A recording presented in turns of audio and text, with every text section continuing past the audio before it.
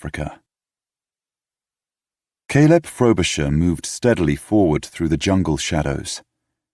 His company of 24 men followed in single file. No one spoke. The silence was eerie, stretching nerves taut.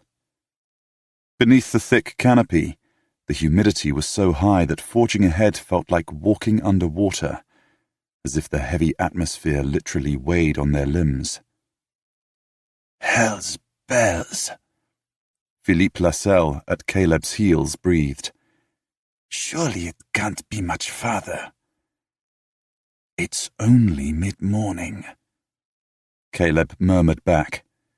"You can't be wilting already." Philippe snorted.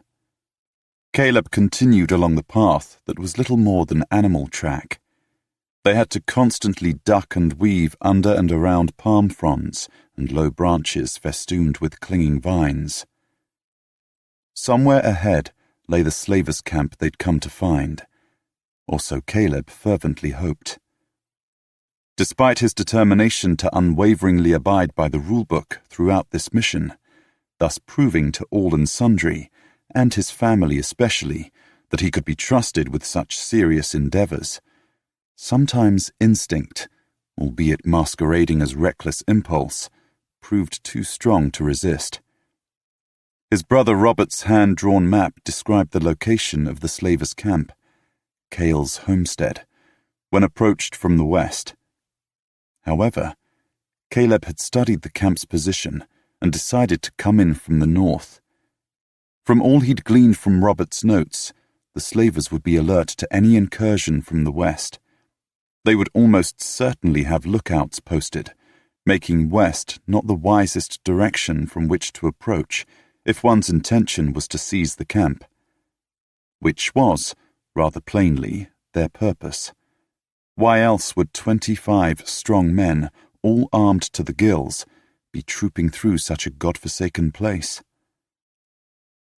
3 nights before, Caleb, in his ship, the Prince, closely followed by his old comrade in adventure, Philippe, in his ship, the Raven, had slipped into the estuary on the night tide.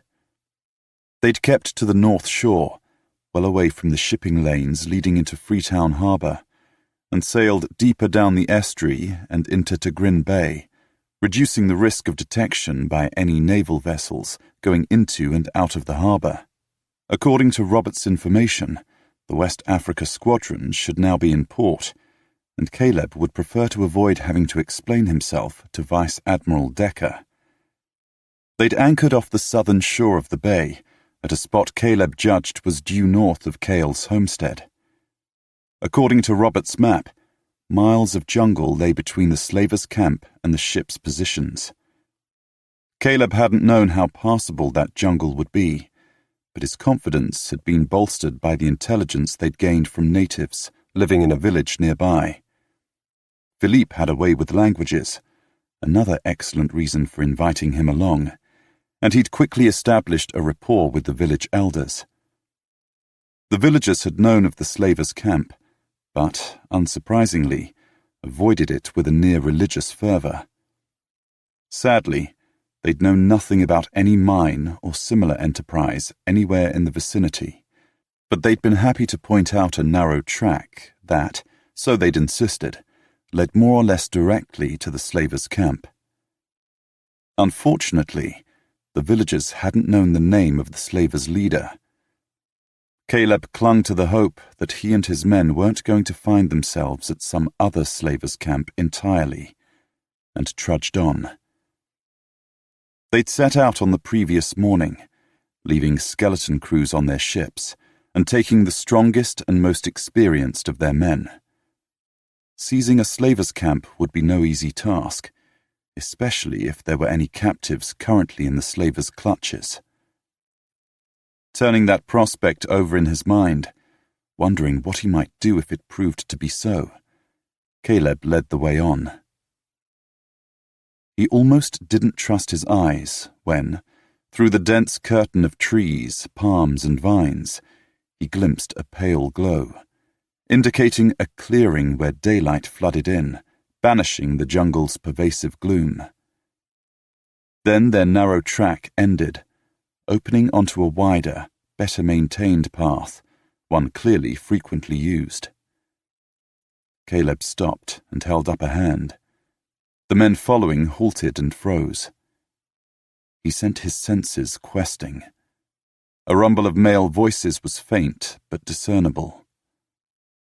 Philippe leaned close and whispered, "We're 20 to 25 yards from the perimeter." Caleb nodded. "This wider path must be the one between the camp and the mine." Rapidly, he canvassed his options.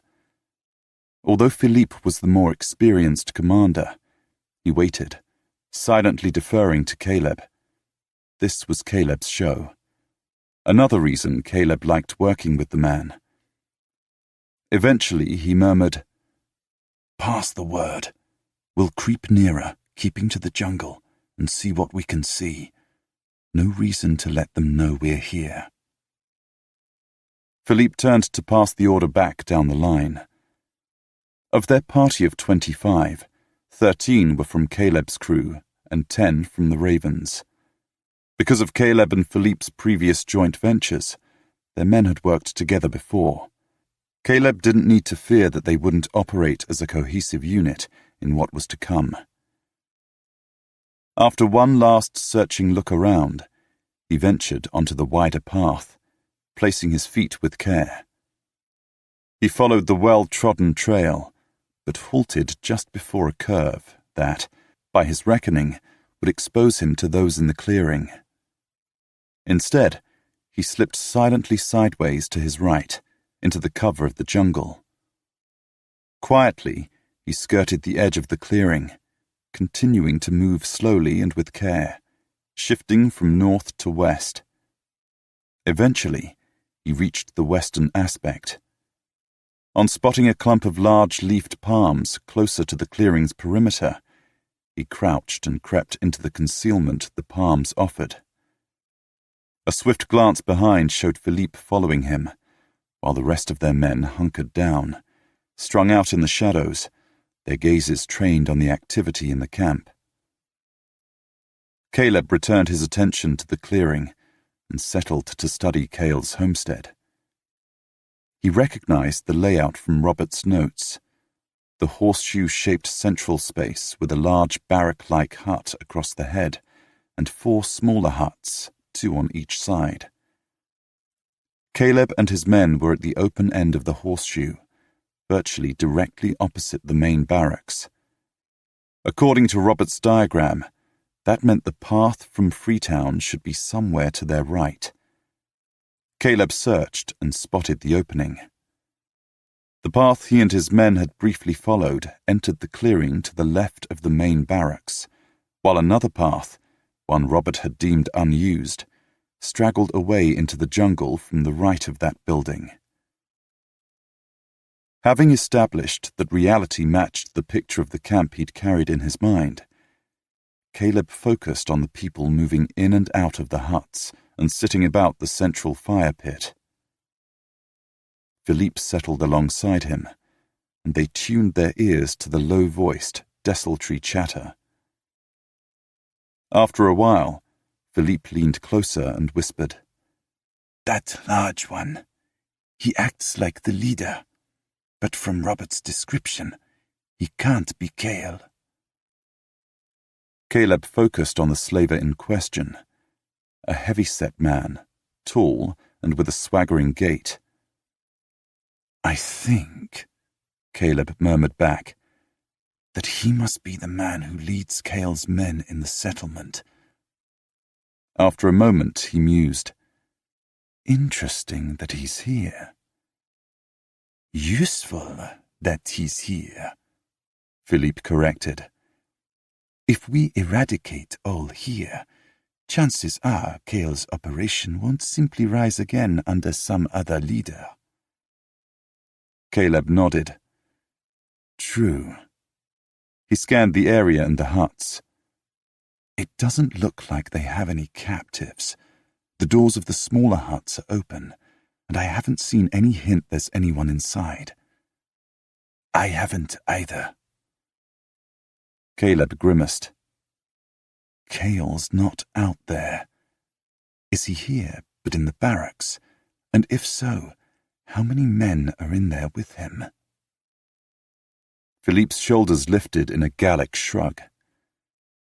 Just then, one of the men hovering about the large pot slung over the fire pit raised his head, looked toward the barracks, and yelled, "Stew's ready!" Seconds later, the barracks door opened.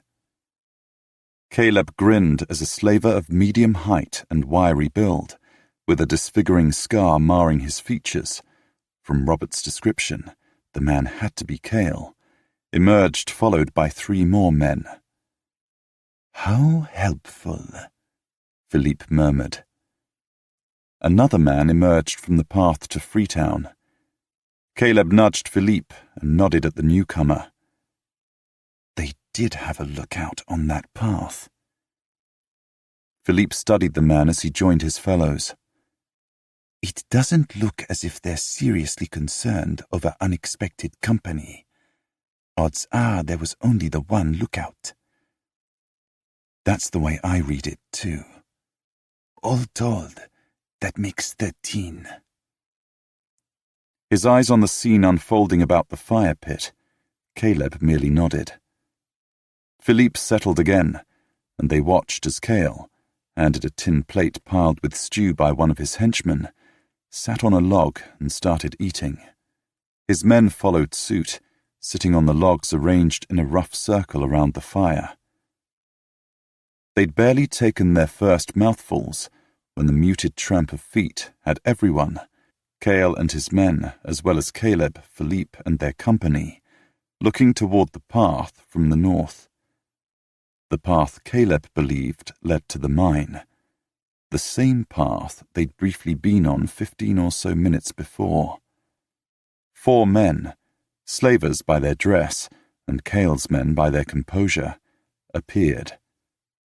They hailed Cale and exchanged greetings with others in the group. So you got our recent guests settled, then? Cale's words came in a distinctive, gravelly rasp, further confirming his identity. The man who'd led the group grinned. Aye, and Dubois sent his thanks. That said, he made a very large point about needing more men. Emphasizing men. He says he wants at least 15 more. Cale swore colourfully. I'd be thrilled to give him more, if only those blighters in the settlement would just let us do what we do best. He grunted, then shook his head and returned his attention to his plate. Sadly, they're the ones who pay the piper, and they pay His Highness Dubois, too, so he'll just have to make do with those we can give him. Cale waved the newcomers to the pot. Sit and eat. You've earned it. The 4 did, gratefully settling with the rest. Conversation was non-existent while the men ate.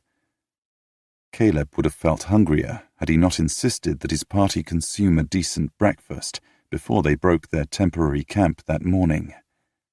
He'd never favoured fighting on an empty stomach, and he'd felt quietly confident that they would find Cale's camp that day.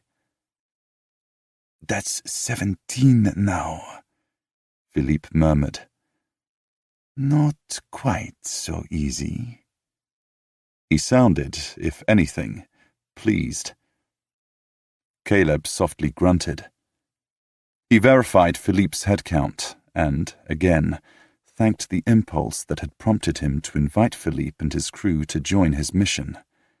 A day out of Southampton, one of the prince's main water kegs had sprung a leak. Determined to adhere to the maxim of take no unnecessary risks, Caleb had made the small detour to the Canary Islands. Before he'd even moored in Las Palmas harbour, he'd spotted the distinctive black hull of the Raven. While the keg was repaired and refilled, and his men arranged for extra supplies, Caleb had spent an evening catching up with his old friend. And on discovering that the Raven, along with its experienced crew and captain, was presently unengaged, Caleb had invited Philippe to join him on his mission. He'd made it clear there would be no payment or likely spoils, but like Caleb, Philippe was addicted to adventure. Bored, he'd jumped at the chance of action. Philippe was a lone privateer, and while he'd originally sailed for the French under Bonaparte, exactly who he sailed for these days was unclear. However, the war with France was long over, and on the waves, any lingering political loyalties counted for less than long-time friendship, bolstered by similar devil-may-care traits. To Caleb's mind, 25 men against 17 was precisely the sort of numbers he needed in this place, at this time, to eradicate Cale and his operation. The slavers would fight to the death, and would do anything and everything to survive. Caleb didn't want to lose any of his men, or any of Philippe's either.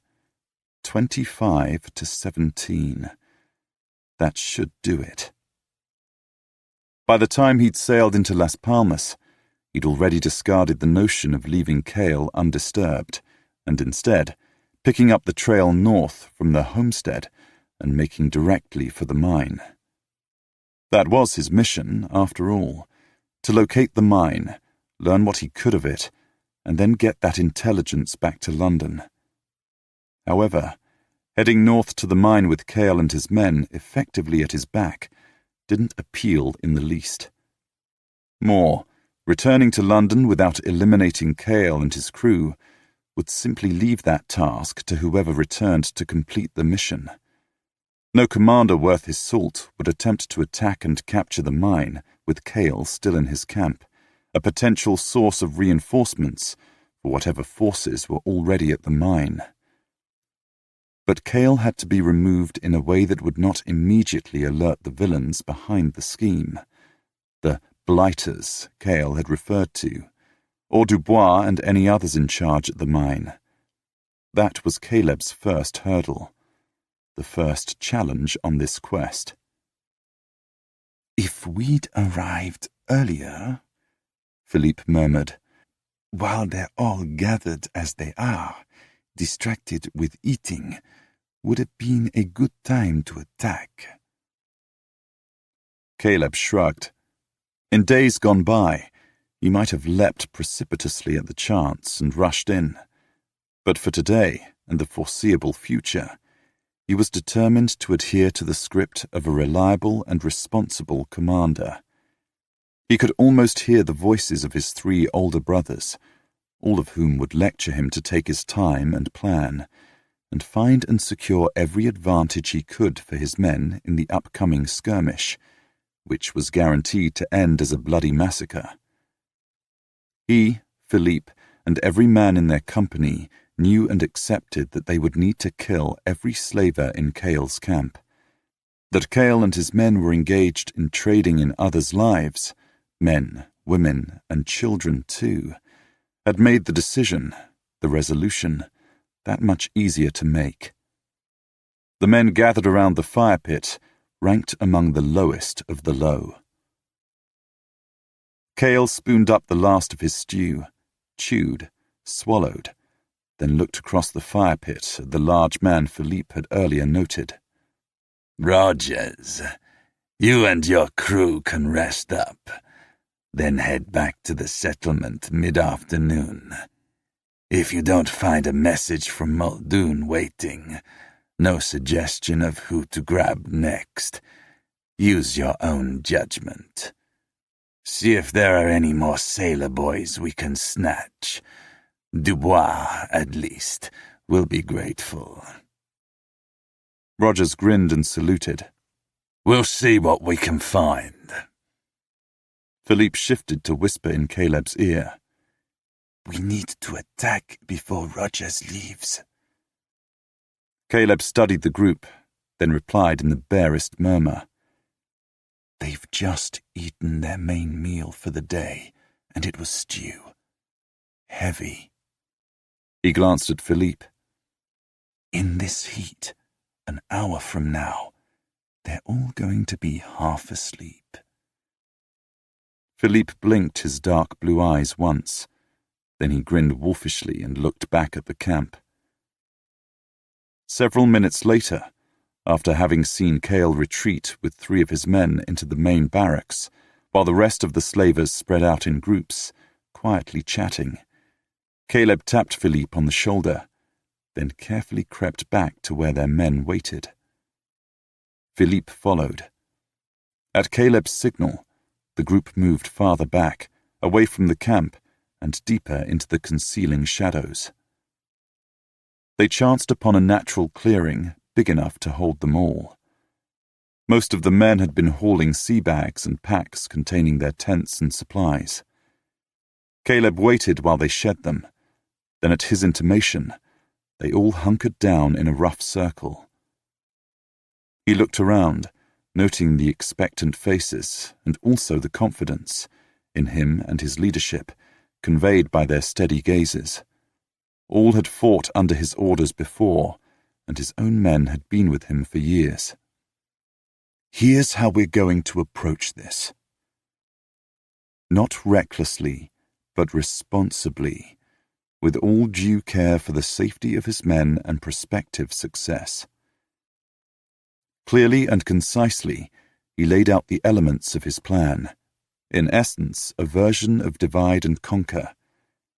He invited input on several aspects, and Philippe and a number of others made inventive suggestions that he readily incorporated into the whole. In less than half an hour, they'd hammered out a solid plan, one to which everyone was ready to lend their enthusiastic support. Right then. He looked around the circle, meeting each man's eyes. Then he nodded decisively. Let's get to it. Move into position and wait for my signal.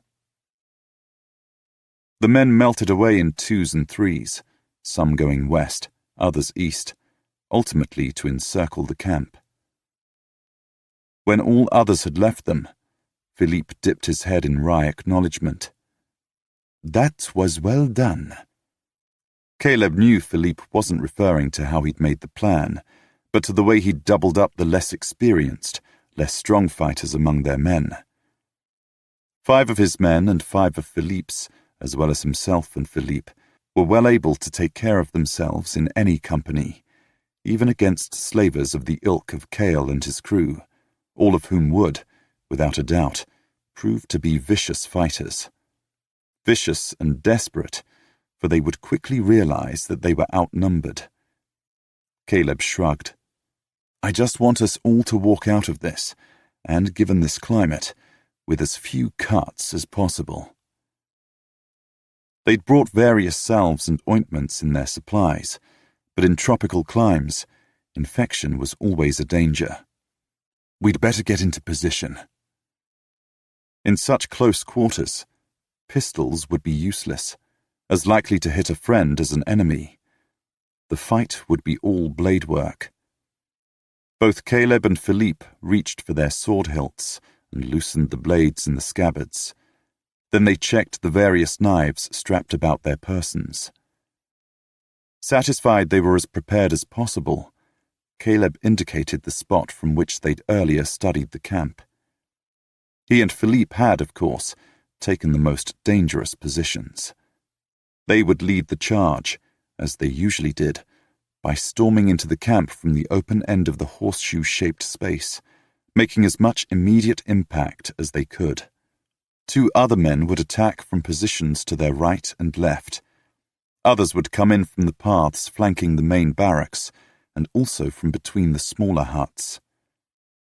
Meanwhile, their bosuns, Caleb's Carter and Philippe's Renault, both hefty men too slow on their feet to be good in a sword fight on open ground, yet as strong as any wrestlers, would prevent Cale and the 3 closeted with him in the main hut from immediately joining in the fight.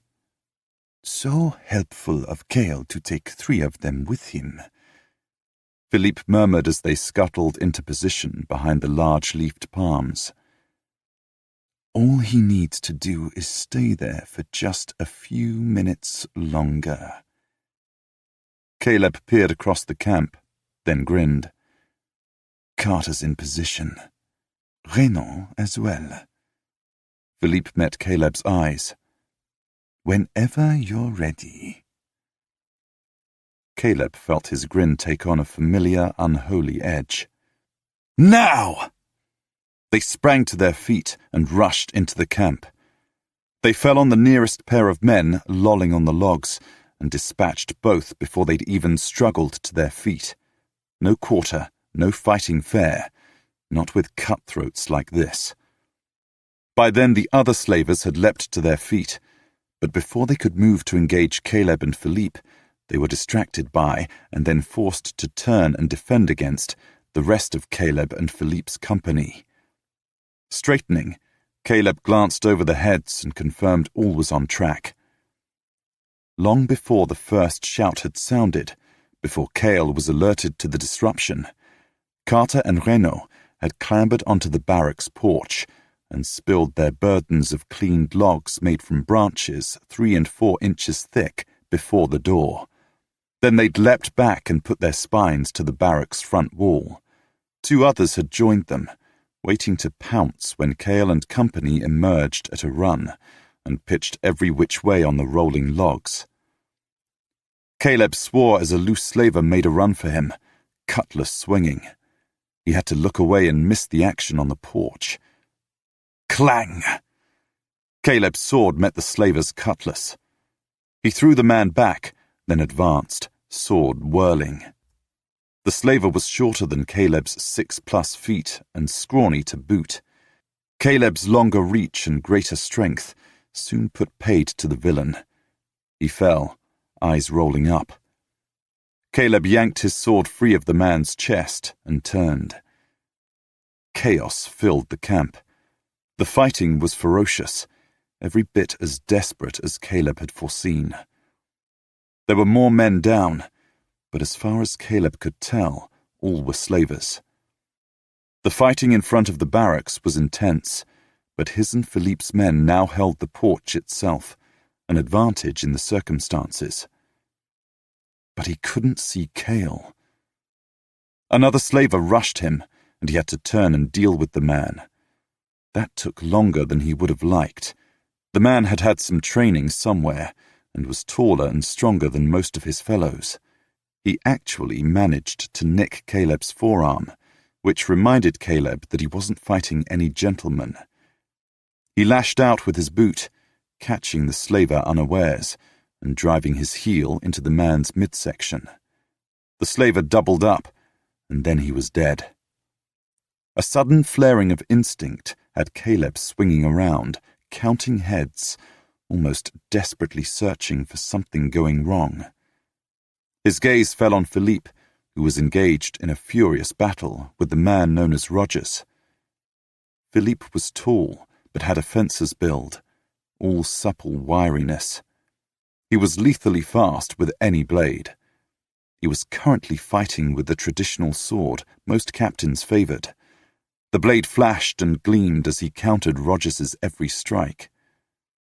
But Rogers was stronger, heavier, and had a longer reach, and was wielding a much heavier, wickedly curved blade. From the feverish anticipation in Rogers's face, he believed he had Philippe beaten. Philippe was, indeed, hard-pressed, but still countering fluidly, his elegant features distorted in a snarl. Caleb knew better than to distract his friend. Then Philippe gave Rogers an opening. With a triumphant roar, Rogers swung and struck. Empty air. Philippe wasn't anywhere near where Rogers had expected him to be. Philippe straightened behind Rogers. He slammed the hilt of his sword into Rogers's nape, then plunged a knife that seemed to appear out of thin air into the man's back. Rogers gasped and collapsed. Philippe whirled, saw Caleb watching, and snapped off a grim salute. In concert, they turned toward the main barracks and waded anew into the fray, assisting their men as they swept on toward the porch, leaving nothing but dead slavers behind them.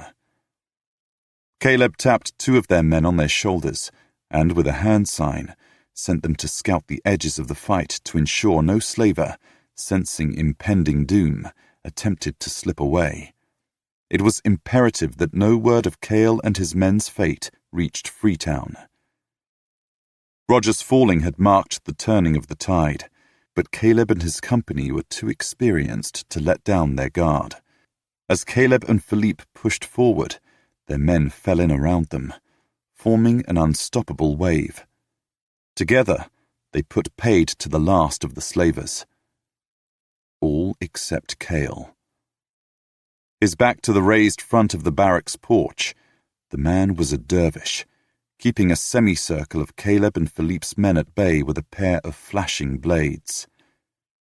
With Robert's description of Cale's potential menace etched in his brain, Caleb had warned their men that unless they had an easy and definitely lethal shot at Cale, they were to hem him in but not engage. As Caleb and Philippe joined their men, the circle drew back fractionally, leaving the pair of them standing shoulder to shoulder, facing Cale. They'd halted at a respectful distance. Cale took stock of them, his blades now still. The slavers' leader was shorter than Caleb, shorter than Philippe, but Cale was the very epitome of wiry, and the way he held himself, at ease but on the balls of his feet, poised to explode into action, with his curious twin blades, slightly curved like elongated scimitars, held firmly and perfectly balanced, but with loose, supple wrists, screamed to the initiated that he was lethally fast. Fast, fast, fast. There was a flatness in his wintry eyes that stated he'd killed so many times it had become all but instinctive, a part of his nature. From the corner of his eye, Caleb saw Philippe's jaw set. Then Philippe reached to his other side, to Reno, who understood the unspoken command, and placed his loaded pistol in Philippe's hand. Cale had tracked the movement. He sneered. "What? No honor in your justice?" He spat the last word, but not at Philippe. Cale's gaze had fastened on Caleb, and the challenge was clearly directed at him. Caleb met Cale's gaze. In the art of manipulation, Caleb knew beyond question that he could give Cale lessons, but that wasn't the point here. He knew he was being goaded, that Cale wanted to fight him, believing he, Cale, would win, and that doing so would somehow win his freedom, at least from immediate dispatch. In situations such as this, for men such as Cale, surviving even an hour more meant an hour's more chance to escape, or to take others with him on his journey from this world, a revenge of sorts. If Caleb had been operating as he usually did, he would have responded immediately, and he and Cale would fight. He'd never walked away from a challenge, or from a fight, in his life. However, this time, what was right? Head tilting, Caleb continued to regard Cale while weighing the pros and cons. He'd lectured his men against taking undue risks. Shouldn't he hold himself to the same standard, regardless of Cale's baiting? But what of that sticky wicket called leadership? How he dealt with this situation would inevitably impinge on his standing with his men, and with Philippe's too. More, Cale had questioned, had maligned, justice. Not Caleb, but the concept of justice they were there to serve. Didn't that demand some answer, not just on his part, but on behalf of their whole company? Didn't Cale's challenge speak to and question the validity of why they were there, and more, the justification for what they had done, the lives they'd already taken that day? Beside him, Philippe shifted, darting a glance at his face. Caleb, we are judge and jury here. Curs such as he have no claim to the honor of a fair fight in lieu of sentence. Who said I intend to fight fairly? Cale certainly won't. Cale's pale gaze hadn't left Caleb's face. Philippe might as well not have spoken for all the reaction Cale gave. But Caleb's steady regard was something Cale found more difficult to tolerate. His lip curled in a sneer. What, son? Cat got your tongue? Caleb smiled. No, I'm merely debating the irony of engaging with vermin such as you over the value of justice. Cale blinked. Then he exploded into action. Blade swinging, he launched himself at Caleb. Philippe cursed and stepped back, smoothly bringing the pistol to bear. Startled, all the other men leapt back. But Caleb had seen Cale's muscles tense. Without a blink, he'd whipped up his sword and a shorter blade and slapped Cale's slashing swords aside. Then it was on. Caleb could not, dared not, take his eyes from Cale's. He tracked the man's whirling blades by the infinitesimal shifts in Cale's attention. Caleb didn't fall into the trap of trying to keep both blades in view. In less than a minute, Caleb was wishing he'd let Philippe shoot the bastard. Cale was beyond lethal, and he was a better swordsman than Caleb. He was no slouch, but Cale was in a class of his own. Unfortunately, the time for justice via pistol had passed. He and Cale were moving too quickly for even a marksman like Philippe to attempt a shot. Although Cale knew that, he also knew that with Philippe standing just out of reach with the pistol in his hand, Cale wasn't leaving the circle alive. That realization was etched in Cale's face. It infused his fighting with a snarling, animalistic fury and a nothing-to-lose strength, which, combined with his precise fluidity, made his strikes difficult to predict, much less counter. Playing defense wasn't Caleb's strong suit, but he forced himself to do it, to concentrate on keeping Cale's blades at bay and letting the man batter at him, trying to break through. He was justice. He represented justice, and Cale could try as hard as he wished to break through his guard and triumph, but he wouldn't. Caleb wouldn't let him. Caleb was taller, stronger, had a greater reach, and most telling of all, he was younger than Cale. If Cale couldn't break through his defense, eventually justice would triumph. He was watching for the moment that realization worked its way into Cale's conscious mind. It did, and Cale blinked. Then he lashed out with one foot, aiming for Caleb's groin. But Caleb had already danced aside.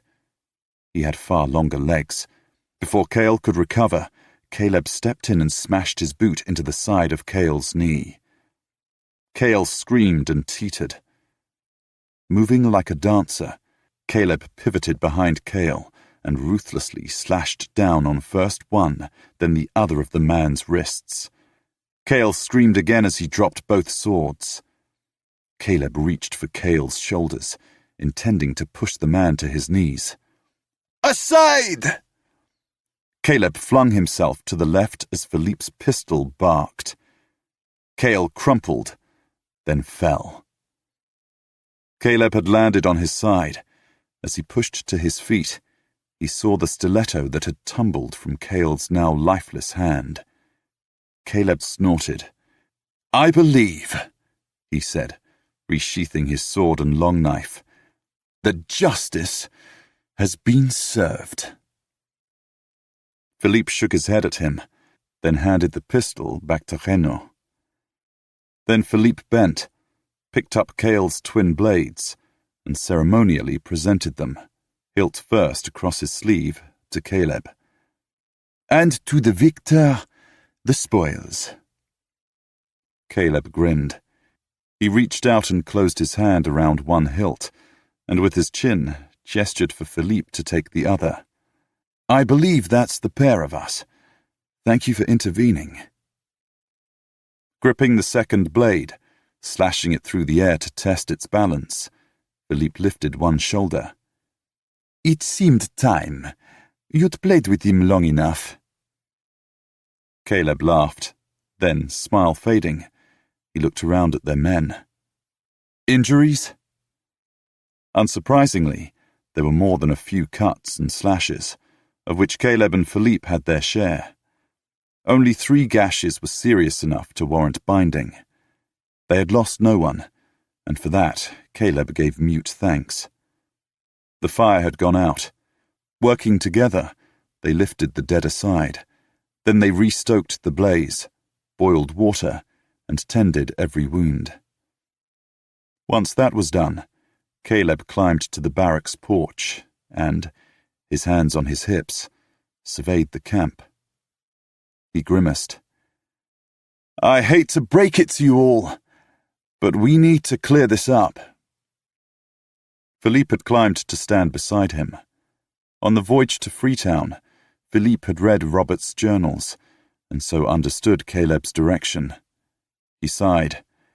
"Sadly, I agree. We need to make Cale and his men disappear." Philippe gestured. "Poof! Vanished without a trace. With no evidence of any fight left either."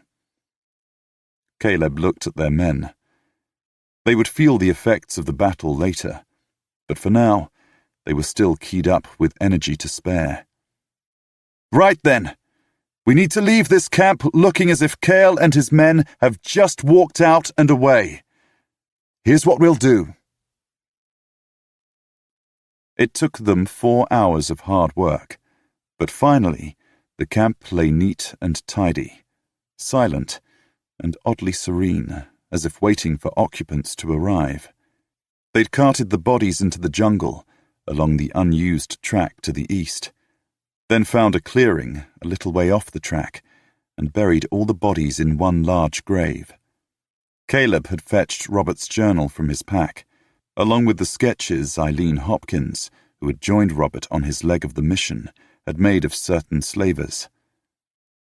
By comparing those with the dead men, Caleb felt certain that, as well as Cale, they'd removed not only the large leader of the slavers in the settlement, Rogers, but also the one Eileen had dubbed the Pied Piper, the slaver with the melodious voice, who was key to luring children from their homes with promises of gainful employment. As the last body was tipped into the grave, Caleb had shut the journal. "With any luck, we've completely exterminated this particular nest of vermin." Once all was done, Philippe paused beside Caleb at the edge of the now peaceful clearing and scanned the area. They'd even groomed the dust with palm fronds, and not a hint of the fight remained. "All in all, a good day's work." Caleb agreed. "So Cale has mysteriously vanished, and no one is likely to guess to where, much less why." After one last glance around the clearing, he turned and fell in beside Philippe. They made their way into the jungle. No one had even suggested spending the night in the slavers' camp. Instead, they'd set up a makeshift camp in the clearing where they'd left their packs and supplies. Caleb walked into the clearing to find crude tents already erected and a fire burning brightly beneath the cookpot. Aromas much more enticing than the charnel scent of death rose on the steam. They all sat, all but slumped. They checked wounds. Then, when the meal was ready, everyone ate. Largely in silence. There were no songs around the campfire, no tall tales told. They'd all killed that day, and while they were accustomed to an existence in which life was too often cut short, as the energy of battle ebbed and left them deflated, they each had their own consciences to tend, to appease and allay. The fire burned low and quietly. With nothing more than murmured good nights, they settled on their blankets and reached for sleep. Tomorrow they would embark on the next stage of the mission. Tomorrow they would take the path to the mine. Chapter 2. John told me at breakfast that he doesn't know how much longer he can drag his heels over opening up the second tunnel. Katherine Fortescue glanced at her companion, Harriet Fraser. The pair of them had elected to stretch their legs in a stroll around the mining compound during the mid-morning break from their work in the cleaning shed. Of course, the real purpose of their stroll was to facilitate communication. While they walked, they could talk freely, with no one likely to overhear their exchanges. The John to whom Harriet referred was her sweetheart, Captain John Dixon, the erstwhile army engineer who had been the first of their company to be kidnapped from Freetown. When Dixon had refused the mercenary leader Dubois's invitation to plan and implement the opening of a mine to exploit a newly discovered pipe of diamonds for unnamed backers, Dubois had merely smiled coldly, and the next thing Dixon had known, Harriet had joined him in his captivity. The threats against Harriet that Dubois had used to force Dixon to acquiesce to his demands were, quite simply, unspeakable. Harriet carried a fine scar on her cheek that Dixon still regarded with sorrow and remembered horror. But Harriet bore the mark with pride. In her eyes, indeed, in the eyes of all the captives now there, Dixon had only done what he'd had to, what he'd been forced to do to ensure he and Harriet survived. And he and all of them continued in that vein, using that as their touchstone.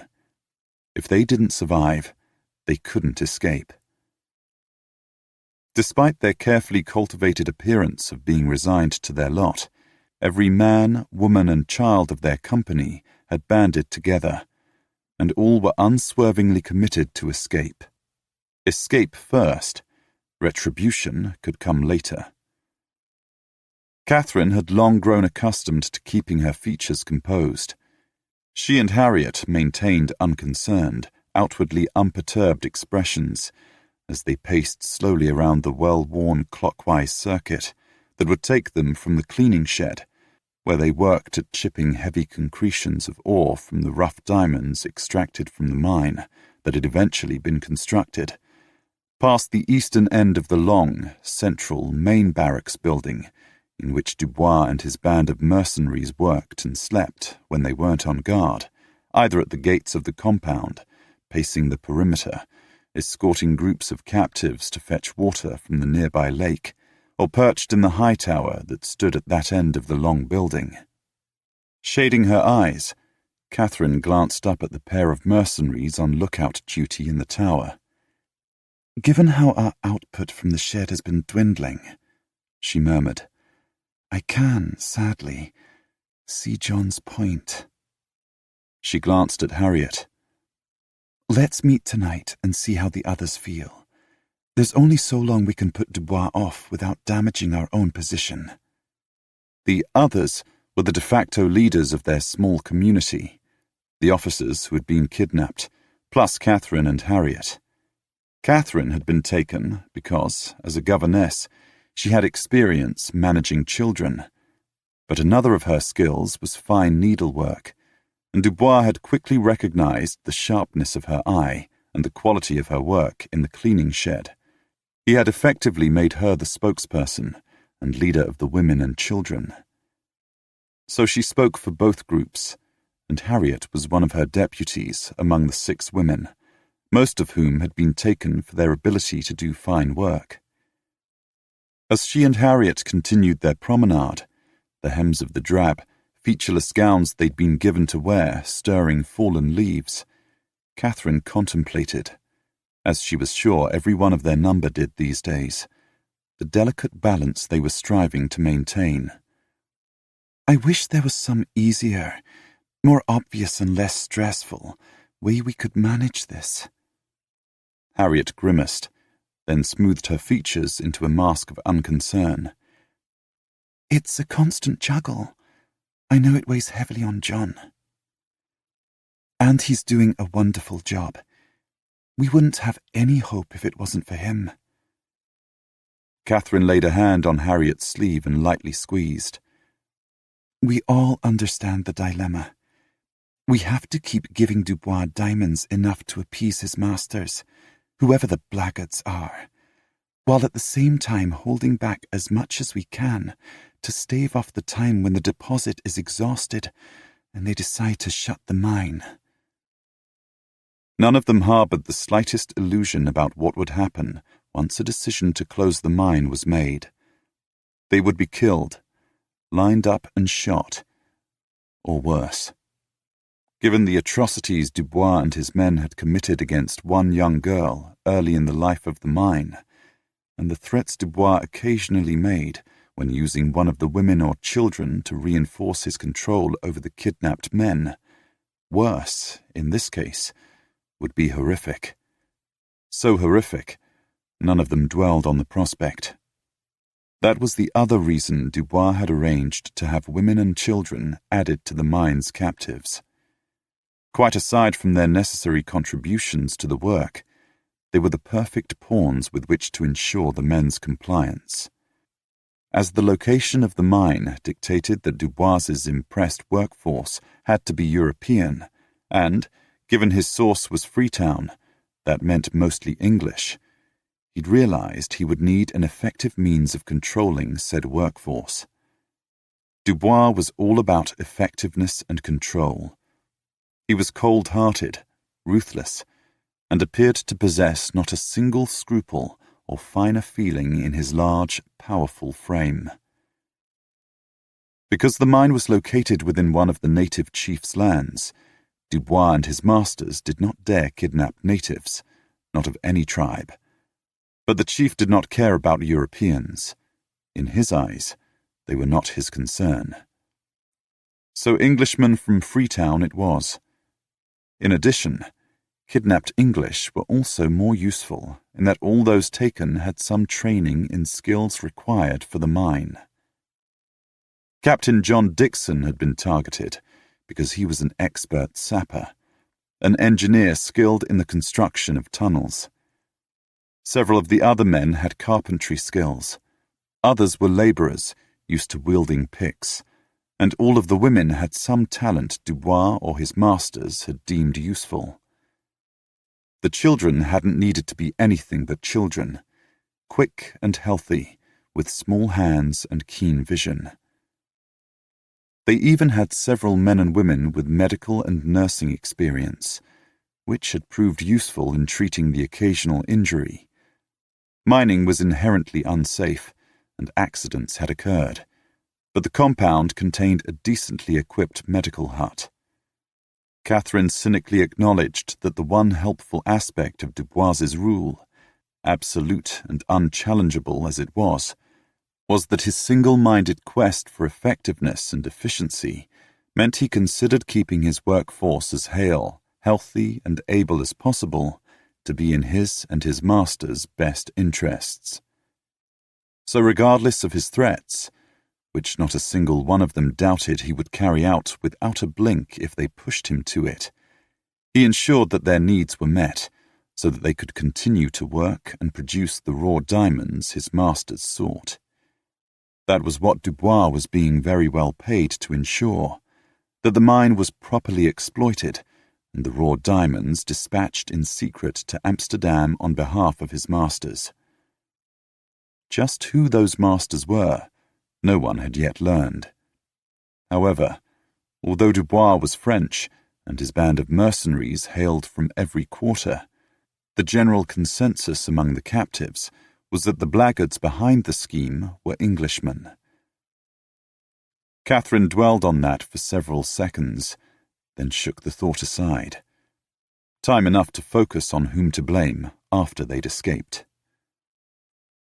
She and Harriet rounded the base of the tower, passing the supply hut, and, beside it, the large kitchen with its wide, palm-frond-covered overhang, beneath which 3 small fire pits with cookpots suspended above them were watched over by Dubois's huge cook. The man was the grumpiest individual Katherine had ever met, perennially scowling at everyone, even Dubois.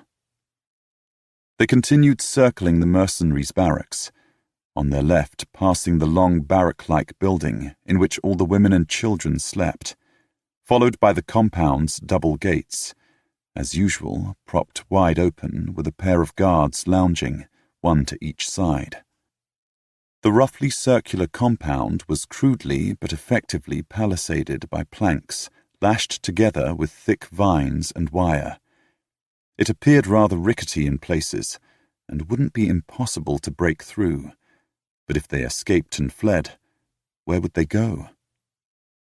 The simple fact that they had no real clue where they were and how far it might be to any form of safe harbour, along with the knowledge of the hideous retribution Dubois would unquestionably inflict on those left behind should any of them successfully flee, ensured that they continued apparently acquiescent in their captivity. They were anything but. Yet circumstances and Dubois had forced them to be pragmatic. They couldn't escape unless they got everyone out all at once, and until they knew in which direction safety lay and how long it would take them to reach it. Skirting the captives' communal area, a circle of logs surrounding a large fire pit, Katherine and Harriet walked slowly past the long building where the men slept, and on past the open moor of the mine. Unless dispatched on some other chore, all the male captives laboured inside the tunnel, now more than 50 yards long, that had been hacked, inch by foot, more or less straight into the side of a steep hill that rose abruptly from the jungle floor, as if some elemental force had thrust it upward. The hillside above the mine entrance was relatively sheer. As she and Harriet passed the mine, they both looked inside. Although lantern light played on the walls, glinting off the roughly hewn planes, none of the men were presently visible. They would all be farther down, hacking out the remnants of the original deposit, or with Dixon supposedly examining the second pipe, a rock formation associated with diamonds that Dixon had, thank the Lord, discovered to the right of the original find. If he hadn't found that second pipe, the mine would already be on its last legs, and they would be facing death. That new deposit had given them a second wind, as it were, in that it held out the chance of surviving long enough to figure out some way to escape. That it was up to them to save themselves was now accepted by all. Initially, they'd waited, simply surviving, in the expectation that help would arrive in the form of a rescue party sent from the settlement. It had seemed inconceivable that this many adults, women as well as men, many with positions and connections in the community, let alone the small army of children, could be snatched from one place without any hue and cry being raised. But weeks and then months had passed, and no rescue had come. With their hopes dashed, for a while, they'd grown dispirited and despairing. But they were English, after all. They'd rallied, and grown increasingly resolute in their determination to survive and, eventually, escape. They hadn't yet figured out how to do it, but they would. Katherine never wavered from that stance, because to do so would mean that there was no hope, not for her or any of the ragtag group of children she now considered as being in her care. Part of that group lay ahead, mostly older girls crouched by a pile of ore that the boys, both younger and older, plus the few younger girls, had fetched out of the mine. That was the role the children played. The boys and young girls darted in and around the men as they worked, grubbing out and collecting all the rock pieces as they fell from the walls and loading the rock into woven baskets. Then they lugged the filled baskets outside and upended them onto the pile the older girls were sorting. The girls sat or crouched in the shade cast by a crude movable awning Katherine had persuaded Dubois to provide, and steadily worked their way through the pile of ore dumped before them. The diamonds came out of the mine heavily encrusted with a mixture of ores. The girls examined each clump of broken rock, searching for the signs they'd been taught signified that a diamond lay within.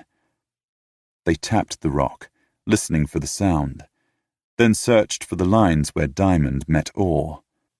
The girls sorted and, eventually, passed the potential diamonds to the women, who more carefully cleaned each find, using small chisels and hammers to tap off the encrustations, ultimately rendering the raw diamonds small enough and light enough for transport.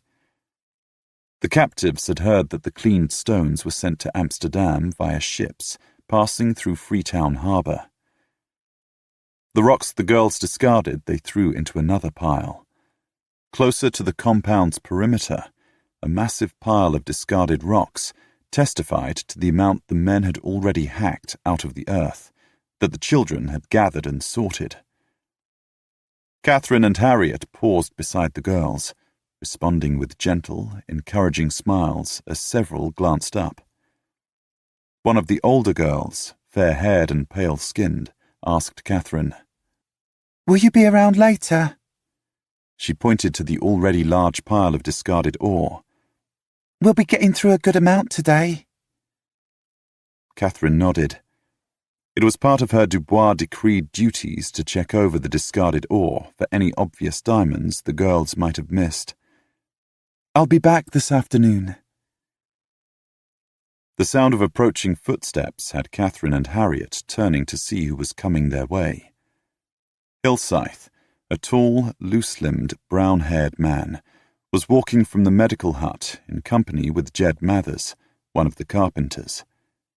Hillscythe was a gentleman, and, regardless of the rough clothes he now wore, was a commanding figure in their small community. He was also one of those with some degree of medical training, and Jed had a bandaged wrist. As the pair drew level with Katherine and Harriet, Hillscythe slowed, then halted. He nodded at Jed. "Avoid using that hand for at least the rest of the day. Grab one of the boys to help you." "Aye, I'll do that." Jed dipped his head respectfully to Katherine and Harriet, then continued on his way to the mine. Hillscythe lingered. His gaze on Jed, he murmured, "We're going to have to move forward into the second tunnel soon. There's too little of the first deposit left." "So I understand," Katherine said.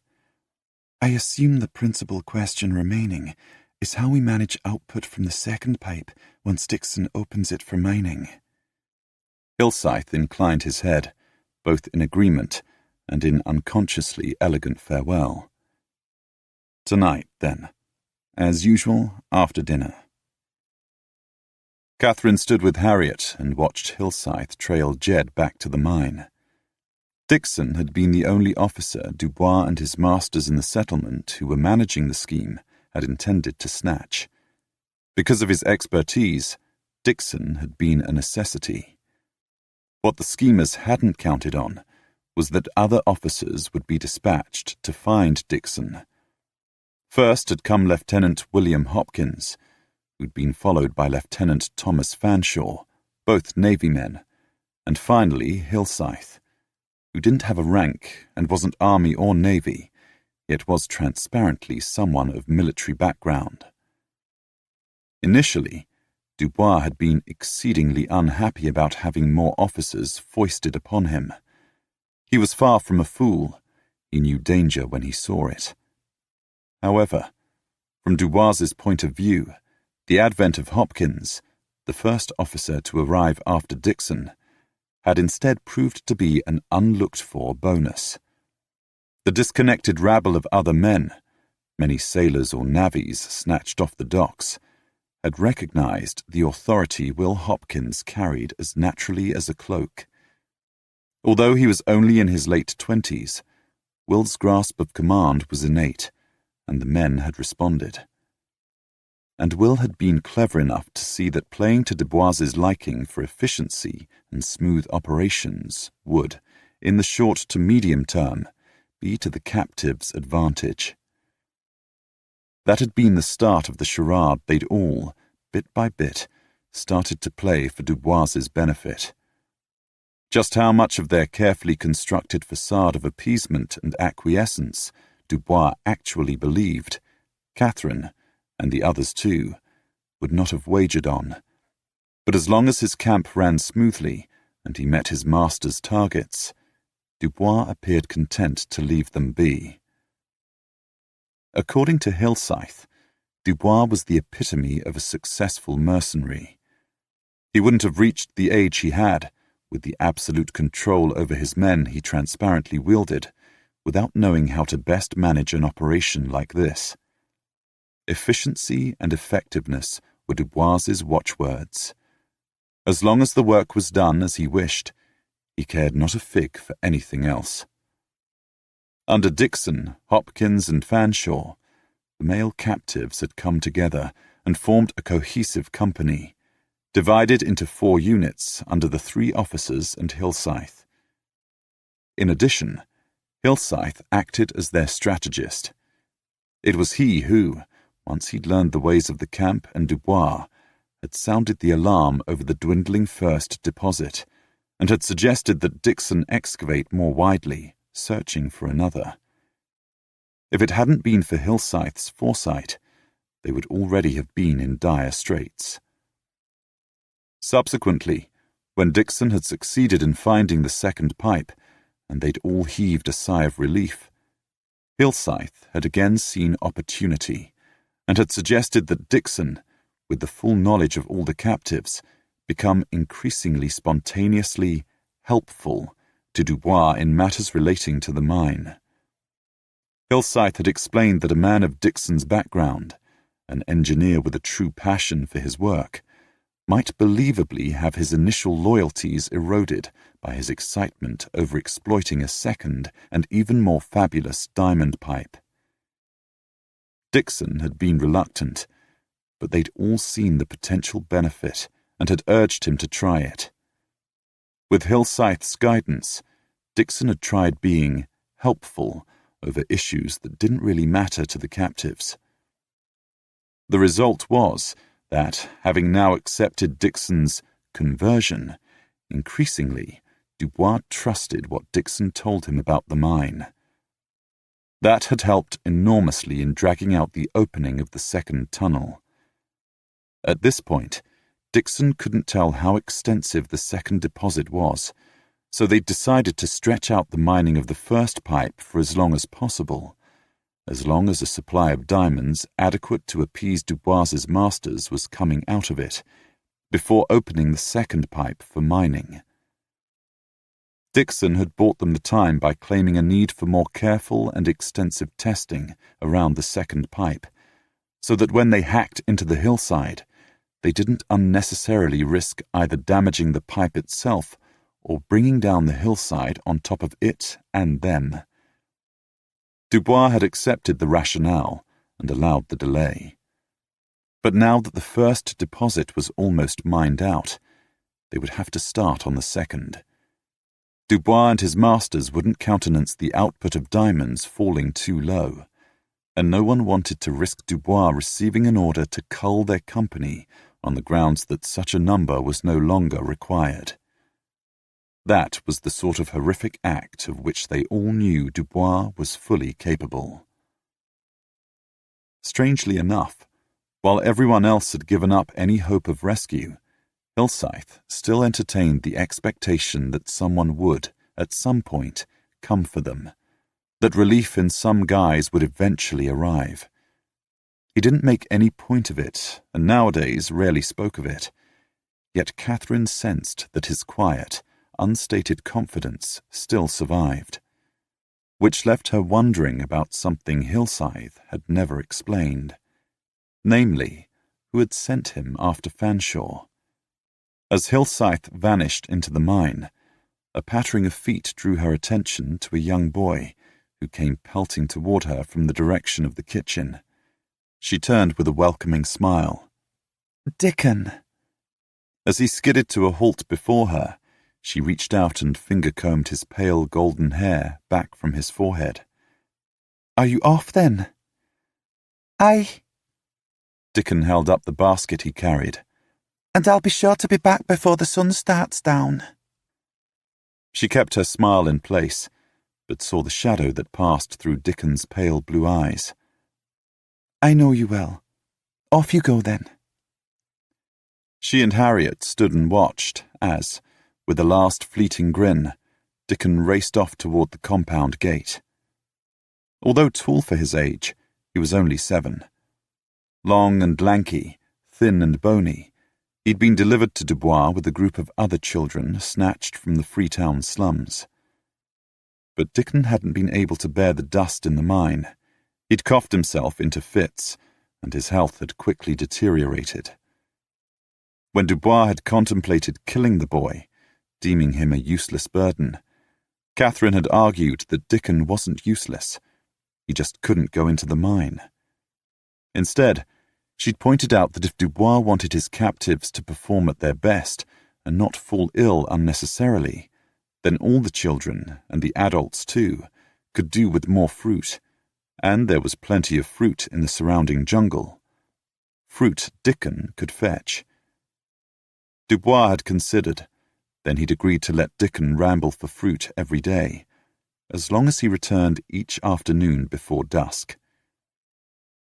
Dubois had looked Dickon in the eye and had stated that if Dickon failed to return, Dubois would kill 2 children, Dickon's closest friends.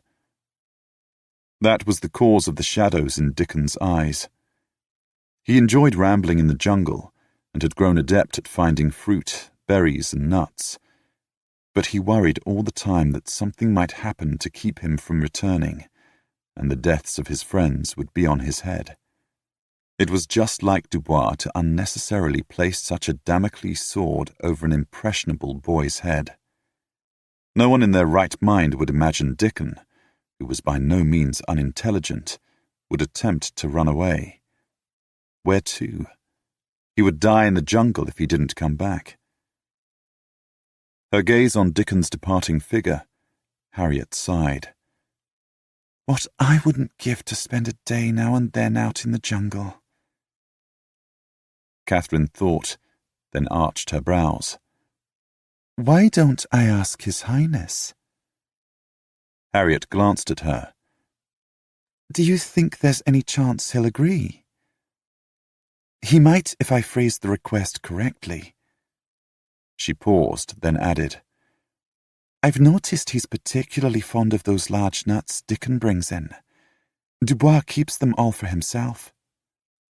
With Harriet, she turned and they continued to the cleaning shed. It was time to return to their day's labours. As they reached the steps that led up to the door, she made up her mind. I can't see any reason not to ask. I'll suggest that one of us can accompany Dickon out each day, and that we'll work an extra half hour each day, all of us, to make up for it. Harriet's face lit. That sounds perfect. And Lord knows, Dubois knows that none of us are fool enough to try to run away. Katherine pulled a face.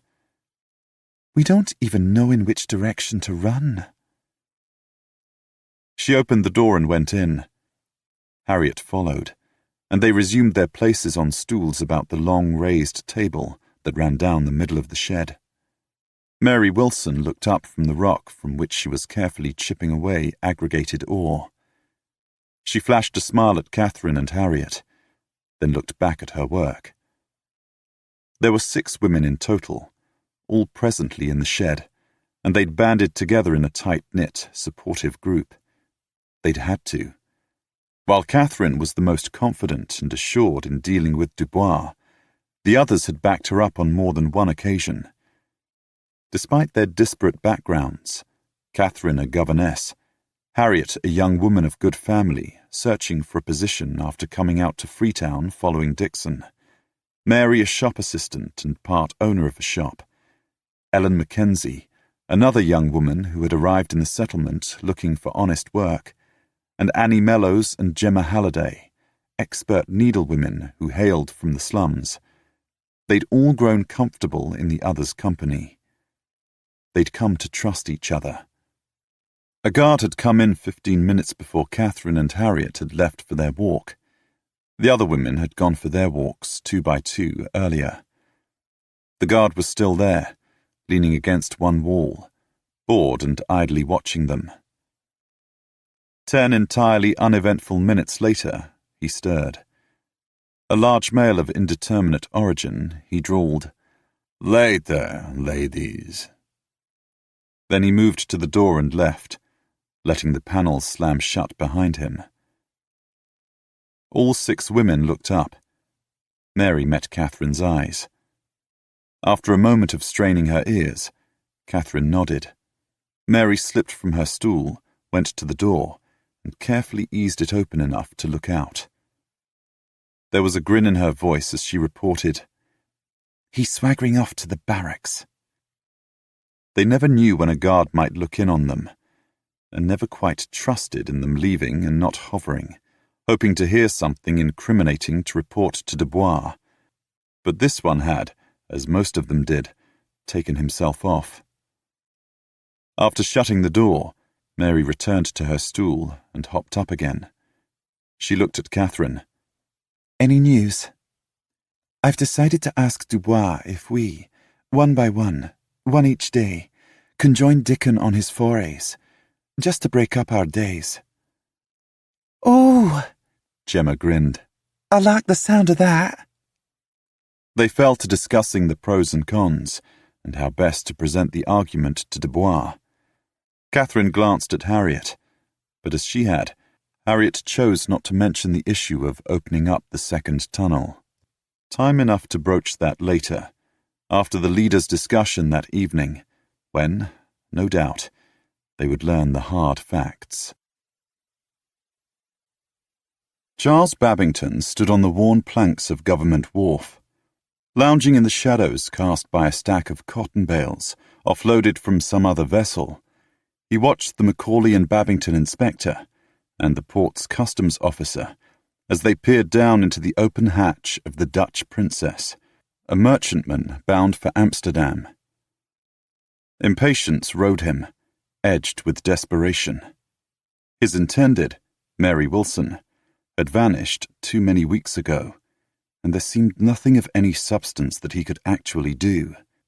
Robert Frobisher had given him hope, but Frobisher had vanished and had surely returned to England long since. Whether Frobisher had succeeded in advancing his mission, which might just result in Mary being found and returned to Charles and her uncle, Charles did not know. Short of writing to Frobisher, there was no way Charles could see to learn more. And he had no idea where Frobisher, or even his brother Declan Frobisher, actually lived. A letter to the Frobisher Shipping Company in London or Aberdeen might, eventually, reach Robert. Perhaps. But Charles had volunteered to do what little he could to ensure no diamonds, or gold if that was what was being mined, but his and the Frobishers' money was on diamonds, slipped out of Freetown in some ship's hold. He had the ability to order searches of the cargo of any ship bound for England, or for ports nearby on the continent. Amsterdam, long the home of the world's diamond trade, was just such a port, and so together with all other Amsterdam or Rotterdam-bound vessels, the Dutch Princess's cargo hold was being searched by a gang of excisemen. Charles's presence was not required. Indeed, he had no real business being there. But the sense of helplessness that dogged his every waking moment had driven him to the wharf, just in case. Just in case the search party stumbled on a cache of uncut diamonds. The captain, a burly man who looked more English than Dutch, stood by the side of the open hold, his massive arms crossed over his broad chest. He'd been watching the searchers, but as if he'd felt Charles's gaze, he glanced at him. After a moment of staring, The captain uncrossed his arms, spoke to the inspector, then made for the gangplank. He swung down to the wharf and strode toward Charles. Charles didn't straighten from his slouch. The captain halted in front of him. "Babington, am I right?" Charles inclined his head. "You have the advantage of me. I don't believe we've been introduced." The captain showed his teeth. "I'm the captain of the ship you're holding up." He glanced back at the activity on his deck, then looked out over the harbour. "Not sure I'll get out in time now." He brought his gaze back to Charles's face. "So what's this search in aid of?" Charles's smile was thin. He met the man's gaze with every evidence of boredom. "It's just routine. Macaulay sometimes gets bees in his bonnet, and nothing will do but that we have to go out and catch whatever beggars he imagines are violating our license." The Macaulay and Babington Company held the exclusive license to ship goods to England from Freetown. The captain humphed. "Bloody nuisance is what it is." He looked toward his ship. Charles followed the man's gaze and saw the inspector and the customs officer walking to the gangplank, the excise men falling in at their heels. "Finally!" The captain glanced back at Charles. "So, with your permission, I'll be on my way." Charles hid a grimace and nodded. "Fair weather and good winds." The captain tipped him a cynical salute and tramped back to his ship. Charles watched him go and wondered, not for the first time over the past month he'd been authorizing such searches, whether Frobisher's information had been accurate. Whether there was an illicit diamond mine in operation, or if there was, whether it might be in a very different location and not shipping its stones out of Freetown at all. Thus far, not a single search had found even a whiff of contraband. On the deck, the captain started calling orders. Sailors jumped to the wharf and cast off the ropes. Charles saw one of the crew approach the captain, but there was nothing more to be seen or done. Pushing away from the bales, Charles straightened, staring at the worn planking, but not really seeing it, seeing instead Mary's sweet face. He followed the inspector from the wharf and headed back to his office. On the deck of the Dutch Princess, now aflurry with preparations to set sail, the captain glanced over his shoulder. He watched Babington leave the wharf, then turned with a snort. His first mate halted beside him. "So what was that about? Anything we need to be concerned over?"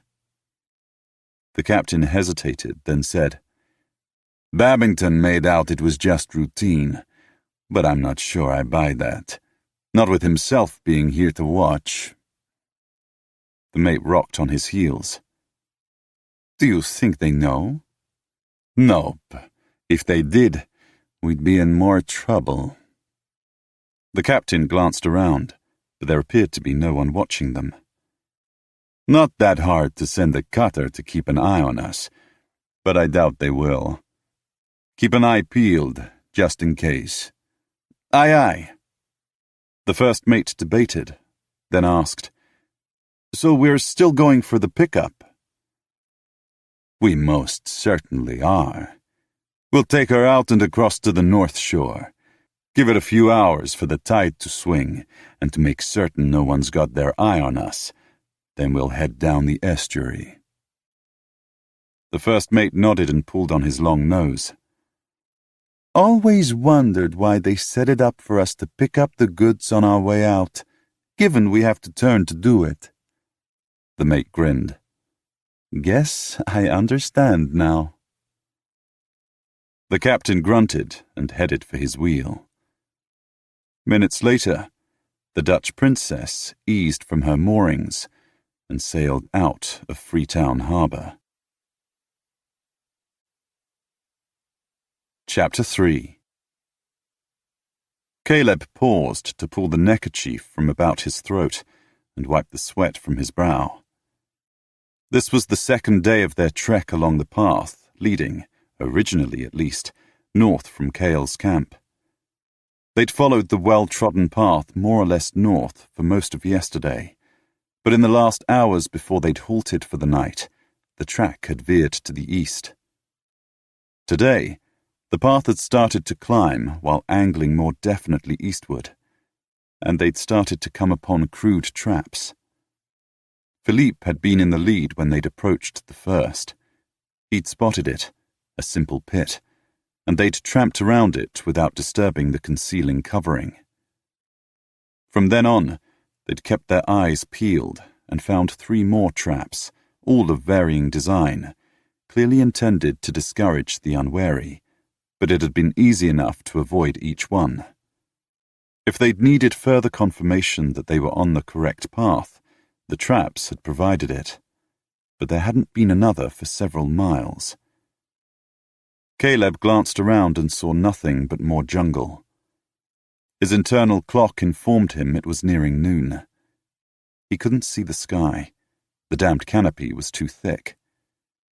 Accustomed to the wide expanses of the open sea, he was getting distinctly tired of the closeness of the jungle and the dearth of light, and the lack of crisp, fresh air. Philippe had been walking with Renaud in the rear. He came forward to halt beside Caleb. "Time to take a break." Philippe pointed through the trees. "There's a clearing over there." Caleb fell in behind his friend, and their men fell in behind him. They trudged 10 yards farther along. The track remained well marked by the tramp of many feet. The clearing Philippe had noted opened to the left of the path. Their company shuffled into it. After divesting themselves of sea bags, packs, and weapons, they sprawled on the leaves or sat on fallen logs, stretching out their legs before hauling out water skins and drinking. Luckily, water was one necessity the jungle provided in abundance. They'd also found edible fruits and nuts, and carried enough dried meat in their packs to last for more than a week. If not for the stifling atmosphere, the trek would have been pleasant enough. Philippe lowered himself to sit beside Caleb on a fallen log. With the tip of his head, he indicated the jungle on the other side of the path. "We've been angling along the side of these foothills for the last hour. The path's still climbing. I've been thinking that, following the inestimable Miss Hopkins's reasoning, the mine can't be much farther. The children who were taken, certainly the younger ones, would be dragging their feet by now." Caleb swallowed a mouthful of water, then nodded. "I keep wondering if we've missed a concealed turn-off, but the traffic on the path is as heavy as ever, and it's still going in the same direction." They'd been speaking quietly, and their men had too, but Philippe glanced around and murmured, "I think, perhaps, that when we go on, we should keep talking to a minimum." Caleb restoppered his water skin. "At least until we found the mine. The jungle's so much thicker here, we could turn a corner and find ourselves there. We don't want to advertise our presence, and we definitely don't want to engage." Philippe's long lips quirked wryly. "No matter how much we might wish otherwise." Caleb grunted and pushed to his feet. Philippe followed suit, and 3 minutes later, their party set off again, tramping rather more quietly through the increasingly dense jungle. 15 minutes later, their caution proved critical. Caleb caught a fleeting glimpse of something pale flitting about a clearing ahead and off the path to their right. Philippe was in the lead. His eyes glued to the shifting gleam, Caleb seized his friend's arm and halted. Their men noticed and froze. Philippe shifted to stand alongside Caleb, the better to follow his gaze. The intervening boles and large-leafed palms made following anyone's line of sight difficult. Caleb couldn't work out what he was seeing. A gleam of gold, a flash of... what? Then the object of his gaze moved, and Caleb finally had a clear view. "It's a boy," he breathed. "A golden-haired, fair-skinned boy in ragged clothes. He's picking those berries," Philippe whispered. After a moment, he added, "What do you want to do?" Caleb scanned the area. "As far as I can tell, he's alone. I can't see anyone else. Can you?" "No, and I can't hear anyone else either." "If we all appear, he'll take fright and run." Caleb considered, then shrugged off the pack he'd been carrying and handed it to Philippe. "Keep everyone here until I signal." Accepting the pack, Philippe nodded. Caleb made his way quietly toward the boy, dodging around trees and taking care not to alert his quarry. The lad looked to be about 8, but woefully thin, all knees and elbows. He was wearing a tattered pair of dung-coloured shorts and a loose tunic of the same coarse material. It had been the bright cap of his fair hair, gleaming as the boy passed through the stray sunbeams that struck through the thick canopy, that had attracted Caleb's attention. The boy was circling a vine that had grown into a clump, almost filling one of the small clearings created when a large tree had fallen. The bushy vine bore plump, dark red berries that Caleb and his company had already discovered were edible and sweet. His attention fixed on his task, the boy steadily plucked berries and dropped them into a woven basket. Despite the boy's bare feet, the basket suggested he hailed from a group of some kind. From the features Caleb glimpsed as the boy moved about the bush, the lad was almost certainly English. He had to be from the mine. Caleb reached the edge of the clearing. He hesitated, then said, "Don't be afraid. Please, don't run away." The boy jerked and whipped around. He grabbed up the basket, his knuckles turning white as he gripped the handle. His blue eyes wide, the boy stared at Caleb. Caleb didn't move other than to slowly display his hands, palms open and clearly empty, out to either side. The boy was poised to flee. If he did, Caleb doubted he could catch him, not in this terrain. "I've been sent to look for people. English people kidnapped from Freetown." He spoke slowly, clearly, evenly. "We think they're being used as labor for a mine. We're searching for the mine." He paused, then asked, "Do you know where the mine is?" When the boy didn't respond, Caleb remembered that the mine was conjecture and rephrased. "Do you know where the people are?" The boy moistened his lips. "Who are you?" He wasn't going to run, at least not yet. Caleb was usually relaxed with children, happy to play with them, to join in their games. When convincing children of anything, he knew the literal truth was usually advisable. They always seemed to sense prevarication. "I've come from London.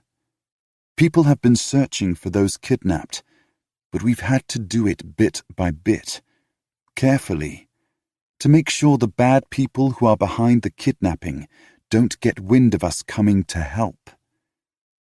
And kill all the kidnappees." He stopped short of voicing that truth. The boy was still staring at him, but now he was studying him, his gaze flitting from Caleb's face over his clothes, his sword, his boots. "I'm going to crouch down." Moving slowly, Caleb did. If he'd stepped closer to the boy, he would have towered over him. Too intimidating. and laying hands on the lad from a crouch would be that much harder. Sure enough, as Caleb settled on his haunches, the boy noticeably relaxed. But his gaze remained sharp. Although he constantly glanced back at Caleb, watching for any threat, he started scanning the shadows behind Caleb.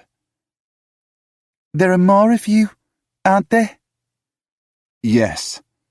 I asked them to stay back so we didn't frighten you."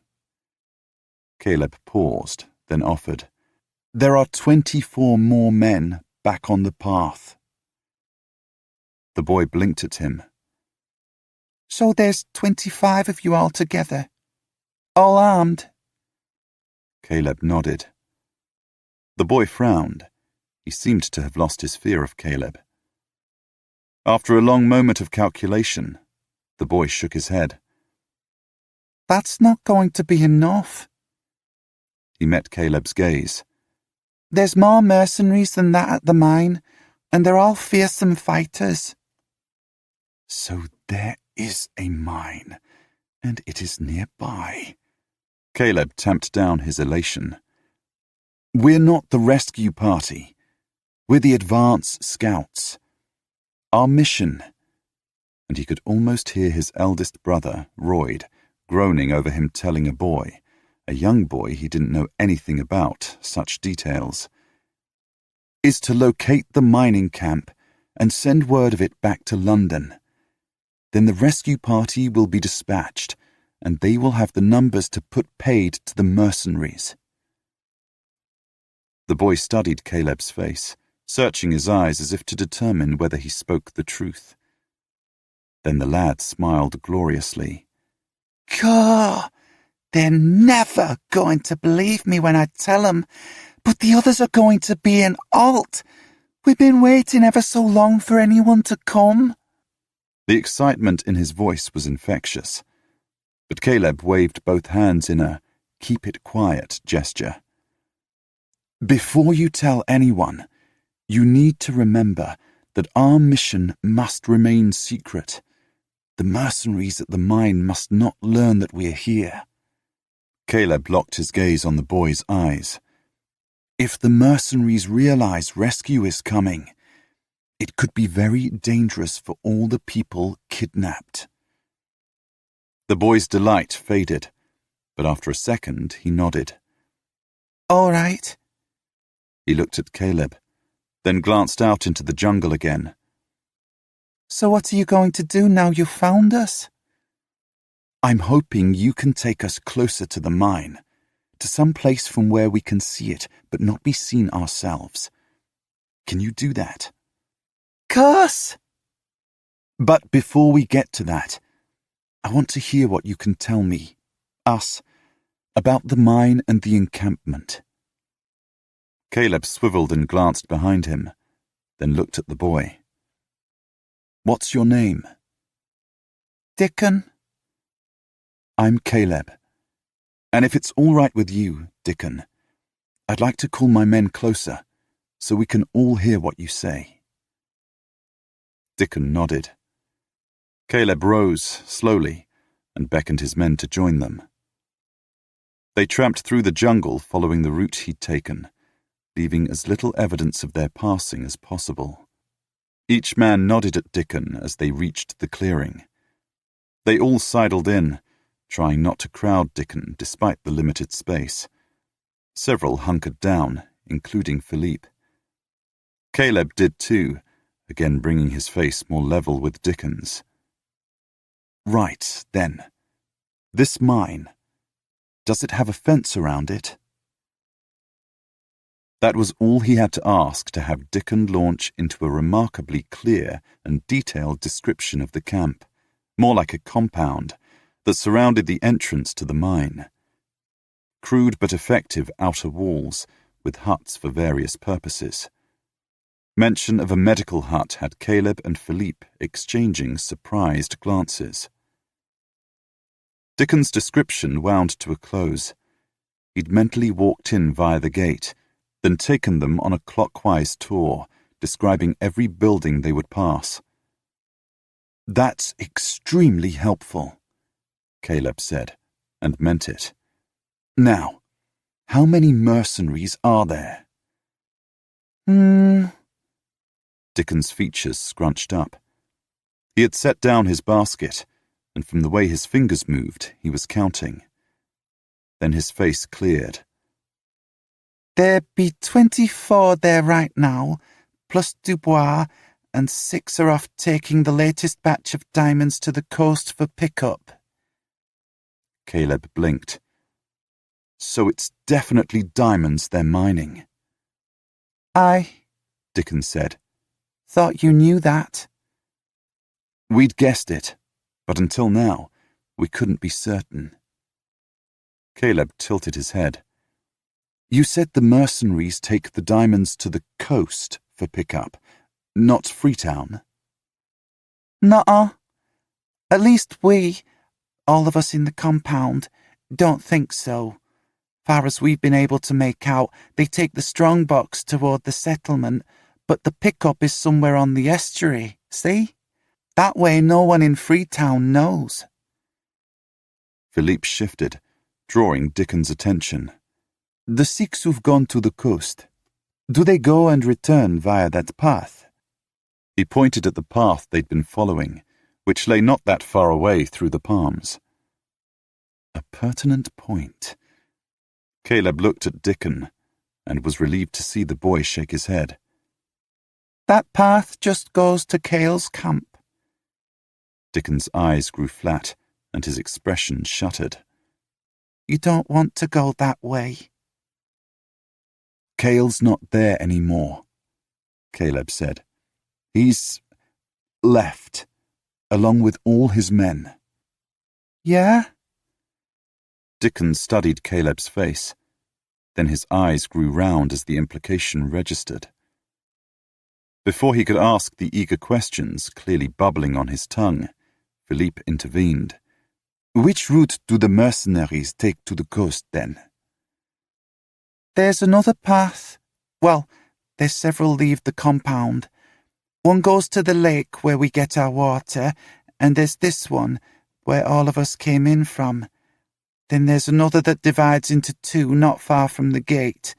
Those who go to drop off the diamonds take the northwest branch, and we reckon it also eventually leads to Freetown. They could get to Freetown through Cale's camp, but Dubois, he's the leader. He mostly sends his men to get ordinary things like food and stuff that we know must come from Freetown when they go to drop off the diamonds. Caleb nodded, a map taking shape in his brain. You said that path divides into 2. Where does the other branch go? Far as we know, it leads dead north. We think there's nothing but jungle that way, all the way to the coast. Dickon paused, then added, Maybe some natives. There's a chief that owns this land, see, and Dubois pays him to let the mine be. We think he, the chief, lives that way. That's why the track's there, but no one from the mine uses it. Philippe caught Caleb's eye. Caleb nodded fractionally. That little used path sounded like the one they should fall back along. He refocused on Dickon. Tell us more about the mercenaries. Well, like I said, there's 30 of them all up, including the cook and his helper, who are just as fierce as the others. And there's Dubois. He's in charge and they all mind him. He has 2 lieutenants, I suppose you'd say. Arsène, he's Dubois' second in command, and Cripps is the other. The mercenaries are all big and tough, and they carry swords, lots of knives, and some have pistols. The ones on the tower and the gates have muskets. Caleb slowly nodded. Direct observation would be best. But first, how is it you're allowed out by yourself? You are by yourself, aren't you? Dickon's face fell. I'm no good in the mind, see? I just cough and cough. Dubois, he was going to kill me. He said I was useless and he wasn't going to waste food feeding me. but Miss Katherine spoke up for me." Dickon straightened. "She said I wasn't useless and that I could help fetch fruit and berries and nuts too, so that the cook could properly feed all us children, and the adults too. She said that way we'd all stay healthy and work better. And Dubois went for it." Consulting his mental list of the females kidnapped, Caleb asked, "Miss Katherine, is she Miss Fortescue?" "Aye, that's her. But all us children call her Miss Katherine. She's in charge of us." And was clearly a lioness if she'd spoken up and saved Dickon. Dickon heaved a disconsolate sigh. "I wish I could run away, but Dubois said that if I ain't back by sundown every day, he'll kill 2 of my mates." The boy's face paled. "So I don't even dare be late back. He's a devil, Dubois is." "You believe him?" Philippe asked the question gently. Dickon looked him in the eye. "We all believe Dubois's threats, even Mr. Hillscythe. He says Dubois is one of those villains who enjoys killing, and that we none of us should ever doubt he'll do exactly what he says." Caleb caught Philippe's eye. Hillscythe was Wolverston's man. If that was his assessment of Dubois, they'd be well advised to pay it due heed. "All right." Caleb returned his gaze to Dickon. "I think it's time we took a look at this camp. But first—" As he rose, he glanced at the assembled men. Then he looked back at Dickon. "We need to find a place to camp that's close enough to the mine for us to keep watch and study it, but far enough away that no one from the camp is likely to stumble across us. I thought perhaps somewhere along that path to the north, the one no one uses." Dickon nodded. "I know just the place. There's a good-sized clearing a little way down that track." Caleb laid a gentle hand on the boy's shoulder. "Can we get to it without going closer to the camp?" "Of course. I can lead you." Dickon's happy grin returned, and he swiped up his basket. "I know all the places round about. I can go where I like around the camp, and the berries and fruit and nut trees grow everywhere." "Is it likely anyone from the camp might hear us?" Philippe asked. "Nah." As Caleb let his hand fall from Dickon's shoulder, the boy turned and beckoned. "We're still well out, and the trees and leaves and all keep sounding. You often can't hear someone until they're quite close." Caleb signalled to his men to follow, and, with Philippe on his heels, fell in behind Dickon. When they reached the path from Cale's camp, Dickon beckoned them onward. "I'll take you through the jungle and around until we hit the other path." He proved as good as his word, leading them unerringly on a tacking course around jungle trees and more dense pockets of vegetation. He waved them to caution as they approached another path. When Caleb put a hand on Dickon's shoulder and leaned down to breathe in his ear, "What?" The boy tipped his head back and whispered, "This is the northwest path they use to drop off the diamonds and go to Freetown. I don't think they'll be on their way back yet, but—" Caleb released his shoulder with a pat.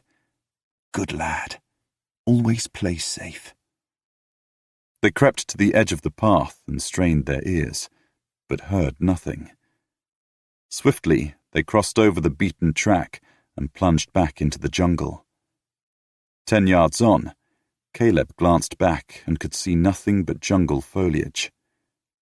Finding a guide had been a stroke of luck. Without Dickon to lead them, they would have been stumbling around, very possibly into the mercenaries' clutches. But fate had smiled and sent the boy to them. When they came upon the next path, Dickon walked confidently onto it. "That place I told you about, the nice clearing, it's just along here." He led them down what was clearly a very much less well-travelled track. There were small saplings springing up, and vines laced across the path. Philippe muttered, then told the men to work on keeping their passing as undetectable as possible. So they avoided the saplings and ducked under the vines, all of which Dickon whisked light-footed around. Then he turned off the path onto a narrow animal track. 15 yards on, it descended into a clearing that, as Dickon had promised, was perfect for their needs.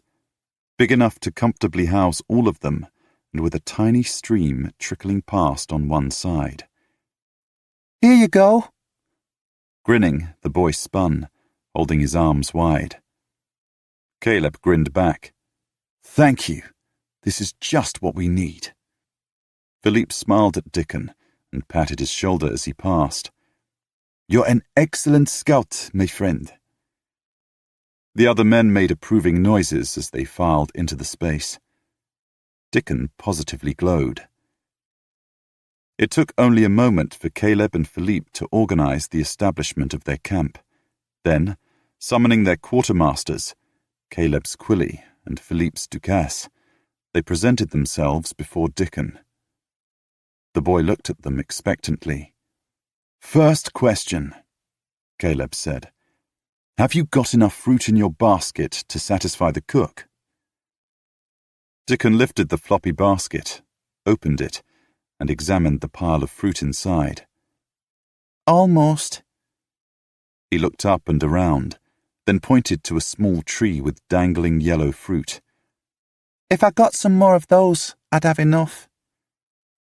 2 captains and 2 quartermasters dutifully gathered several handfuls of the ripe fruit. Dickon smiled as they filled his basket. Then he clamped the handles together and looked at Caleb. "More than enough." "Excellent. What we need next," Caleb said, "is for you to lead us to a place where we can see into the camp, all without alerting any guards. Do you know of such a spot?" Dickon snapped off a salute. "I know just the place, Captain." He'd heard Caleb's men using his rank. "In that case," Caleb gestured toward where he assumed the mine must be, "lead on." Dickon did. He lived up to their expectations, leading them first along the disused path again, then cutting left into the untrammeled jungle. He looked back at Caleb and whispered, "This will be safest. We're moving away from the other paths and into the space between that northward path and the one leading to the lake. The mercenaries take some of the men to the lake to fetch water every day, but they do that in the morning. There shouldn't be anyone at the lake now." Caleb nodded, and they forged on, increasingly slowly, as Dickon took the order to be careful to heart. Eventually, he halted behind a clump of palms. Using hand signals, he intimated that they should crouch down and be extra careful while following him onto the next concealing clump. Then he slipped like an eel through the shadows. Caleb followed and instantly saw why Dickon had urged extra caution. The compound's palisade lay 10 yards away, separated from the jungle by a beaten, well-maintained perimeter clearing, a cleared space to ensure no one could approach the palisade under cover. The compound's double gates were 5 yards to their right, and the gates stood wide open with 2 armed guards slouched against the posts on either side. Both guards' attention was fixed on the activity inside the camp, but any untoward noise would alert them. Given the gates were propped open, Caleb surmised that the real purpose of the guards, and indeed the fence, the gates, and the guard tower in the middle of the compound, was to keep people in. The mercenaries had grown sufficiently complacent that they didn't expect any threat to emerge from the jungle. Well and good. They watched in silence for more than half an hour. Caleb noticed that heavily armed guards appeared to be patrolling randomly through the compound, But the attitude of all the mercenaries was transparently one of supreme boredom. They were very far from alert. The impression they gave was that they were perfectly sure there would be no challenge to their authority. Against that, however, he saw some of the captives. He had no idea which ones, but both male and female, walking freely back and forth. More, some met and stopped to chat, apparently without attracting the attention of the guards. Curious. Then he noticed Dickon appearing up at the sky. The sun was angling from the west. Remembering the boy's concern over returning in good time, Caleb tapped him on the shoulder, caught Philippe and the other men's eyes, then tipped his head back into the relative safety of the area behind them. Dickon retreated first. One by one, the rest of them followed. They gathered again well out of hearing of the guards on the gates. Caleb dropped his hand on Dickon's shoulder and met the boy's gaze. Thank you for all your help. Now, we have to tread warily. Who is the person you trust most inside the camp? Miss Katherine. Caleb blinked. He'd expected the boy to name one of the men, but his answer had come so rapidly and definitely that there was no real way to argue with his choice. Slowly, Caleb nodded. Very well. I want you to tell Miss Katherine all we've told you. Can you remember the important bits? Dickon nodded eagerly. I remember everything. I'm good like that. Caleb had to grin. Excellent. So tell Miss Katherine, but no one else, and see what she says. Then tomorrow, when you come out, go and look for fruit in this area, between our camp and the lake. Behave as you usually do and gather fruit, and we'll come and find you. We'll be waiting to hear what Miss Katherine, and any others she thinks fit to tell, say. Dickon's face brightened. So I'm like, what is it? A courier? Exactly. Philippe smiled at the boy.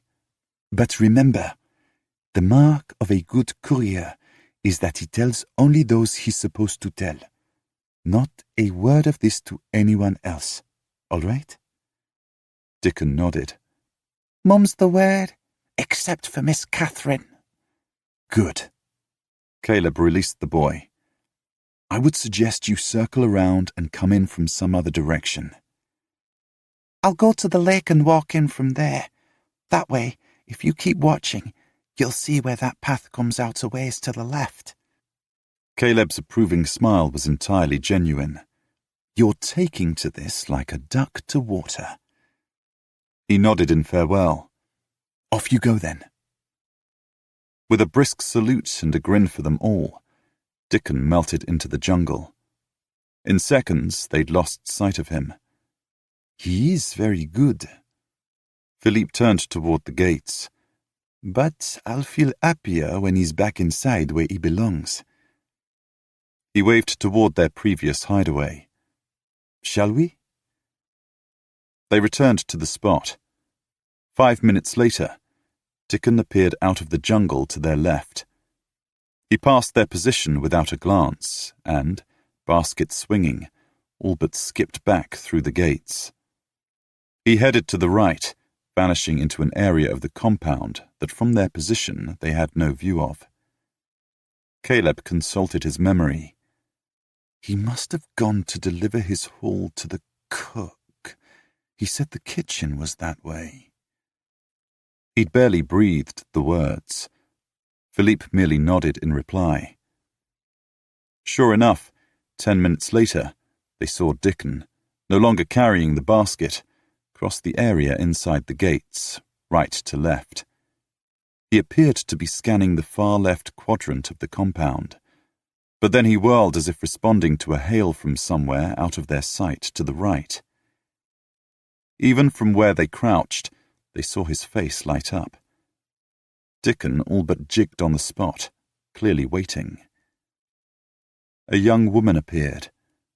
Brown-haired, pale-skinned, she moved with a grace that marked her as well-bred. Smiling, she came up to Dickon and held out her hands. Dickon readily placed his hands in hers, all but wriggling with impatience and excitement. Closing her hands about the boy's, her gaze on his face, the woman crouched as Caleb had done. Immediately, the boy started talking, although from the way the woman leaned toward him, he was keeping his voice down. "Miss Katherine, obviously." Caleb scanned all of the area around the pair that he could see, but there were no guards, or indeed, anyone else close enough to hear the exchange. As Dickon poured out his news, Caleb saw the woman, younger than he'd expected by more than a decade. He'd had no idea a governess could be that young. Start to tense. Clearly, she'd realized the import of what the boy was telling her, and she believed his tale. That last was verified when she glanced out of the gates, not directly at them, but in their direction. Immediately, she caught herself and refocused on Dickon again. But Caleb had seen that look, had caught her expression. However fleeting, that look had been a visual cry for help that had also held a flaring of something even more precious: hope. By some trick of the light, of that moment in eternity, he'd felt that hope, fragile but real, reaching out to him. Something so indescribably precious he'd instinctively wanted to grasp it, to hold and protect it. Then she'd clamped down on the emotion, but he no longer harbored the slightest concern that the adults in the camp wouldn't believe Dickon's tale. She, Miss Katherine, did, and even though Caleb had yet to exchange so much as a word with her, he felt certain a woman brave enough to stand up to a mercenary captain in order to save an urchin's life would have the backbone to carry her point with the English officers in the camp. Dickon finished his tale. Her gaze fixed firmly on his face, Miss Katherine slowly rose to her feet. Then she released one of his hands, but retained her clasp on the other. Drawing him around, she set off with a purposeful stride, heading in the direction of the mine. In just a few paces, she and Dickon had passed out of their sight. They continued to watch for several minutes, but no alarm was raised, and there was nothing of particular interest to see. Caleb frowned. He leaned toward Philippe and whispered, "We need to see into the compound. We need a much more comprehensive view." "I was thinking the same, and it just so happens—" Without raising his arm, Philippe pointed, directing Caleb's gaze upward. "The compound is nestled into a curve in the hillside, and if you look very closely, just there—" Caleb looked. His eyes were accustomed to reading ship's flags at considerable distance. He quickly picked out the rock formation Philippe had spied. "Perfect." Caleb grinned. He glanced back at Quilly and Ducasse. "We've plenty of time before the light fades to find our way to that shelf." They did, and discovered it to be the perfect vantage point from which to survey the compound. The rock shelf was wide enough for all four of them to sit comfortably, sufficiently back from the edge that the shifting leaves of trees growing up from below screened them from anyone on the ground.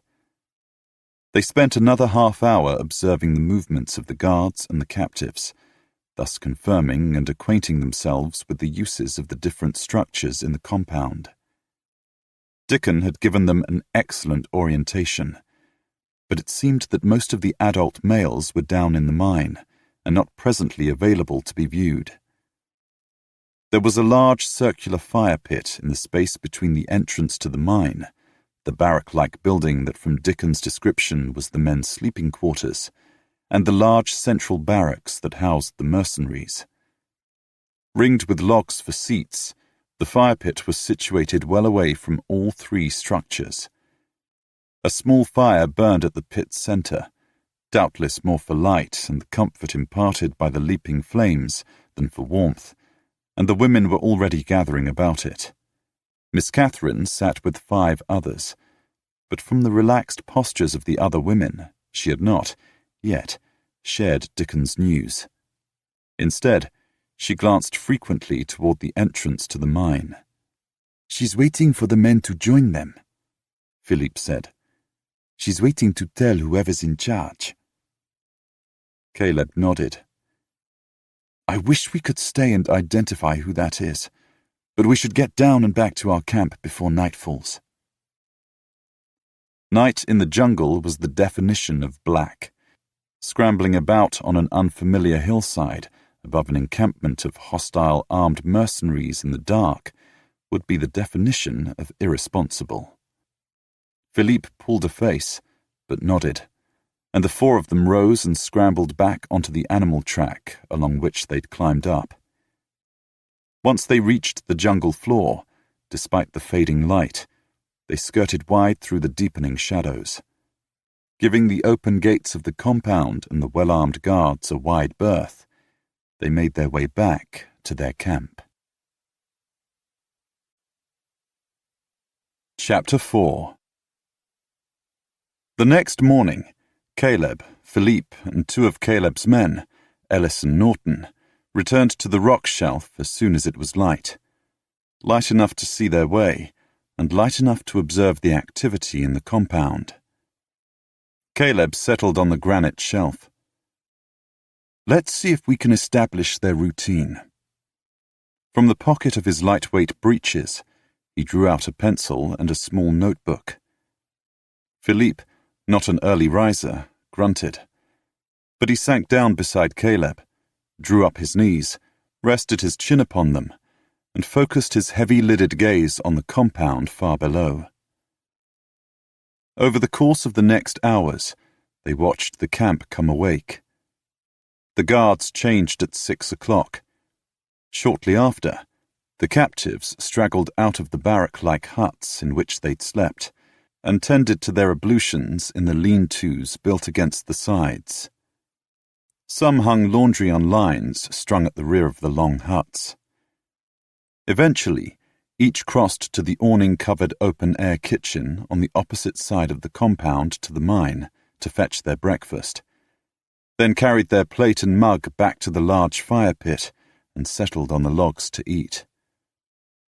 The mercenaries also breakfasted, in their case under another palm-thatched awning erected in front of the guard tower, close by the kitchen.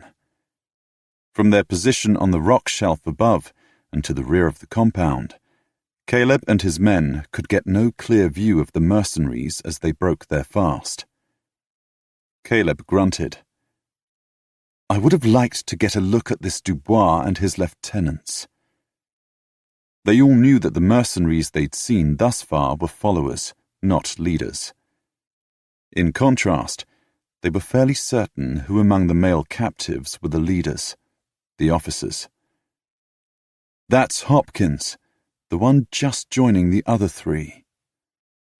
Caleb focused on the 4 men who sat together at the side of the fire pit, closest to the mine. "I met his sister in Southampton. They share that same odd-coloured hair." "I'm fairly certain," Philippe said, his eyes narrowed on the group, "that the lean, brown-haired one will prove to be Hillscythe. He looks like I imagine one of your Wolverstone's men would look, which leaves the other 2 as Fanshawe and Dixon." "That matches their bearings," Caleb said. "From the way they hold themselves, they must be either Army or Navy." They watched, but gained no further clues as to who was whom among the captives. Caleb made a note of their number. "I make it 23 men all told, 6 women, and 24 children." Philippe stirred. "Most of the children are young, less than 10 or so. There are only 5 who are older, 4 boys and that fair-haired girl." "I think," Caleb said, studying the girl, "that they must be the ones Robert and Eileen had to allow to be taken. Philippe nodded grimly. I read that in Robert's journal. After the meal, the captives dispersed. The men headed for the mine in groups, followed by most of the children. A few of the children, all girls, went to an awning-shaded work area closer to the rear of the compound, closer to the base of the cliff from which the men watched. The girls picked up small hammers and started to take rocks from one pile, tapping each, then sorting them into two piles, one much larger than the other. After a moment of studying them, Philippe offered, I think they're sorting the raw ore into the chunks that might have diamonds and those that most likely don't. Caleb grunted. On quitting the fire pit, the women carried the tin plates and bowls back to the kitchen. Then they retreated to a hut that sat directly behind the long central barracks that housed the mercenaries. An armed guard patrolled the area before the hut's door, but as with all the guards, including the pair who had climbed to the tower and the fresh pair of guards who had slouched into position on the recently opened gates, he appeared utterly confident and clearly expected no threat. Sitting on Caleb's other side, Norton humphed. It's as if the guards think they're just there for show. Miss Fortescue was the last of the women to enter the hut, the one Dickon had dubbed the cleaning shed. There was something in the way Katherine Fortescue held her head that effectively conveyed her complete disregard for the mercenaries about her. It wasn't as overt as contempt, but was a subtle defiance nonetheless. Regardless of his absorption with jotting down everything useful he could about the camp, Caleb had spent long minutes drinking in every aspect of the delectable Miss Fortescue.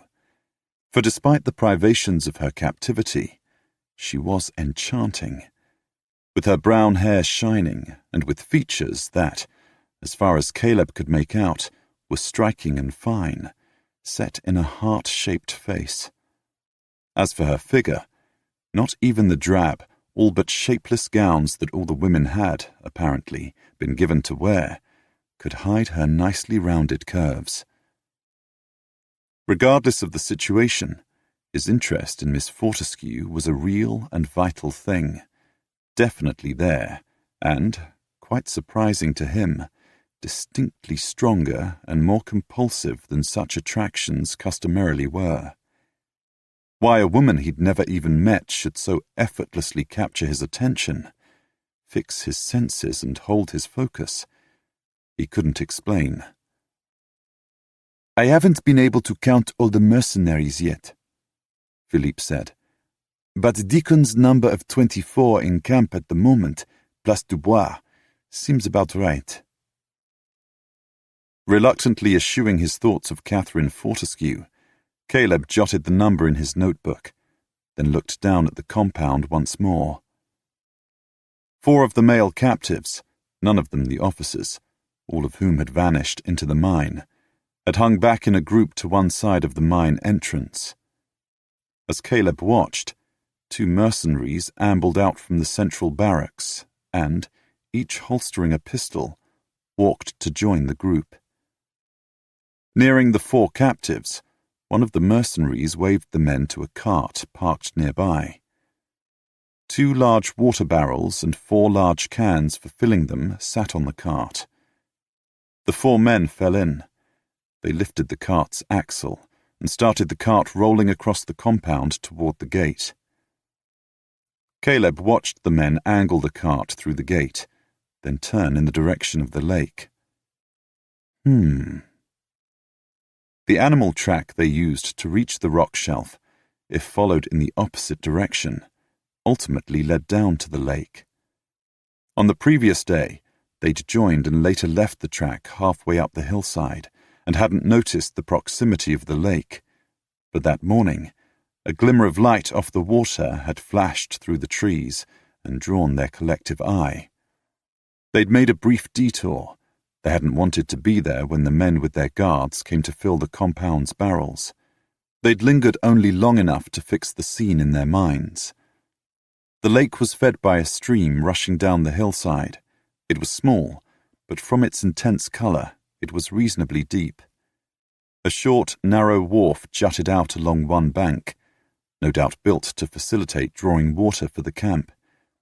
On all the other banks, dense vegetation crowded the shoreline. Caleb, Philippe, Norton, and Ellis continued to watch the compound, but captives and mercenaries alike seemed to have settled to their morning's duties.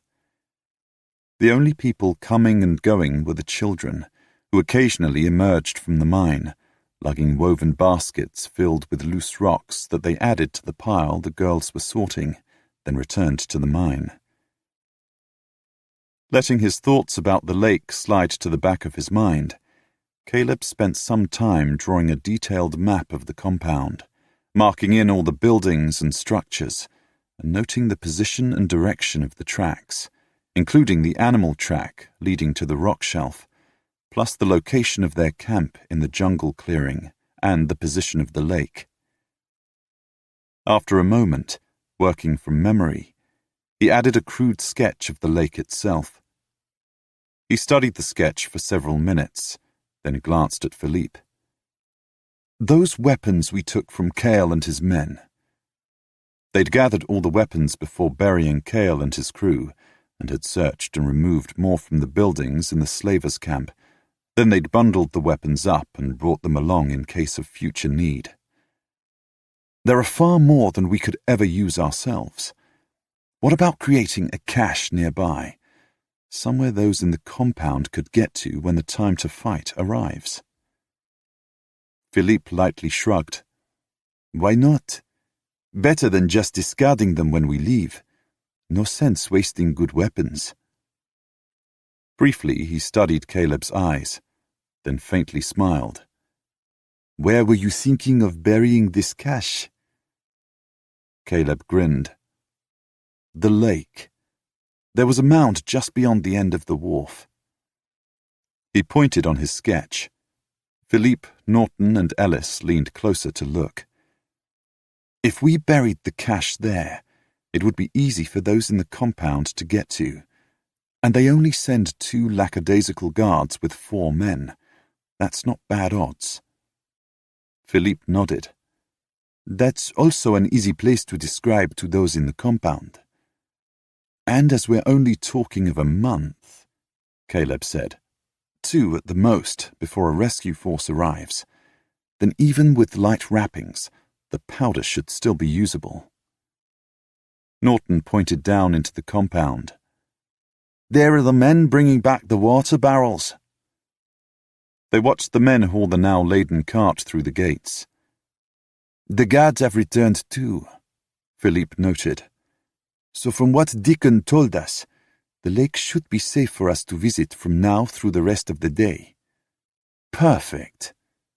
Caleb glanced at Ellis. "Go back to camp and tell Quilly to take 3 men, wrap up the excess weapons and ammunition, and go to the lake and bury the lot behind the mound at the end of the wharf. Go with him and make sure he chooses the right spot." "Tell Ducasse to take 2 of my men and help," Philippe said. "More hands and it'll be done that much faster." Caleb endorsed the order with a nod. Ellis snapped off a salute and scrambled off the ledge, heading for the track down the hillside. Caleb, Philippe, and Norton settled to watching the compound again. After some time, Philippe said, "I take it we're watching for Deacon to leave." Caleb nodded. "We came upon him about noon, and he'd already half filled his basket, so I would expect him to leave fairly soon." "I saw him go into the kitchen," Norton said. "He helped the women take the plates and bowls back, but he didn't come out again." "Ah, but there he is now." Philippe sat up and nodded down at the compound. Caleb watched as the skinny figure of Dickon, readily identified by his bright mop of hair, skipped out from under the palm-thatched overhang shielding the kitchen. He was swinging 2 baskets, one from either hand. But instead of heading for the gates, Dickon circled the guard tower. Caleb frowned. Why 2 baskets? And where is he going? They had their answer in another minute. Dickon went to the cleaning shed. He climbed the steps to the door and knocked. The door opened, and he waited a moment. Then he backed down the steps, and Katherine Fortescue joined him. Caleb blinked. He watched as Miss Fortescue took one of the baskets. Then, side by side, she and Dickon headed for the gates. The guards saw them coming and didn't react in any way. They watched the pair walk out of the compound and into the jungle. Caleb stared at Dickon and his Miss Katherine as, heads high, they blithely marched on. Then they disappeared from view. He frowned. That seems just a tad too good to be true. Philippe looked faintly grim. The boy said nothing about anyone else coming out with him. It fell to Caleb, as commander of the mission, to weigh every factor that might prove dangerous to their men. That Miss Fortescue might have told Dubois what Dickon had told her. He didn't want to believe it, but he grimaced. Let's watch and see if anyone else follows them. But no one did. No one seemed to have any interest whatsoever in the whereabouts of the pair who had, supposedly, gone foraging. After 30 minutes, Caleb looked at Philippe. Philippe looked back and shrugged. I would point out that women make excellent traitors, but who knows? Caleb grunted. He stuffed his notebook back into his pocket, then rolled to his feet. I don't see Miss Fortescue as a likely traitor, but as matters stand, I can think of only one way to find out. By the time Katherine had put 17 of the large nuts she'd agreed to gather for Dubois and his men into her basket, her nerves were jumping. From the moment she'd grasped the implications of what Dickon had told her regarding who he'd met in the jungle the previous day, she'd been trapped on a peculiar seesaw of emotions, vacillating dramatically between cynically weary disbelief and the burgeoning of unexpected hope. Up, then down, almost to the rhythm of her breathing. Despite their resolution to find some way to escape, every one of the captured adults had long ago given up all hope of rescue, of someone from outside arriving to save them. As the days, then weeks, then months had rolled past, they'd lost all faith in anyone from the settlement mounting a mission to save them from the fate they all knew would ultimately befall them. None harboured any illusions about the end Dubois and his masters had in mind for them. But Dickon had said that the men, the mysterious captain and his crew, had come direct from London, and if Dickon had understood correctly, they were part of a long-running push to rescue all those taken. She'd discovered that learning of a possible route to freedom, after one had believed all such possibility extinguished, could be unsettling, indeed, distinctly unnerving. She dropped another nut into her basket. Unable to resist the impulse, she cast a searching glance around, but saw and heard no hint of anyone approaching. Dickon had insisted that they had to come to this part of the jungle, between the lake and the track north, and go about collecting fruit and nuts, and then the men would come and find them. Yesterday, once Dickon had poured out the sum of his discovery, she'd immediately seen the potential danger and had sworn him to secrecy, only to discover that the mysterious Captain Caleb had been before her. She wasn't sure whether to be encouraged or concerned by such foresight. Had he acted for the same reason she had, or had he had some ulterior motive? Regardless, she'd immediately wanted to take Dickon to speak with Dixon and Hillscythe, the de facto leaders of the captives, but as Dickon could not go into the mine, and there'd been guards hovering by the entrance, she'd had to wait until after the evening meal before she'd been able to engineer a suitably private meeting. Dixon and Hillscythe had listened to her condensed version of Dickon's tale, then had called Dickon over. After she'd convinced Dickon that his Captain Caleb, the only name Dickon had been given, wouldn't mind him repeating his story to Dixon and Hillscythe, they'd taken Dickon over his report again. Hillscythe in particular, to this day, Katherine did not understand exactly what his background was, had focused on the captain. With a sense of suppressed but building excitement, Hillscythe had asked Dickon to describe the man. Hillscythe had been well-nigh transformed by Dickon's reply. Clearly in the grip of some heightened anticipation, Hillscythe had called Will Hopkins and Fanshawe over, and had Dickon repeat his description of the captain to them. Frobisher. Will had breathed the name, then glanced at Fanshawe. A Captain Caleb who looks like that and who has led a crew here on a clandestine operation. That has to be Caleb Frobisher. His eyes alight, Fanshawe had nodded. And if it is he, damn, this is really happening. Enthusiasm of a sort Katherine hadn't heard for months had coloured his tone. Fanshawe had met Hillscythe's, then Dixon's eyes. There really is a rescue underway.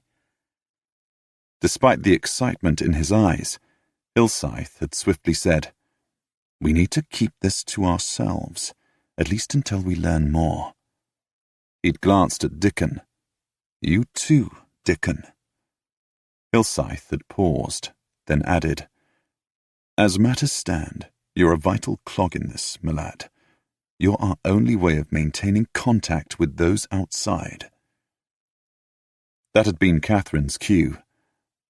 Actually, she'd said, I asked Dubois this morning if one of the women, taking turns, couldn't be allowed to go out with Dickon. We bargained. You know how he is. But the upshot is that he agreed as a trial to let me go into the jungle with Dickon, in return for me bringing back those nuts he's particularly fond of. Dixon had grinned. It seems our luck's finally turned. For once, matters are falling our way. Hillscythe had nodded. That's excellent. An unlooked-for advantage. He'd looked at Dickon. That doesn't make your role any less important. Miss Fortescue can be our mouthpiece, the one more able to tell the captain all he needs to know. But she and we all will be depending on you to guide her to the captain and his men, and get her back again, too. No one knows the jungle around about anywhere near as well as you do. Katherine had smiled at Hillscythe. That had been exactly the right thing to say. They'd sent a happy Dickon back to join his friends. The four men had looked at each other. Then Dixon had said, Frobisher, assuming it's he, said he and his men were the scouting party. He'd looked at Katherine. Katherine, my dear, we need you to go out and learn what the situation really is before any hopes are raised. She'd understood perfectly. To have lost all hope, then have it handed back, only to have it snatched away again, that would be beyond cruel. She'd nodded. Of course. I'll go out with Dickon tomorrow and meet with Captain Frobisher and learn all I can. So here she was, collecting nuts by rote. But where the devil is Frobisher? She muttered. She bent over to pick up yet another nut, and a frisson of awareness swept over her nape. She abruptly straightened and looked around, searching through the shadows beneath the trees. And he was suddenly there, walking out from the shadows, materializing from the gloom. She swung to face him and swiftly took in all she could see, all her senses could glean. The confidence in his easy stride, his lean, clean-cut features, his square chin, and the thick, dark locks that overhung a broad brow. His relaxed expression contrasted with the sword that rode on his hip, so very comfortably, it seemed. He was at least 6 feet tall and broad-shouldered, all lean muscle and masculine grace. Then her gaze rose to his face, and she noted the network of lines at the corners of his eyes that she'd noticed many sailors bore. Then her gaze skated down over his strong nose and fastened on his mouth, on a pair of mobile lips that looked like they curved readily. And there her gaze remained as he halted before her. "Stop staring!" With an effort, she managed to haul her gaze to his eyes. The lines at the corners crinkled as he smiled. She felt her temperature rise and feared it showed in her cheeks. But great heavens, smiles like that, on men like him, should be outlawed. "Good morning. Miss Fortescue, I believe." His voice was deep, slightly rumbly, and ruffled her senses like an invisible hand. She managed a nod. Yes." "So eloquent." She nearly shook her head in an attempt to shake her wits back into place. Instead, she forced herself to look aside, to glance at Dickon. He drifted away searching for fruit and berries. He'd heard Frobisher's voice and came running up. She caught the boy to her, draping a protective arm over his shoulders. "Dickon told us that you had come to learn more about the camp, so that a rescue could be mounted." Reminding herself of Frobisher's supposed purpose helped her stiffen her spine. She raised her gaze to his eyes once more. "Is that so?" He inclined his head, but his expression hardening, he lifted his gaze from her face and scanned the vegetation about them. Then he returned his gaze to her eyes, and all trace of the light-hearted gentleman had vanished. "Forgive me for asking this, Miss Fortescue, but I must. Don't rip up at me." He lowered his voice. "Are you truly free of Dubois? Free to talk? Free to take back what I say to your colleagues at the mine?" He paused. Then, his blue gaze locked on her eyes, he asked, "Can I trust you?" "Yes." The word came spontaneously, and she realized she meant it on every level. How odd. She didn't trust others all that easily. Fate and hard-won experience had taught her bitter lessons she'd never forgotten. But there was something about him, this man who had, against all hope, walked out of the jungle to meet her, that spoke to her and reassured her at some level she didn't comprehend. She nodded and repeated, "Yes, you can trust all of us." She gestured in the direction of the camp. "We've worked together for months. If we had any who might have been tempted to collude with Dubois and his men, we would have known long ago." She glanced at Dickon and realization dawned.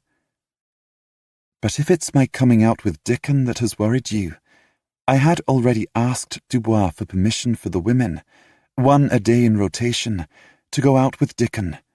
Dubois agreed to a trial, but with only me being allowed out, and that only for an hour, and only to collect these nuts." She gestured to the contents of her basket. "That he particularly enjoys. He very likely hopes his conditions will drive a wedge between me and the other women by making me appear to be favored." She grinned cynically and glanced up at Frobisher. "That's how he thinks. Unfortunately for Dubois, it was another woman's idea. I just offered to ask." He frowned.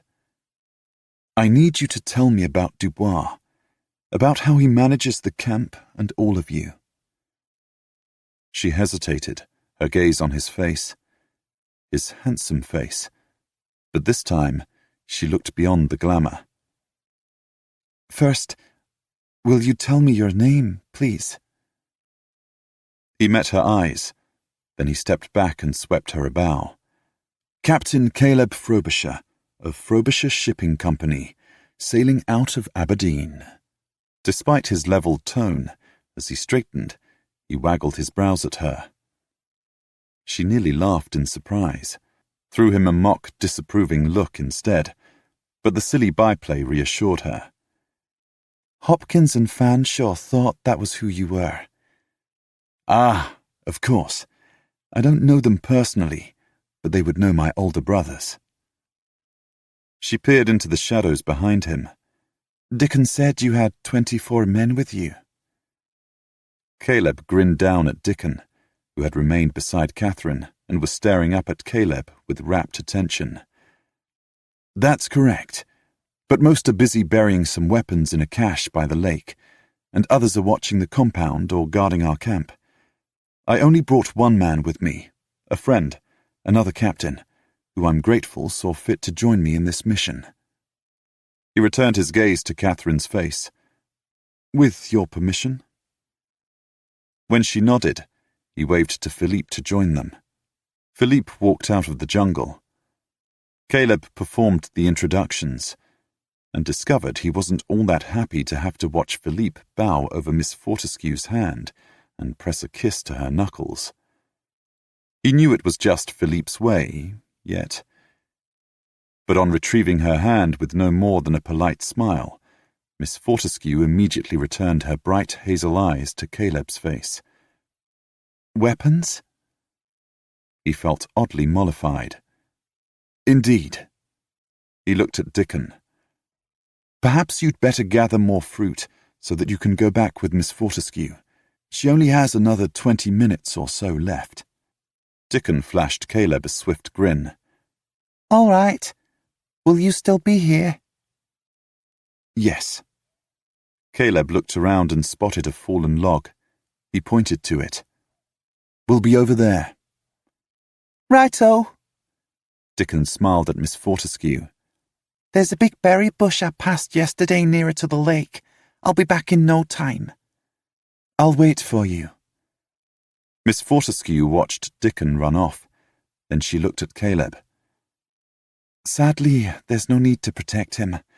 He told us he thought that you and your men had killed Cale and his slavers. Is that correct? Caleb kept his gaze on Dickon's dwindling figure. We didn't just kill Cale and his crew. We wiped all sign of them from this earth. He looked back and met Miss Fortescue's pretty hazel eyes without apology. That's where the weapons come from. Her gaze remained steady on his face. Once that news is known in the compound, you'll be fated as a hero. For all of us, Cale was the instigator of our captivity. Caleb hesitated, then said, He might have been the one who arranged your kidnappings, but the instigators, sadly, they're closer to home.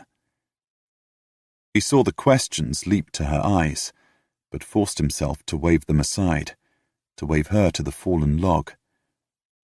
You don't have much time, and there's a lot of information we need, as well as news we should impart. She nodded and accompanied him to the log. He reached for her hand, felt the delicate bones under his larger, stronger fingers. He gripped gently and handed her to the log. She drew in her skirts and sat, with an unconscious grace that would have done credit to a ton drawing room. Rather than sit beside her, he wasn't at all sure that would be a good idea, Philippe's presence notwithstanding. Caleb sat on the ground facing her, and Philippe fluidly sat alongside him. The instant they'd settled, she asked, What do you need to know? Caleb thought of all they'd seen and noticed about the captives. How does Dubois run the camp? She held his gaze. By intimidation. Philippe frowned. How so? We haven't seen any sign of aggression from him toward any of those he holds.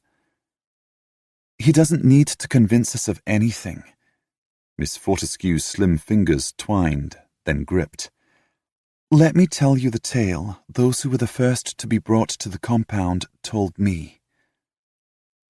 In an even tone, with no real inflection, she proceeded to tell them of an act of violence of viciousness, that made them both pale under their tans and tied their stomachs in knots.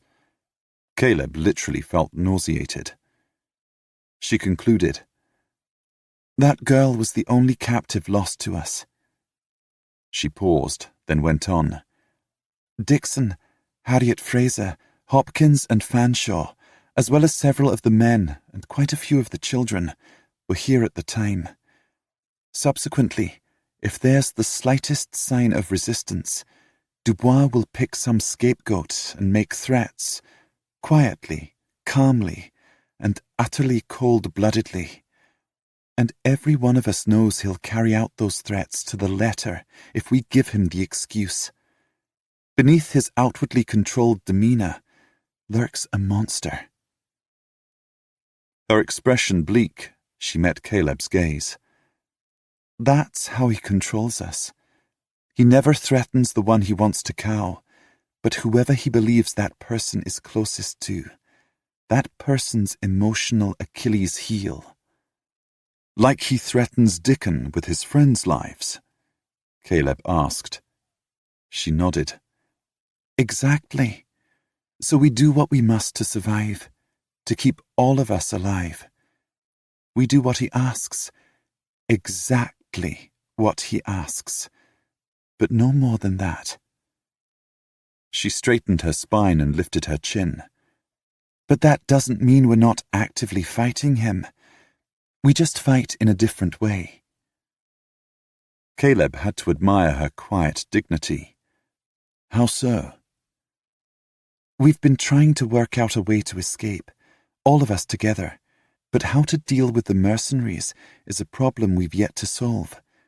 In the meantime, we let Dubois believe he manages the mine, but in reality, in that respect, we manage him. He's truly complacent over his hold on us, and in the way he thinks of it, that's understandable enough. He's clever and intelligent and used to succeeding, but like many people who are very sure of themselves, he doesn't appreciate what he doesn't know." She looked from Caleb to Philippe, then returned her gaze to Caleb's face. "In this case, what Dubois doesn't know is how a mine really operates. His understanding of that is very limited. Once Hillscythe arrived, he saw it and explained how we could use Dubois's lack of real knowledge against him, and so manage how fast the diamonds are mined." She paused and drew in a breath. "We all know that once the diamonds run out, the mine will be closed, and we'll all be killed. Even the children understand that. They might be young, but they're from the slums, and when it comes to survival, they're very quick. So we manage the output from the mine with a view to eking it out for long enough for us to find some way to escape." Caleb nodded decisively. "That's going to fit nicely with our mission. We're here to learn the location of the camp and ensure that gets back to London. Whatever else we can learn of the mine, of Dubois and his men and the overall operation, will assist mightily in formulating a viable rescue mission, which, as I understand it, and now fully expect, will be the next stage." She frowned. "This rescue force will come from London?" When Caleb nodded, she asked, "Why? Why hasn't anyone from the settlement come to find us? Why can't the soldiers from the fort or the men from the navy ships come to free us?" Caleb grimaced. "That's what I alluded to earlier. The villains closer to home. We know there are several, more than one, most likely more than two, people in positions of authority in the settlement who are actively involved in this." He met her gaze. "Lady Holbrook was one. She's now fled the colony, but we know there are others still in place. The naval attaché, Muldoon, plays an active part, but who his co-conspirators are is at present unknown, so we can't afford to raise a force from the settlement. By the time such a force reaches here, to be blunt, it's likely all the captives in the compound will have been executed. any evidence in the compound destroyed, and Dubois and his men will be long gone. She'd paled slightly, but her expression hardened, and she nodded. I understand. That makes sense of the silence until now. Caleb hurried to add, That's not to say that those kidnapped have been forgotten by their friends in the settlement. Rather, because of the activity of the villains and their associates, said friends have been unable to get anything done. For instance, the Sherbrooks haven't forgotten you, but their pleas to Governor Holbrook were turned aside, Holbrook having been duped by his wife.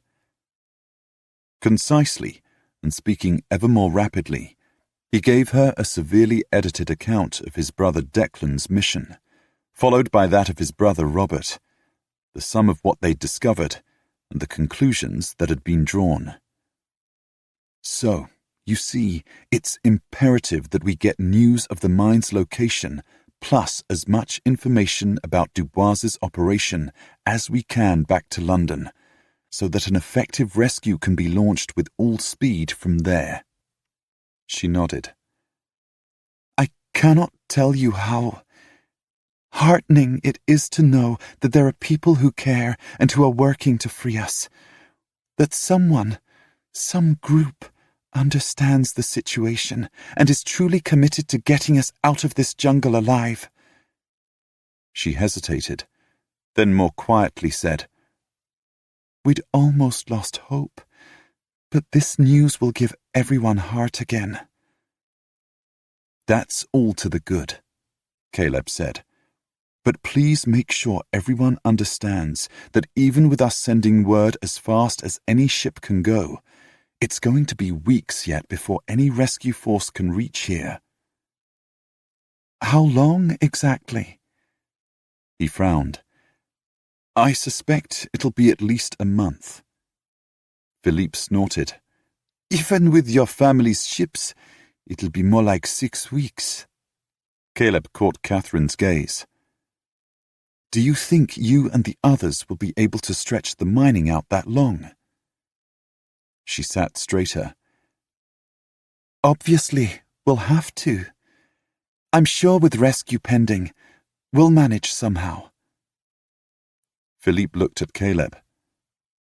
You should check the list of the missing. Ah, yes.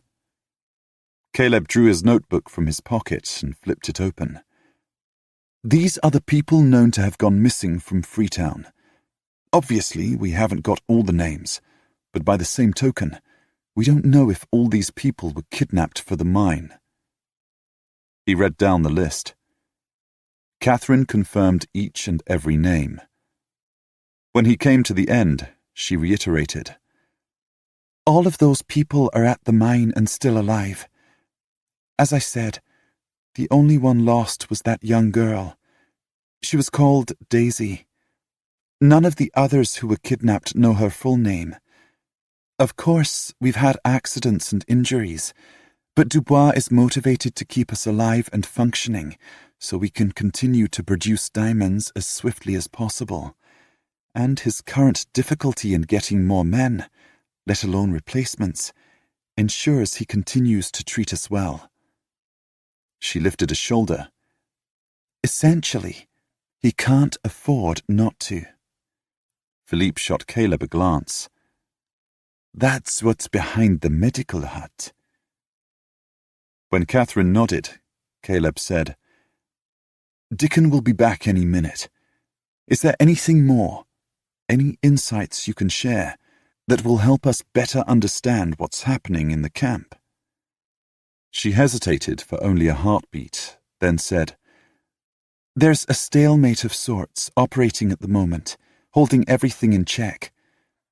Dubois is under increasing pressure to produce more diamonds more quickly. As we interpret it, to mine out the deposit as fast as possible, so that those behind the scheme can order us all killed and protect themselves from any risk of exposure. Caleb grimaced. That's almost certainly correct. Against that, however, And you need to understand that Dubois never cares if we overhear his discussions with his men. We know he, Dubois, has been stymied in pushing ahead by a lack of more men. He's been calling for more for weeks, but Cale hasn't been supplying as many as Dubois needs.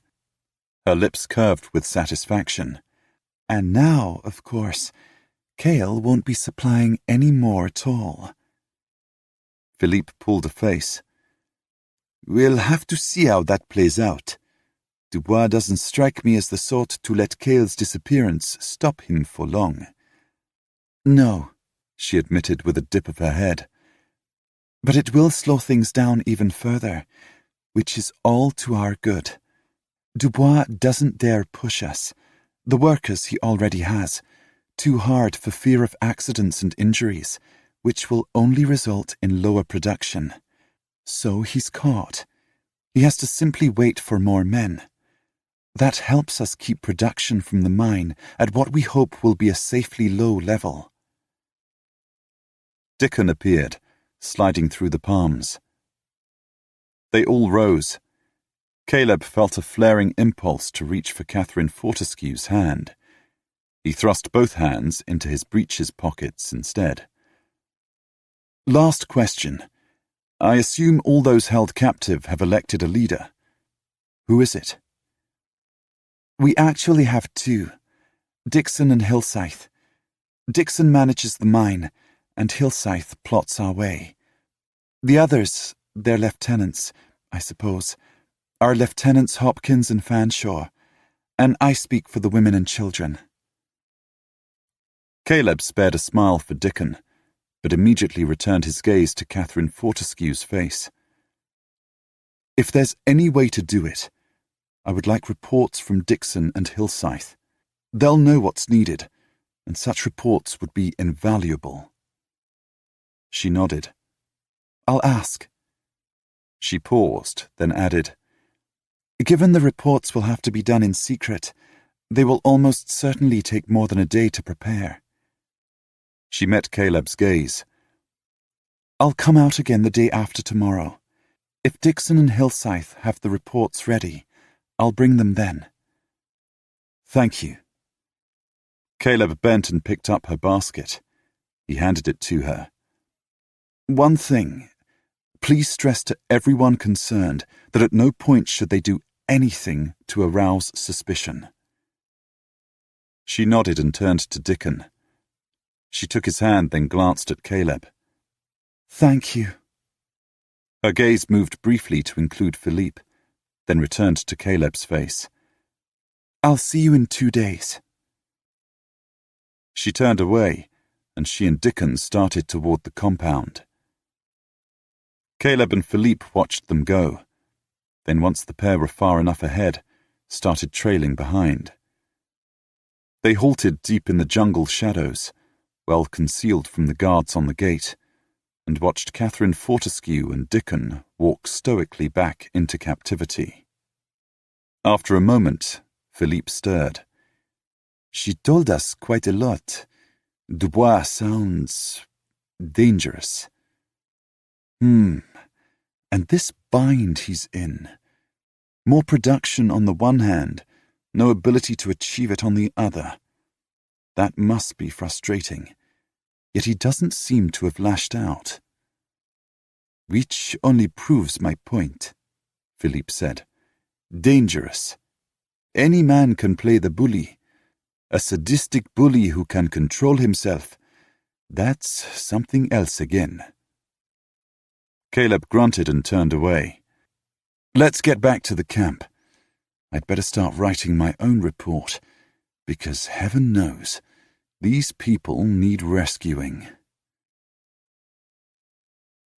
After seeing Dickon on his way to the kitchen with his basket full of berries, Katherine reined in her giddy, rather scattered thoughts, mentally girded her loins, hefted her basket, and climbed the steps to the mercenaries' barracks. She walked along the narrow porch to the single door, which lay toward the left of the front of the long building, and was presently propped open. Dubois's office lay beyond the door in the space at the end of the single room. Separated from the bunk beds by a communal area with stools and low tables where the off-duty mercenaries lounged and played cards. Out of ingrained courtesy, she tapped on the doorframe, waited for a heartbeat, then calmly walked in. She spared not a glance for the other mercenaries sprawled at their ease, but fixed her gaze on Dubois's desk and the man himself, leaning back in his chair behind it. There was a wide window set in the side wall of the barracks.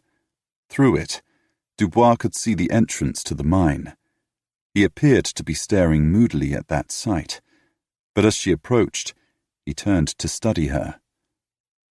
By anyone's measure, he cut a commanding figure, with a powerful physique, thick dark hair, and even features. He had oddly pale hazel eyes. She often thought that cold steel had somehow got mixed into the hue. Hazel eyes weren't usually chilling, but Dubois's gaze certainly was. Miss Fortescue. Dubois didn't smile, yet she detected amusement in his tone, much like a cat viewing a potential mouse. His gaze fell to the basket. I take it your foraging was successful? Indeed. She placed the basket on the desk. Here are your nuts. I quite enjoyed my time beyond the palisade, but I confess I hadn't expected the atmosphere beneath the trees to be quite so oppressive. She frowned as if somewhat chagrined. I suspect I had better not indulge again tomorrow. Not so soon. She forced herself to meet his gaze. Perhaps one of the other women might take my place and fetch nuts for you tomorrow. Dubois's lips eased. He reached out and pulled the basket toward him. I don't think that will be necessary. I believe I will be quite content with the nuts delivered every second day. He looked steadily at her. By you. He paused for a beat, then stated, Thank you, Miss Fortescue. That will be all. Katherine suppressed a derisive snort. She contented herself with a tiny, haughty inclination of her head. Then she turned and left the room. The man made her skin crawl. His habit of trying to bait her, and the others who were well-born too, by subtly lording it over them, added another layer of grating irritation. But they had all long ago resolved not to react, not to play the mouse to Dubois's cat. As he enjoyed the hunt so much, he tended to let them go, the better to taunt them the next time. Descending once more to the dust of the compound, she drew in a deep breath, and finally allowed everything she'd learned in the jungle that morning to surge to the forefront of her brain. Rescue was on the way. They hadn't been forgotten. She felt hope, real hope, bubbling up inside. A startling, entirely unexpected upwelling of an emotion she'd thought excised from her soul. She remained where she was, staring unseeing out of the gates, while she considered who she should speak with first, what was most important to be communicated, and how best to achieve that. Over and above all other considerations, she resolved that, whatever steps she and subsequently the other captives took, they would need to ensure they did absolutely nothing to jeopardize the safety of Captain Caleb Frobisher and his men. For all their sakes. Chapter 5. Katherine spoke with Hillscythe that evening during dinner. By the looks Dixon cast them from where he sat across the fire pit, he was itching to join them. But Harriet had claimed the place by his side, and as Hillscythe had informed Katherine, he and Dixon had agreed that it was better for the three of them not to be too openly sharing news. The other captives would notice and expect to be told. She certainly wasn't about to chide the pair for their caution. They needed to handle the information she'd brought back with care. That said, once Hillscythe had heard all she had to report, he appeared to be having as much difficulty as she in cloaking his excitement. "I'd been hoping for something like this. Now you've confirmed that it is indeed Frobisher who's found us. Well..." Hillscythe looked at his plate to hide his enthusiasm. Katherine searched for the words with which to ask what her curiosity wanted to know. "I have to admit that I don't quite understand why you, and the others too, place such confidence in a name." When Hillscythe looked up, she widened her eyes at him. "Does Frobisher really convey so much?" Hillscythe grinned, a fleeting expression that took years from his apparent age. Of them all, the group's captivity, the responsibility of assisting them all to weather it, had weighed most heavily on him. "The Frobishers are well known in certain circles. Frobisher Shipping is a private company, but the family has a long, generations long, as I understand it, association with the Crown and its more covert agencies. That's why Fanshawe and Hopkins, being Navy, recognized the name and the man, but Dixon, being Army, didn't. I explained the connection to him later." "You recognized the name too?" Hillscythe dipped his head. "Although I haven't crossed their paths before, I've heard of the exploits of others of his family." Katherine primmed her lips. Hillscythe had never let fall, not to anyone, just what arm of government he worked for, although all the captives were sure his superiors would be found somewhere in Whitehall. Hillscythe continued. "The crucial point about it being a Frobisher who has arrived is that the family being involved means that news of our plight has reached the highest echelons of government.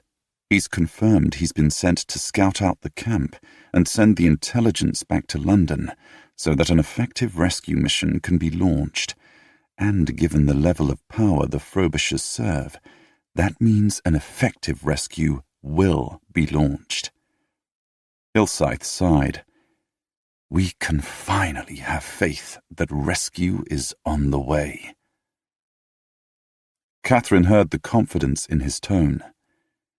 She wanted to embrace the news as he had. Yet as the hours since she'd been in Caleb Frobisher's company had passed, and the reassurance conveyed by the warmth in his blue eyes and the comforting strength of his presence had faded, she'd started to question whether believing so wholeheartedly in the abilities of him and those who had sent him to successfully rescue them all wasn't just a touch naive. As if sensing her doubts, Hillscythe went on. "That Caleb is the third of his brothers to collaborate in locating us is, of itself, heartening. That means those arranging this rescue mission understand the dangers, that there are, as we suspected, and Caleb has now confirmed, villains in the settlement in positions of authority, such that they would learn of any official rescue and shut down the mine and dispose of us before any relief could reach us. Our would-be rescuers have acted with all due care, and as the Frobisher name attests, those would-be rescuers are people with the capabilities and resources to carry off such a mission successfully." Hillscythe fixed his gaze on the flames of the small fire, cheerily burning in the fire pit. "Trust me, we now have every reason to believe we will be rescued. Consequently, what we need to concentrate on now is first giving Frobisher and his masters every assistance we can, and second, surviving until the rescue force arrives and frees us." Hillscythe raised his gaze to look at Dixon on the other side of the circle. "I'll tell Dixon, Fanshawe, and Hopkins. We should tell Harriet, too. Can you do that?" "Yes, of course." Katherine hesitated, then asked, "What about the others?" Hilsythe weighed the question, then murmured, "Let's keep it to just the 6 of us, and Dickon, for now. At least until we know that the necessary intelligence is on its way to London and cannot be stopped, and we get as firm an idea as possible of how long it'll be before rescue arrives. Will it truly be 6 weeks? Or might it take longer? Frobisher is the only one who can give us a sound estimate, and we'll need to work on strategies to ensure that we keep the mine producing steadily for at least that long." I jockeyed Dubois into decreeing that I should go out only every 2nd day. I thought if I went out every day, as he originally trapped me into doing, then after a week passes and he sees no trouble brewing between me and the other women, he might change his mind and stop me going out altogether. Then we would have to rely on Dickon to make contact with Frobisher, and that might not be wise if we have critical information to pass back and forth. Hilsythe nodded approvingly. "Good thinking. And if we need to make contact on your off days, we still have Dickon as a fallback courier." He thought, then added, "Those reports Frobisher asked for, Dixon and I will have them ready so you can deliver them on your next outing. In the meantime, we can all put our minds to thinking of what we need you to ask Frobisher. Once we get him those reports, we need him to take them back to London as soon as humanly possible." Hilsythe's gaze swept all those, adults as well as children, sitting on the logs about the fire pit. "We simply can't know what might happen with the mine, so the sooner rescue arrives, the better." Katherine merely nodded. There was nothing she could think of to add to that. Rescue, even once on its way, still had to reach them before the diamonds ran low. "I wonder..." Hilsythe's gaze grew distant, almost dreamy. "Caleb said 2 of his older brothers, Declan and Robert, had captained the earlier legs of this mission. In light of that, I wonder if the oldest Frobisher brother, Royd, will be tapped on the shoulder to lead the rescue party." Katherine studied Hilsythe's expression. "Will that be a good thing?"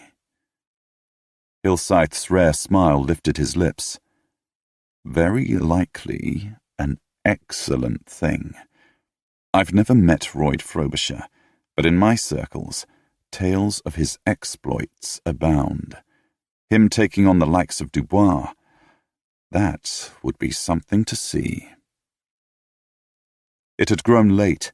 The children had been sent off to the barracks they shared with the women, while the women gathered any plates and mugs left about the logs. Katherine stood and shook out her skirts. She felt different, more alive, more determined to remain so, buoyed on a slowly building wave of hope. Hilsythe rose too. He paused to murmur, "Remember, no word to anyone but Harriet." He glanced at the others now drifting away, and his hard-edged expression softened. "This is news for rejoicing, and I'd like to tell everyone immediately, but we shouldn't risk it. I suppose making such judgment calls is what leadership is all about." He met Katherine's eyes. "Once we've got confirmation that the necessary information has departed these shores, that will be the time to spread the good news." She let her lips curve reassuringly and nodded. With a murmured good night, she went to find Harriet. At that same moment, Caleb was sitting with Philippe and all their men on logs arranged about the center of their camp. A small lantern, turned very low, sat on a flat rock where a fire would have been had they been able to risk lighting one. With the compound so near, even shrouded in black night, chancing a fire was too great a risk.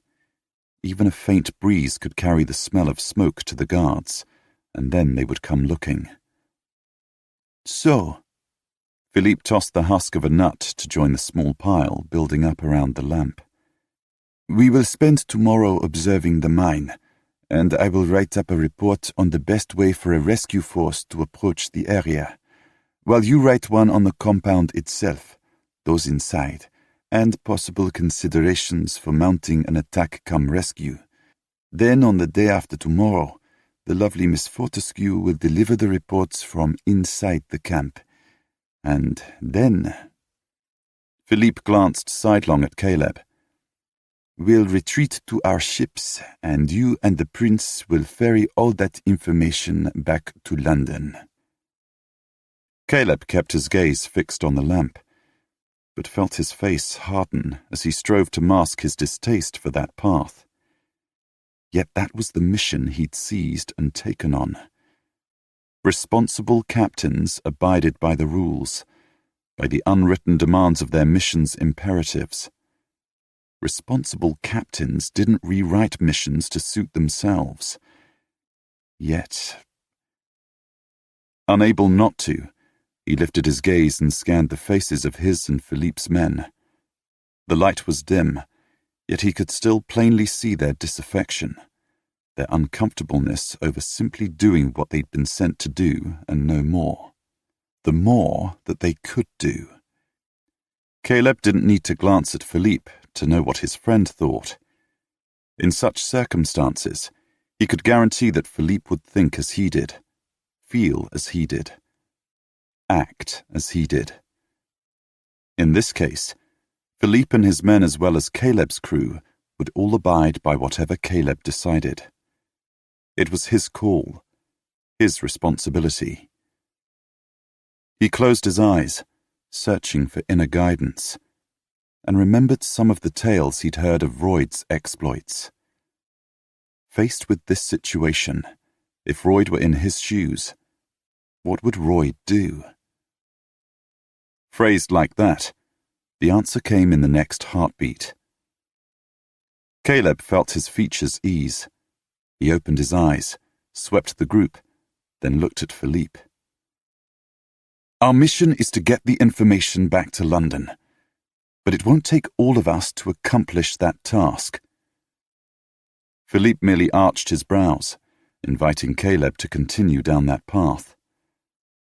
Looking at his men, Caleb said, Once we've collected all the information London will need, if we're where we think we are, even going directly north to the estuary, it'll take at least 2 days to get the information back to the prince. After that, it'll be 3 weeks to get to London. Then, realistically, it will take another 3 weeks minimum for any rescue force to reach here, and that's assuming they're ready to set sail within days of our news reaching Whitehall. He scanned the faces. That's more than 6 weeks, very likely more than 7. That those held captive in the compound must survive. Various scenarios, various arguments flowed through his mind. As I see it, there's nothing, no orders or mission considerations, that require all of us to leave and escort the information to London. He glanced at Philippe. The prince is fastest, so she should take the packet, but there's no reason the Raven has to follow. No, indeed. Philippe's dark eyes glinted with amused approval and encouragement. Against that, Caleb continued, we cannot know what might happen at the mine over those crucial 7 weeks. Miss Fortescue told us that Dubois is already under pressure to mine faster, to get as many diamonds out as quickly as possible, presumably so the mine can be closed and the captives eliminated, thus concealing all evidence of the scheme as well as the identities of the villains behind it. So, he drew a deep breath. Given the ultimate intent of our mission is to rescue the captives, in the circumstances in which we now find ourselves, I believe our correct way forward is to send the information back to London with an escort capable of ensuring it gets through, while the rest of us remain here, in readiness should something go wrong at the mine, such that the captives need us to intervene.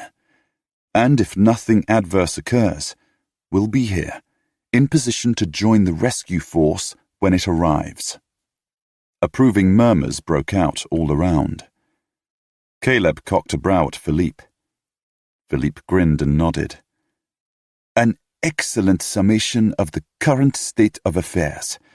And, as we all know, those who survive are those who adapt to changing circumstances, to what they find on the ground." Ducasse, Philippe's quartermaster, who had been talking animatedly with Carter, Caleb's bosun, turned to Caleb. "The boy said there were only 24 canaille in the compound. There are 25 of us. Why can't we take the compound and free the captives ourselves?" Carter leaned forward to ask, "Do we really need to wait for the rescue force?" Caleb sobered in a blink.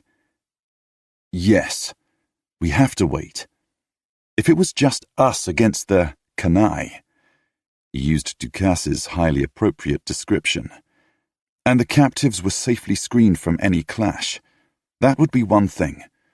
But from everything we've heard about this Dubois, at the first hint of an attack, he'll lead his men to seize the women and children. He'll hold them as hostages and force us to surrender." Caleb shook his head. "We can't go that route." "I agree." Philippe met Ducasse's eyes, then looked around the circle. "By all accounts, this Dubois is not a commander we should even poke." Caleb nodded. "For instance, even though it's tempting, we will not attack this group of 6 who took the diamonds to the coast and have yet to return. Removing them will alert Dubois that someone is out here, that, most likely, someone knows about the mine. He will then tell his masters, and they might decide to preemptively shut down the mine, which is the opposite of what we want." Ducasse frowned. "But won't it be the same later, even when the rescue force arrives?" "Once we have more men and resources, we'll have more options. But you're correct in that to take the compound, we're going to need an effective diversion, one that distracts Dubois and his men long enough for us to get between them and the captives." Caleb pulled a face. "I've no idea what such a diversion might be, but that's something we should use our time here to plan." "What we need to do at this point," Philippe stated, "is to keep things as they are, as far as possible exactly as they are, until the rescue force gets here. All we do should work toward that goal." "So we wait and we watch." Caleb gave his words the weight of an order. "And we only intervene if something occurs that threatens the captives." He looked around the circle and saw understanding and agreement in all the men's faces. "We'll set our initial mission on course for completion, but as many of us as possible will remain here, both to continue to scout and prepare for the eventual storming of the compound, and also to act as the captives' last line of defense, as extra protection until the rescue force arrives." The following morning, as they had the morning before, Caleb and Philippe and 2 of their men scrambled into position on the rock shelf before the compound woke for the day. Caleb observed the same pattern of activities. He jotted down the more relevant, such as the movements of the guards and male captives, then turned his attention to putting the finishing touches to his diagram of the compound. More than an hour later, Philippe jogged his elbow. When Caleb glanced his way, Philippe nodded toward the compound's gate. "The boy's leaving, but no one's with him." They watched for 10 more minutes, but no one, mercenary or captive, made any move to follow Dickon. Philippe caught Caleb's eye. "Shall we?" Caleb nodded, tucked away his notebook, and got to his feet. He might have news for us. They found Dickon in the area between their camp and the lake. He was circling a large berry vine cum bush, swiftly picking berries. His face lit when he saw them. I hoped you'd come. I didn't want to go to your camp in case you had guards. Caleb smiled and ruffled the boy's hair. They know who you are. He crouched and looked Dickon in the eye. Do you have any messages for us? Dickon nodded. From Captain Dixon and Miss Katherine. Captain Dixon said he and Mr. Ilsythe would need until tomorrow to do their reports for you. They have to be careful about getting the paper to write on, but he said they'd have everything ready for you by then. Caleb nodded. Good. And Miss Fortescue? She said as she would bring the reports out to you tomorrow, that she'd come out with me like she did yesterday. Dubois agreed to let her collect nuts again tomorrow, but wouldn't let any of the other women take her place today. He's like that. Caleb dropped a hand on Dickon's shoulder and rose. He exchanged a glance with Philippe, then smiled down at Dickon. It's nearly noon, and there are plenty of fruit trees around our camp. Why don't you come back with us and have something to eat? The boy was little more than skin and bones, and they had a good supply of jerky. Dickon grinned and nodded. He fell in between Caleb and Philippe, and they made their way back to the camp. Both Caleb and Philippe settled down to finalize the reports they'd been writing, pulling together all they'd learned. Dickon flitted in and out of the camp, stopping to chat with the men who were scattered in groups, some tending weapons, others preparing various fruits to go with the dried meats they would all later eat. After a while, Philippe glanced up from his scribbling. He watched Dickon skip off to another fruit tree, then murmured, Once Dubois's men come back from the coast, from wherever they handed over the diamonds, we should try that path for ourselves. If it eventually leads to the settlement, as the others suspect, we can fetch more supplies. Caleb grunted in agreement. If we're going to remain here for the next 7 or so weeks, we'll need more food, especially as we can't light a fire and can't hunt either. Hornby, Caleb's steward, was in charge of meals. He summoned them all to the bounty he and several others had prepared: fruit, nuts, and dried mutton. Caleb mumbled around a mouthful of the chewy meat. At least it doesn't have weevils. Philippe just pulled a face, but Dickon smiled sunnily and reached for another strip. 2 hours later, Dickon declared he had enough fruit in his basket, and after exchanging farewells with all the men, he wandered off to return to the compound. Eventually, Caleb and Philippe swapped their reports and read over each other's efforts. Caleb reached the end of Philippe's precise description of the various possible approaches a rescue force might take to reach the compound, along with the pitfalls and advantages of each route. This is as good as it could be. I can't see anything you've missed. He placed the report on the satchel he was using to collect all the documents destined for London. It'll all depend on what sort of force they deploy, and if they work with Decker or not. Philippe nodded and handed back Caleb's report on the compound. That's thorough, but there are 2 connected points I can see another commander wanting to know.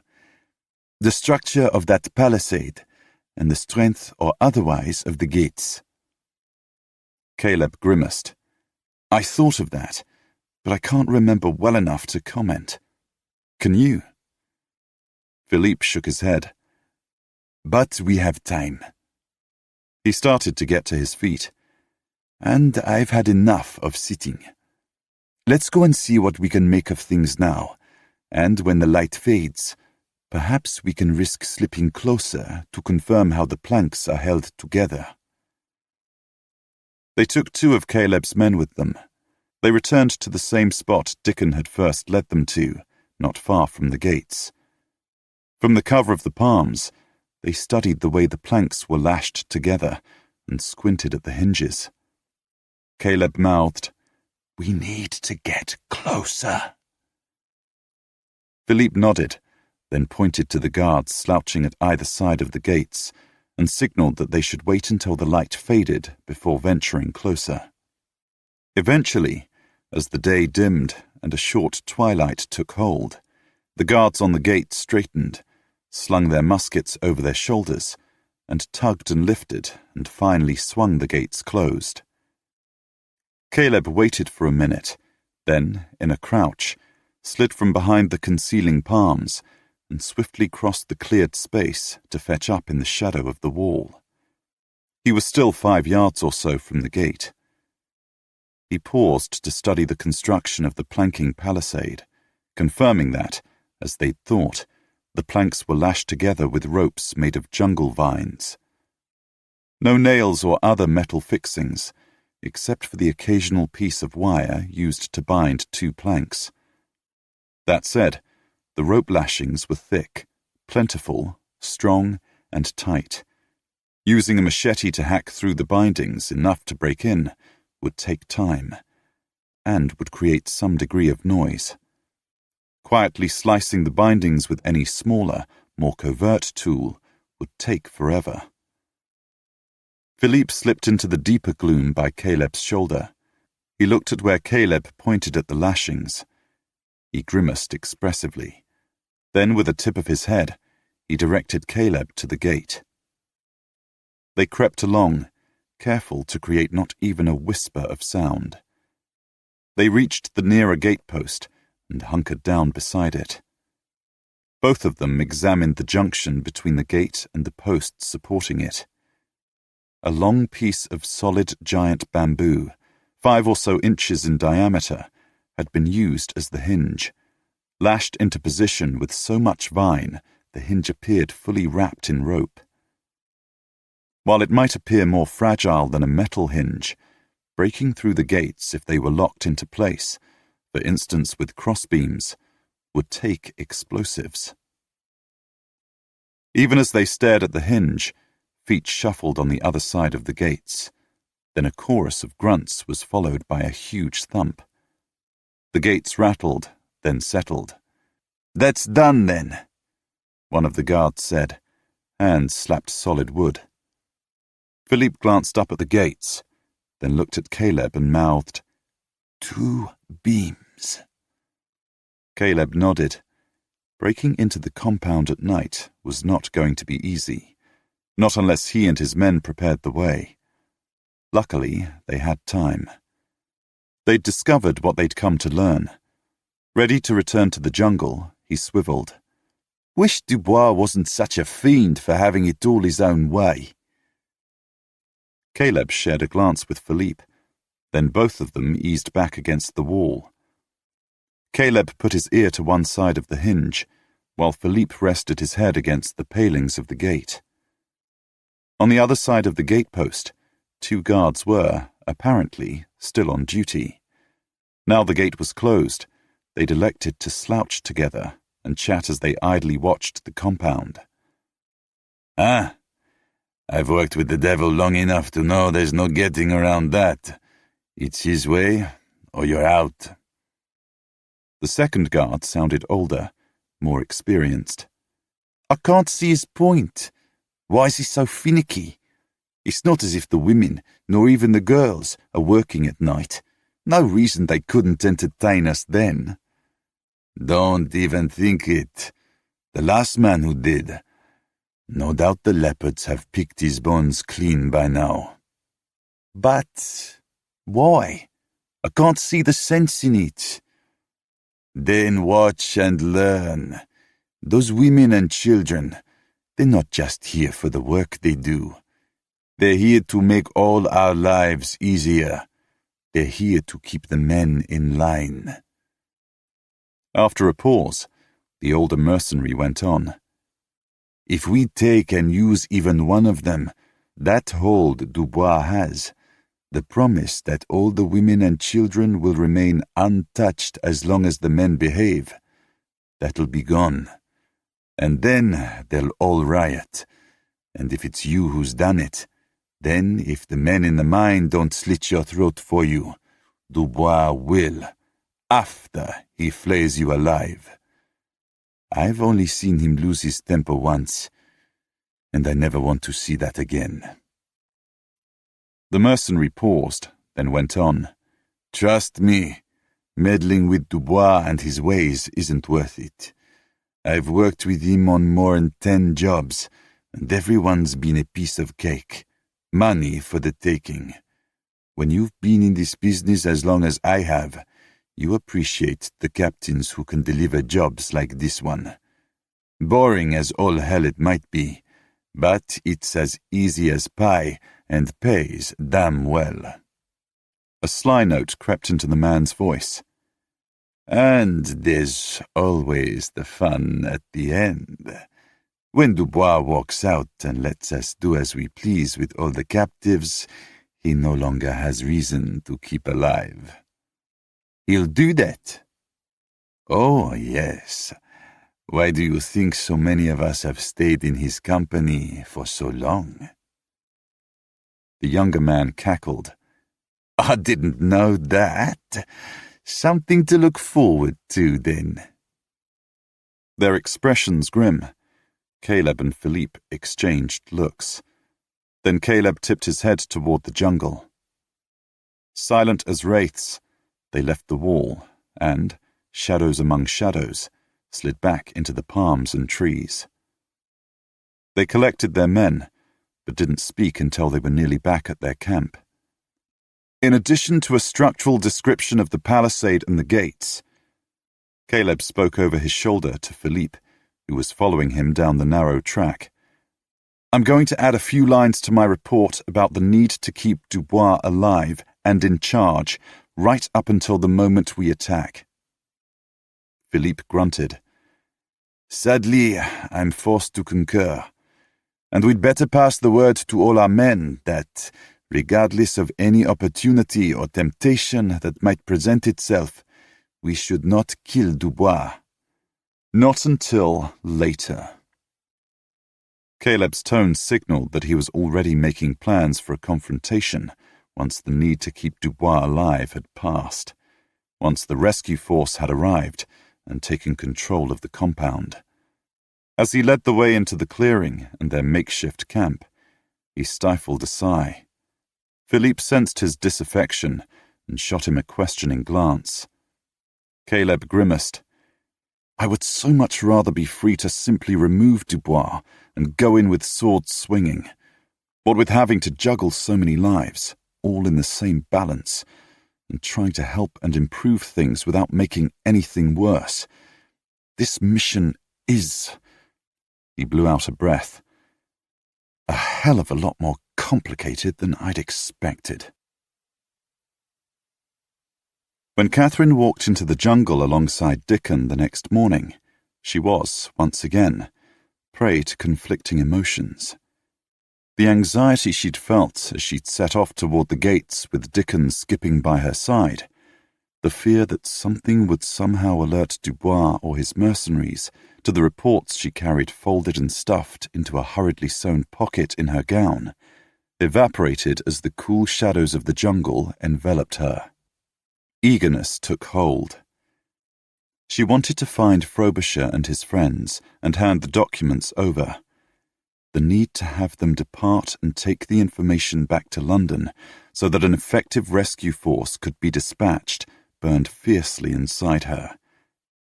And yet, contrarily, she felt she would be losing a chance, letting something she couldn't even name slip through her fingers when she, however metaphorically, waved Frobisher and his men goodbye.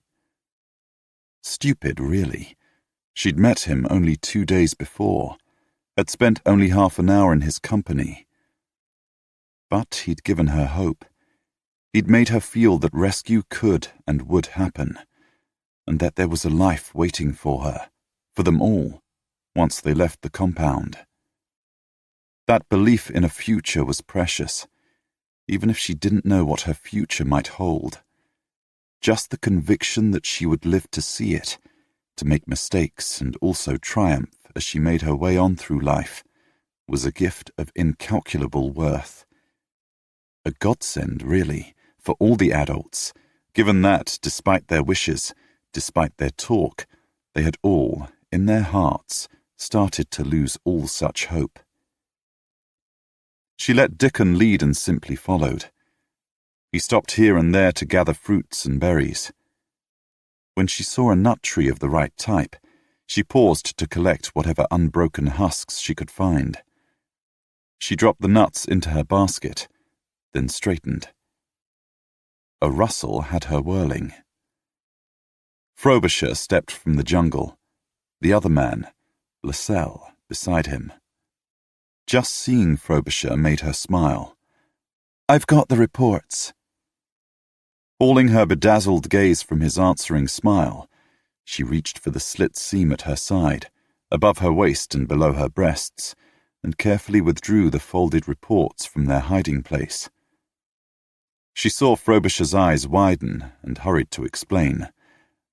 "They've never searched us before, but we didn't want to take the chance." He grinned. Ingenious. He took the sheets she held out. As he looked down and unfolded them, she stepped closer to his side. "Dixon said he wrote down everything he could think of that might be relevant about the mine itself.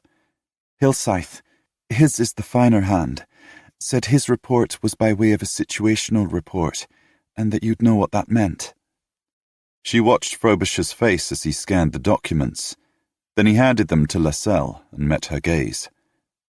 "Thank you. And thank Dixon and Hillscythe. Combined with our own reports, these are exactly what London needs." He hesitated, then said, "We have one question we hadn't thought to ask. When the mercenaries carry the diamonds away, does anyone know where on the shoreline they rendezvous with the ship?" "They go west," she said. "Hillscythe overheard that they rendezvous with a tender on the eastern tip, where the river to our west meets the estuary." Lascelles had been reading the reports more closely. "It's here, in Hillscythe's report." He glanced at Frobisher. "That must be the river Robert and his lady used to reach the estuary. That should mean our ships are moored sufficiently farther east to be out of sight of the vessel the tender must come from." "Good." Caleb met Catherine's hazel eyes. "Our ships are tucked away more or less north of here."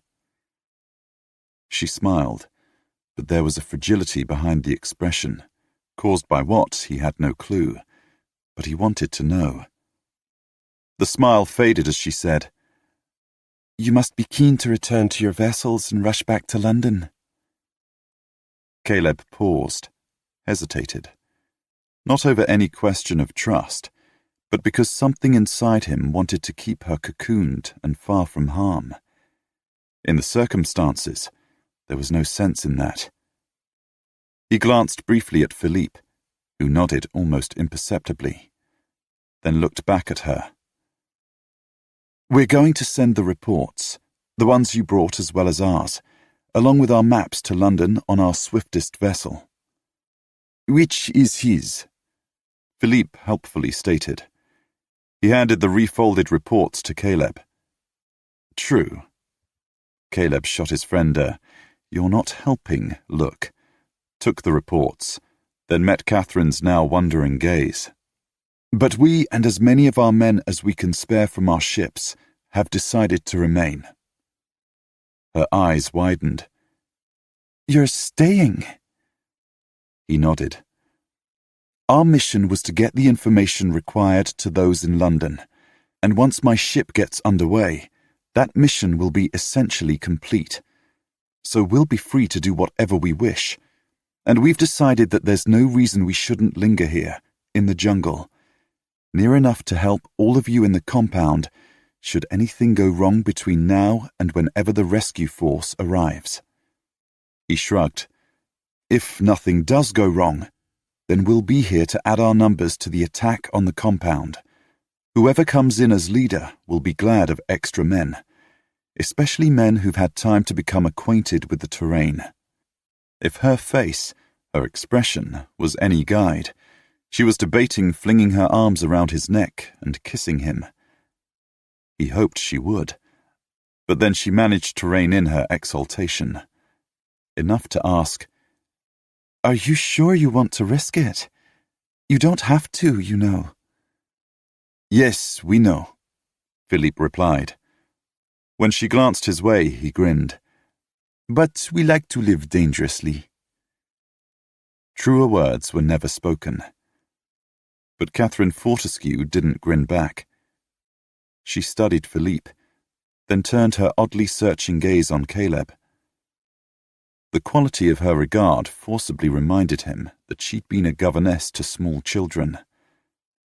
After several silent moments, she gravely said, "I won't try to dissuade you, because no words can adequately convey what the knowledge that you've chosen to remain, more or less to keep watch over us, will mean to all in the camp. We assumed you would leave. That was one of the reasons that we, the leaders, Dixon, Hillscythe, Fanshawe, Hopkins, Harriet, and I, decided against mentioning your presence to any of the others, because of how much hope now means to us.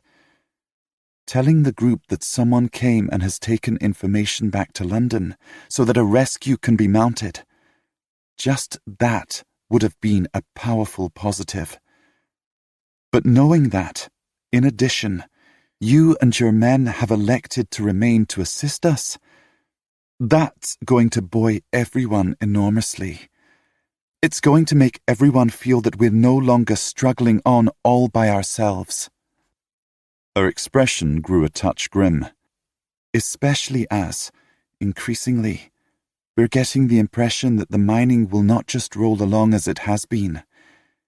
Not for much longer." Caleb frowned. "Has there been any change since last we spoke?" "Yes and no. It's more a case of degree. The diamonds in the first tunnel are nearing an end, but Dubois is pushing harder and harder for increased production, via us opening another tunnel to mine a second deposit of diamonds Dixon has found. Thus far we've held off, but the pressure on Dubois to increase production is coming from outside, from what he calls the backers of the enterprise. Given the way he uses that term, we're not sure that those are the people in the settlement.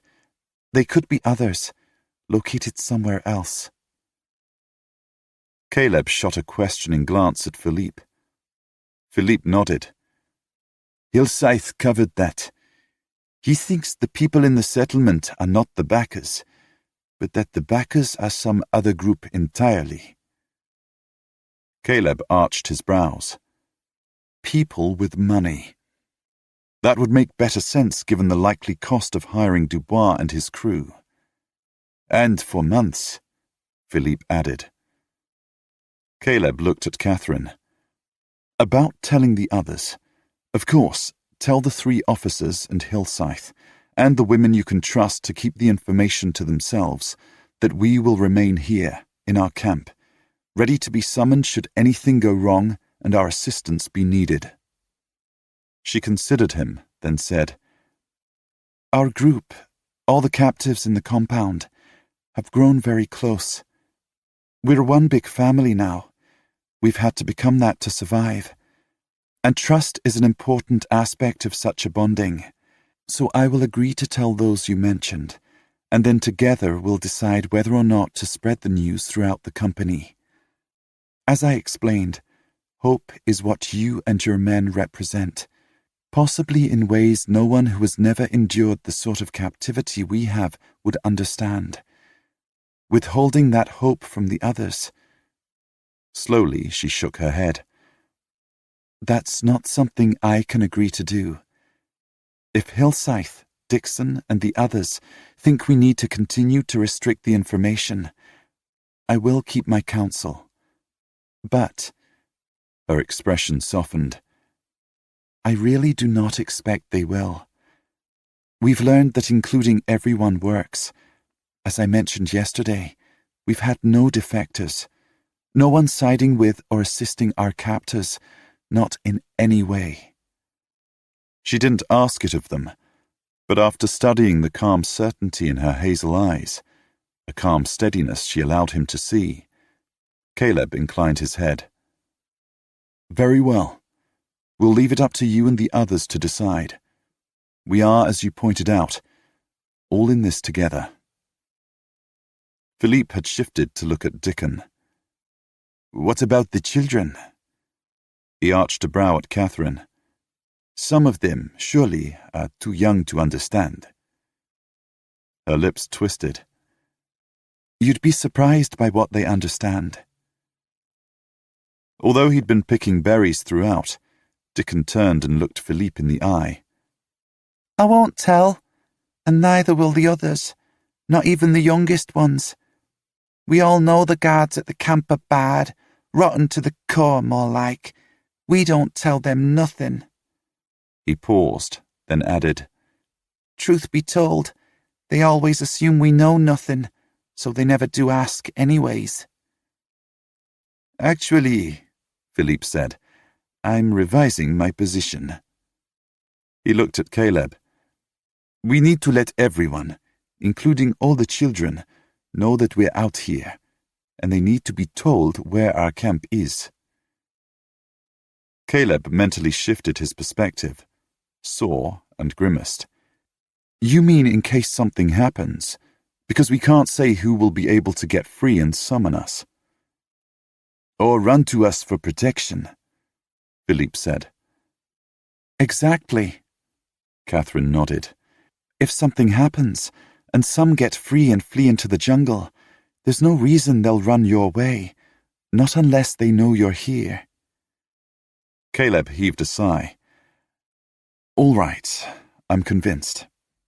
He met Katherine's gaze. "Tell everyone, all the captives." She smiled. "You won't regret that. Every one of us knows that, as matters stand, our lives are limited by how long the mine stays in operation. You and your men being here holds out the hope that, if something goes wrong and the worst befalls us, some of us might yet make it out alive, and not one of us will do anything at all, to jeopardize that chance." He had to accept that. He helped her fill her basket with the large hairy nuts Dubois had sent her to collect. Philippe chatted with Dickon and picked the ripe fruit the boy couldn't reach. Then Caleb and Philippe walked with the pair back toward the compound. At Katherine and Dickon's insistence, Caleb and Philippe halted on the disused path, well out of sight of the gates, but they watched the pair walk on hand in hand until they passed out of sight. Katherine carried the full basket of nuts into Dubois's office.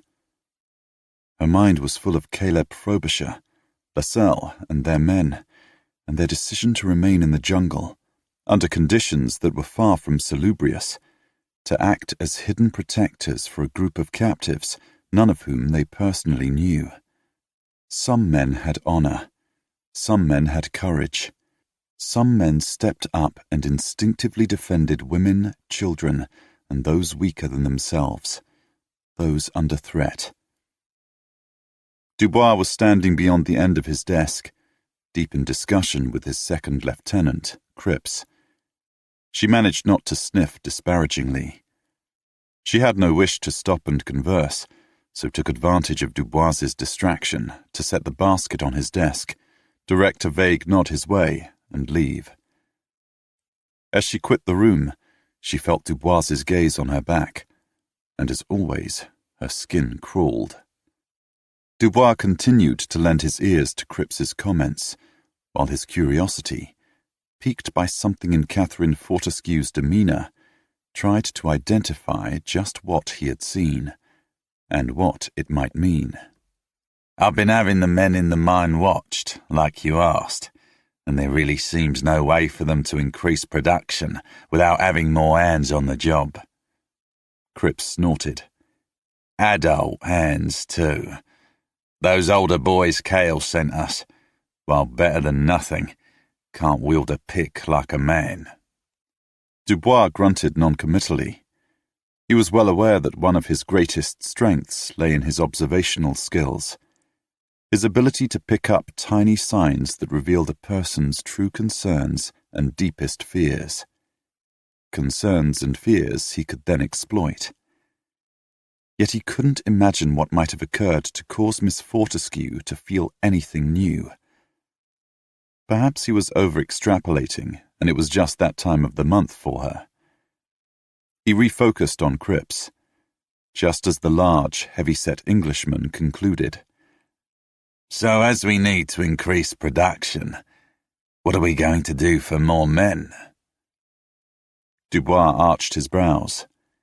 I take it you have a suggestion. It's been a week since Cale's last delivery. Let me go and visit him and find out why he hasn't come up with more men for us. Cripps cracked the knuckles of his left hand. And put a little pressure on him to get off his lazy arse and get us the men we need. Dubois considered, then mused. Lazy is not a term I would have applied to Cale. However, it appears that something has disrupted his supply to us. So, yes. He circled his desk and dropped into his chair, then looked up at Cripps as he came to stand, ruddy-faced and eager to be doing before the desk. You can't leave until Arsène gets back. Dubois wasn't about to run a compound of this size without at least one of his lieutenants by his side, and Arsène had taken the last shipment of diamonds to the coast, and was to have gone on into Freetown for various mundane supplies after that. But he should be back any time now, Cripps said. Dubois nodded. Resting his forearms on the desk, he clasped his hands and turned his mind to Cale. What might be in the devious bastard's mind? Whether Cale was playing some deep game, or if the lack of supply was due to some factor beyond the master-slaver's control. Dubois stated, As soon as Arsène returns, take 3 men and pay Cale a visit. Dubois sat back in his chair and looked at Cripps. I want you to ask, politely, what his problem is. Cripps frowned. Politely? Dubois smiled thinly. Indeed. At least, initially. It's entirely possible that it's not Cale who's dragging his heels in this. He has his own crew to keep busy. I doubt it would be his choice to sit in the jungle twiddling his thumbs. Dubois paused. When he continued, his tone had turned steely. It's possible that the lack of supply of useful workers stems from some difficulty caused by those in the settlement. If so, I want to know. Cripps studied his face. And if that's the case, then, Dubois said, it might be necessary for us to exert pressure on different people entirely. Chapter 6. Early that afternoon. Take care, you old codger. Caleb clapped his steward, Hornby, on his hefty shoulder. And tell Fitz I'm counting on him to get you and that information to England as fast as the winds allow. Frederick Fitzpatrick was Caleb's lieutenant, and would captain the Prince on the run to Southampton. Aye, Captain. Hornby stepped back and snapped off a salute. I'll tell him, and you may be sure I'll see these papers into your brother's hands in London like you ordered. But as for taking care, I'm thinking it's you and this lot that will need to exercise all due caution. With a dip of his grey head, Hornby indicated the men gathered behind Caleb and Philippe, those who had volunteered to remain with them and keep watch over the captives in the compound. Caleb had delegated Hornby, who had sailed with him for nearly a decade, to carry the vital documents along with Caleb's orders back to the Prince and thence to London. Caleb's boatswain, Carter, and one of his midshipmen, Johnson, were also returning, under orders, for they would be needed aboard the Prince to sail at maximum speed. Also returning along the path leading northward, the one they hoped would eventually lead to the southern shore of the estuary, near the spot where the Prince and the Raven waited, were Reno, Philippe's boatswain, along with 4 of his midshipmen. Philippe sailed with a smaller crew than Caleb, and they'd agreed that, as the Raven would remain in the estuary as their ultimate means of escape, the ship needed to be well manned, and thus well defended should any unexpected attack eventuate. The entire company had walked a mile along the northbound track to see the group returning to the ships on their way. They'd halted at a point where the track descended sharply through a series of switchbacks to say their farewells. "We'll be careful." Grinning, Philippe clapped Reno on the back, then caught Caleb's eye. "Well, as careful as we ever are." Hornby snorted as he turned and stepped down along the path. "That's what I'm afraid of. Farewell. Adieu. Godspeed." The goodbyes came from multiple throats in a blend of accents. His hands on his hips, Caleb stood and watched the small procession wend its way down the track. Philippe waited by his shoulder, similarly watching their men depart. The group who remained at their backs, Caleb's quartermaster, Quilly, and 9 seamen, and Philippe's quartermaster, Ducasse, and 4 others, turned and in 2s and 3s ambled back to the camp. When they were alone, Caleb murmured, "Seeing those papers off to London is essentially mission complete, and we achieved that far more easily and straightforwardly than I'd imagined. Yet this situation is so much more complex. And very far from over." Philippe turned back up the track. Caleb joined him. As they strode toward their camp, Caleb's mind, rarely still, wandered, assessing, considering.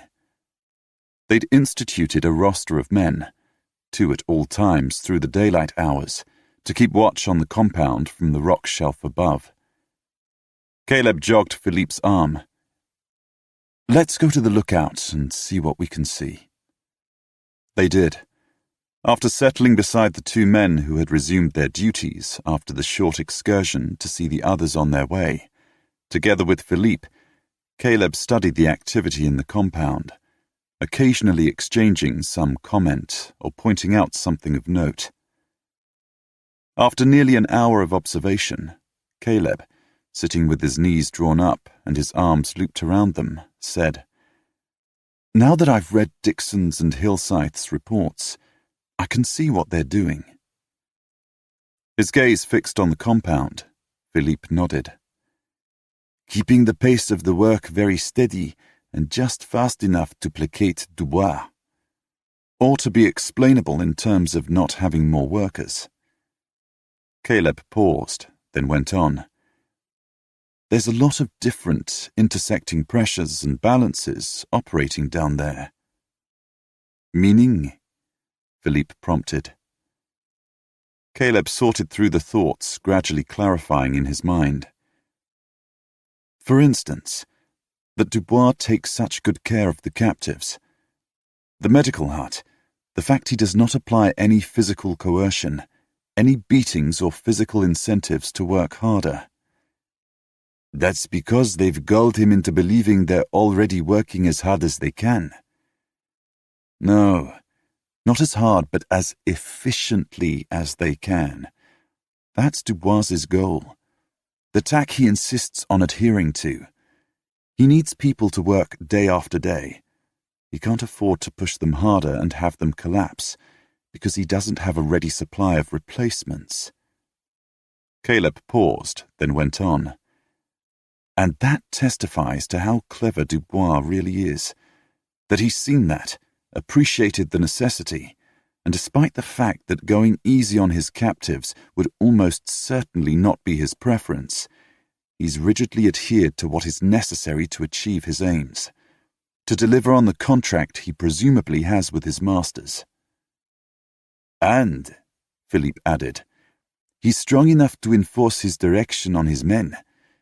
From what we heard yesterday, treating the captives well is certainly not what they would prefer, either. They continued to watch for another hour. All they saw only confirmed their earlier conclusion. The captives were walking a tightrope, but thus far they'd succeeded. As long as balance was maintained, as long as the captives kept diamond production at a level sufficient to appease Dubois's masters, there was no reason the present situation couldn't continue until rescue arrived. The only fly in that ointment was the backers' insistence on increasing production. Eventually convinced they understood the situation to that point, Caleb and Philippe rose and scrambled back down the animal track to the lake. They bathed in the cool water, then, refreshed, ambled back through the jungle toward their camp, giving the compound a wide berth. Caleb glanced toward the mine. I've been thinking, just in case any of us stumble and get caught by the guards, we should have an agreed story, one that will account for any or all of us being here. He met Philippe's eyes. That's the one true danger I can see in us remaining here. If any of us get caught, and Dubois realizes why we're really here. Ducking under a hanging vine, Philippe nodded. That we were sent and haven't just chanced on the mine. We can't risk alerting the bastard that London knows anything about him or the mine. Agreed. They walked into their camp and made for the logs about the central pit. Caleb glanced around, noting that several men were absent. He looked at Quilly. Where are the others? Quilly grinned. Martin brought his crossbow. He brought down a goat. He, Ducasse, and 3 of the others have hauled it all the way back to where we said goodbye to the others. We figured that far out, a fire wouldn't be a problem. They're going to butcher the animal and cook the meat, then bring it back here. Anticipation lit Quilly's face. They should be back by supper time. Excellent! Philippe rubbed his hands together. We could do with some fresh meat. Caleb sat and stretched out his legs. With that to look forward to, let's put our minds to inventing our tale. Philippe sat on the next log. Indeed, you're right. This is not the sort of situation in which a wise commander should leave anything to chance. Late in the afternoon in a tavern in Freetown, 3 men gathered about the table in the rear corner of the tap room. They'd met there so often in recent months that the other denizens now viewed them as regulars. The barman pulled the pints they favoured as soon as he saw each of them coming through the door. As usual, Muldoon was the last to sit down at the table. He set his foaming tankard on the scarred surface and looked across the table at the man who always arrived first. Have you heard anything from Cale? The first man frowned. No. Why? Muldoon shot an inquiring look at the third of their group, but Winton shook his head. Because... Muldoon looked back at the first man. I've been trying to get hold of him, or at least his man here. Rogers? When Muldoon nodded, the first man's frown deepened. He's almost always in the settlement, except when he's delivering men to Cale. Which he shouldn't be doing as we haven't set him onto any new victims. Muldoon expelled a tense breath. And now that we have some, I can't raise him. A merchantman came in yesterday with an excess of hands. The captain's putting off at least 4, all young and strong, perfect for Dubois's needs. Can't you send Cale a message? Winton asked. I tried. but there's no one at the house in the slums. The boy I sent said it was empty, as near as he could tell." "That's odd." The first man raised his pint and took a long sip. "Very odd," Muldoon agreed. "And dashed inconvenient. Dubois wants more men, and we have more men, but Cale's not here to nab them." A long silence followed as all three men considered the situation. Finally, the first man stated, "We can't do without Cale. At least, not easily." "I know." Muldoon stared into his tankard.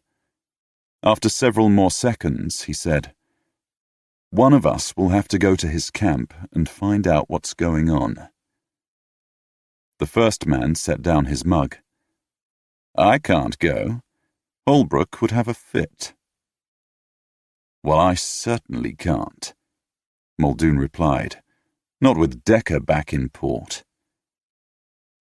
He and the first man turned their gazes on Winton, sitting at the small table's end and staring into his beer. Winton felt the weight of their regard and looked up. Then he looked appalled. He waved his hands. "Don't look at me. My uncle would read me the Riot Act, which, I remind you, is another thing we don't need. Not if we want to keep Dubois supplied with the necessary equipment." Muldoon grimaced. "True enough." He looked at the table in front of him. He traced one of the scars that marred its surface. "So what are we going to do?" Several seconds passed. Then the first man spoke. "Undoto might have some idea of where Cale is, or if he's gone somewhere and how long he'll be away." Muldoon met the first man's gaze. "Are you volunteering to ask Undoto?" The first man smiled thinly. "I'll do it." He drained his mug and set it down, then looked at Muldoon. "You keep your eye on those 4 likely lads. I'll call on Undoto and see what I can learn." He glanced at Winton, then looked at Muldoon and tapped his palm to the table. "Meet back here tomorrow, and we'll see where we are." That evening, Katherine sat with the other leaders of the captives about the fire pit to discuss recent developments and decide on their immediate course. The rest of their company, presently all gathered around the pit, their faces lit by the leaping flames, were talking animatedly, most with smiles wreathing their faces. Earlier, speaking to smaller groups here and there, she and the other leaders had shared the news of the impending rescue and of the small protective force now camped nearby. The effect on everyone had been every bit as intense as she'd anticipated. Hope was a heady elixir, and after such a prolonged abstinence, they were all but drunk. At her suggestion, to account for their transparent delight, the group as a whole had adopted the story that they were celebrating the betrothal of 2 of their number, Annie Mellows and Jed Mathers, which was true enough. The pair had, indeed, decided to marry, and even if they couldn't yet, they'd decided to declare their intentions. A statement of their plans for their future, and, by extension, their dogged belief that they would live to see that future. Annie and Jed had agreed to allow their news to be used as an excuse for the company's high spirits. Hopkins, who had employed his boyish charm to befriend several of the guards, put the story about. Subsequently, the guards laughed cynically from the shadows, but as far as Katherine could tell, the excuse had held up. Neither Dubois nor his men appeared to be suspicious. They certainly weren't lurking, hunting for any other source for the captive's sudden upwelling of joy. Sitting beside her, Hillscythe surveyed the chattering group. Let them have their evening. Tomorrow will be time enough to buckle down again. Fanshawe, Hopkins, and Harriet nodded in agreement. Indeed. Dixon said. But what we need to decide tonight is whether or not we open up the second tunnel, or, alternatively, if we want to risk trying to engineer more delays. Take us through the arguments again, Fanshawe suggested. Things change so often, I, for one, lose track. Dixon grunted. The situation as of now is that output from the first tunnel is winding down. We're still getting diamonds out, but only just enough.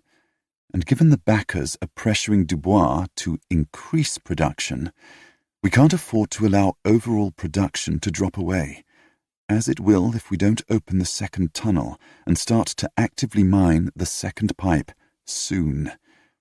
In short, if we want to keep production at a safe level, I believe we've held off as long as we dare.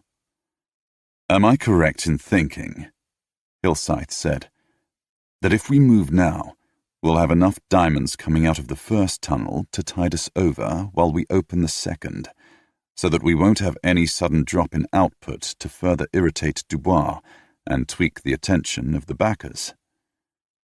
Yes and no. Dixon glanced at Fanshawe and Hopkins. We might be cutting it fine if we banked solely on output from the first tunnel, but we should have enough ore hidden in our stockpile to cover the switch from the first tunnel to the second, at least as far as Dubois and his masters are concerned. Fanshawe didn't look thrilled, but nodded. There's enough in the stockpile to supply several days' full production, Hopkins volunteered.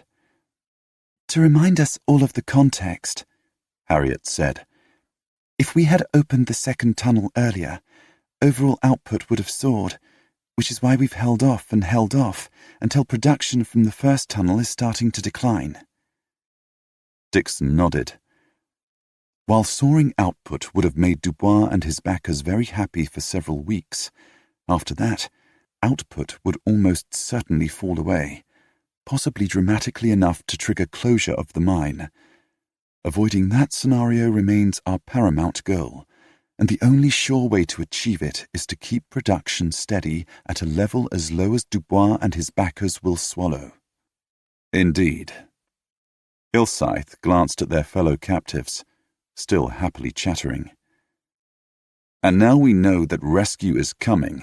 Stretching the mining out until relief can reach us is a finite and imperative goal.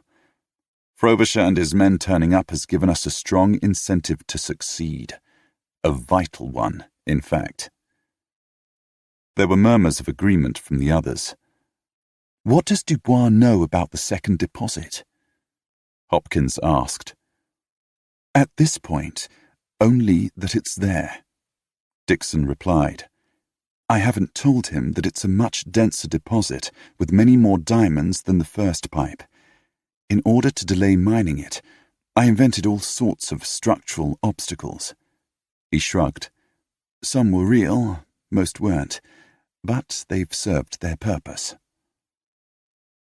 The first tunnel ran more or less straight into the heart of the hill.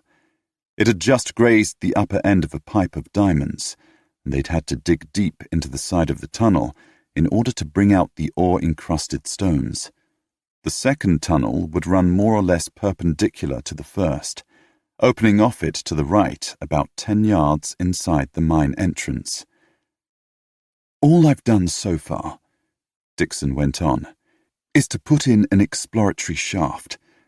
I convinced Dubois that by doing the minor excavations necessary to plot a tunnel that ran along the pipe, rather than grazing the end as we did with the first pipe, then ultimately getting the bulk of the diamonds out of the second pipe will take much less time. Fanshawe nodded. You convinced him to go slow now in order to mine faster later. Hillscythe straightened. But with the first deposit waning, it's time to convert your exploratory shaft into a working tunnel, so our teams can switch from mining the first deposit to mining the second, all the while keeping the level of production steady. Katherine looked at Fanshawe and Hopkins. Each led a team of 6 men. Those two teams performed the bulk of the heavy mining, wielding pickaxes for most of each day.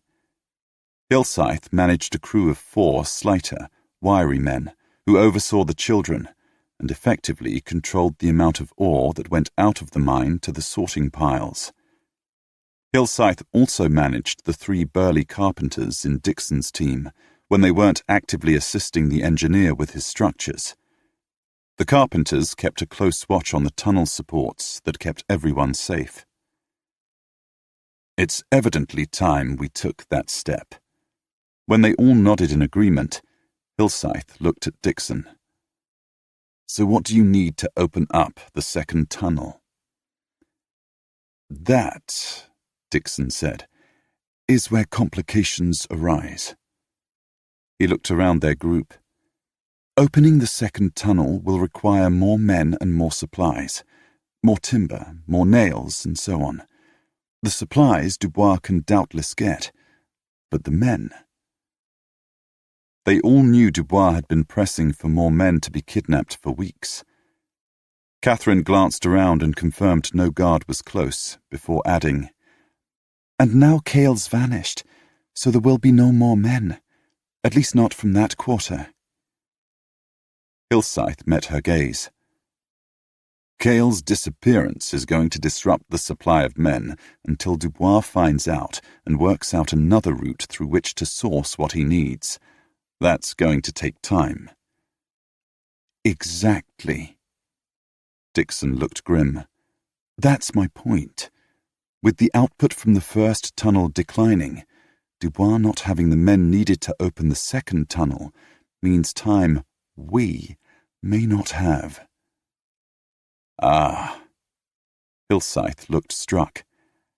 I see what you mean by complications. They all did. While Dubois might understand that he didn't have enough men to keep production from the first tunnel up, while simultaneously opening the second, there was no guarantee that his masters would, that they wouldn't instead see any dip in overall production as reason enough to close the mine and kill all the captives. Once such an order was given, Dubois would simply shrug and carry it out. No appeals to rationality would be entertained. Eventually, Hillscythe stirred. You were correct in your opening statement. We need to make a decision now, tonight, on what direction we take with the second tunnel. He looked at the others' faces, meeting each one's eyes. Although our decision might prove critical, might end up being one of life and death for us, the only way we can make it is based on the facts before us. He paused, then looked at Dixon. I vote for you to tell Dubois that you're ready to open up the second tunnel and give him your requirements. For my money, trying to delay further might land us in even worse straits, and, more, might prick Dubois's suspicious nature, which we've been so very careful to lull. Katherine compressed her lips, then said, I agree, for much the same reasons. We can only judge by what we know today, and as I understand things, she glanced at Hopkins and Fanshawe, we have enough ore held back to cover the slack when the carpenters and others move to help Dixon, at least somewhat. Fanshawe nodded. Somewhat. He too looked around at the others' faces. Our original purpose in building our stockpile was to give us a cushion of at least several days when the deposit was finally mined out. A few days to do whatever we might to escape. But that was before Dixon found the second pipe, and before Frobisher and his crew arrived. Although the second pipe too will eventually run out, as you say, we can only base decisions on what we're faced with today. He nodded again, more decisively. So I vote for opening the second tunnel too, even though that will run down our cushion, and, unless and until we can replenish the stockpile, will leave us with little to fall back on when the second pipe runs out. We have to pray the rescue force reaches us before that happens. Hopkins grimaced, but he nodded too. I agree. We have to take the risk. Open up the second tunnel as expeditiously as possible while using the stockpile to cover the drop in production, and pray the rescue force reaches us in time. Harriet and Dixon both added their votes to the consensus to open the second tunnel, making the decision unanimous. There's also the fact, Dixon said, that by us moving forward, apparently cooperating, then any further hold-up generated by a lack of men or supplies is going to focus Dubois's attention on his supply lines and not on us. Fanshawe grunted. For all his many faults, he's never yet proved stupid enough to hold us liable for things beyond our control. So we're agreed. Hillside straightened, easing his back. He looked at Dixon. We'll leave it to you to inform Dubois. Dixon huffed. I'll see him first thing and let you all know if there are any unexpected ramifications. Actually, Hillside glanced at Dixon, then looked at Katherine. Our discussion raised two questions that we really ought to push to answer. First, he addressed her. What is Frobisher's best guess as to how long it will take for the rescue force to reach us? Can he put a date on it? She widened her eyes. He said at least 6 weeks, but that struck me as an off-the-cuff estimate. I forgot to ask last time, but when next I see him, I'll ask if he can be more definite. Do. The second and connected question, Hillside looked at Dixon, is whether the second deposit is rich enough to allow us to mine sufficient diamonds fast enough to keep Dubois's backers happy, and yet last until our rescuers arrive. Dixon pulled a face. That, indeed, is the ultimate question, and I won't be able to answer it until we get the second tunnel fully open. We'll need to extend it the full length of the deposit, which we haven't yet done even with the exploratory shaft, and I suspect we'll need to go down a level too, to access the far reaches of the pipe. The others all nodded. The small fire at the center of the log circle was burning low. Most of the company had started to drift away to their respective huts, to their hammock beds. Katherine exchanged glances with the other leaders, but no one seemed to have more to say. They all rose. Onward, then, Hillside murmured. With a nod for Katherine and Harriet, he turned away. Katherine glanced around, then, leaving Harriet whispering with Dixon, headed toward the women's and children's hut. As she passed through the shadows cloaking the compound, her mind juggled two entirely separate facts. Dubois wanted more men to work the mine. Caleb, Lascelles, and their men were only yards away in the jungle. What if? She didn't think anyone else had thought of that, much less the horrendous implications. Quelling a shudder, she determinedly banished the thought from her mind, feeling very much as if even thinking of both facts at the same time was akin to inviting some malignant fate to notice and act. Undoto, preacher extraordinaire and reluctant slaver's accomplice, was expecting the knock on his front door. Indeed, he'd expected it rather earlier. He opened the door wide, a practiced smile on his face, and froze. A single figure cloaked in black and wreathed in shadows stood on Undoto's porch. Instinctively, Undoto's gaze swept over the man. By height and stance, he knew it was a man, and in the faint light, he saw the pistol the man held in his hand, the barrel trained unwaveringly on Undoto's chest. "Good evening, Mr. Undoto." The voice was cultured, an Englishman's voice. If you wouldn't mind stepping outside for just a moment, I have a matter I would like to discuss with you." His gaze fixed on the pistol's barrel, intensely aware of his sons and daughters already asleep in the front room of the narrow house. Undoto drew in a tight breath and, outwardly calm, stepped outside. Then he closed his already sweating palm about the doorknob and pulled the door shut behind him. "Excellent." The man had stepped back. Peering through the dimness, Undoto saw that the man had a black scarf wound loosely about the lower half of his face. A dark, wide-brimmed hat pulled low on his forehead effectively screened his eyes. "I regret the pistol." The man tipped up the barrel, then slid the weapon beneath his cloak, presumably into the pocket of his coat. "It was necessary to get you alone." Undoto didn't relax. "You wanted to discuss something?" "Indeed.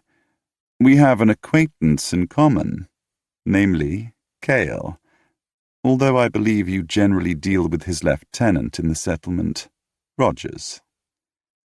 Undoto reluctantly nodded. "I know of them." The man's cold smile coloured his tone. "Let's not play games. You work for them. You select marks, and they oblige by snatching them up, which is all well and good. Ultimately, we work for the same people. However, we need to contact Cale, and have been unable to do so. Do you know where he is?" "No."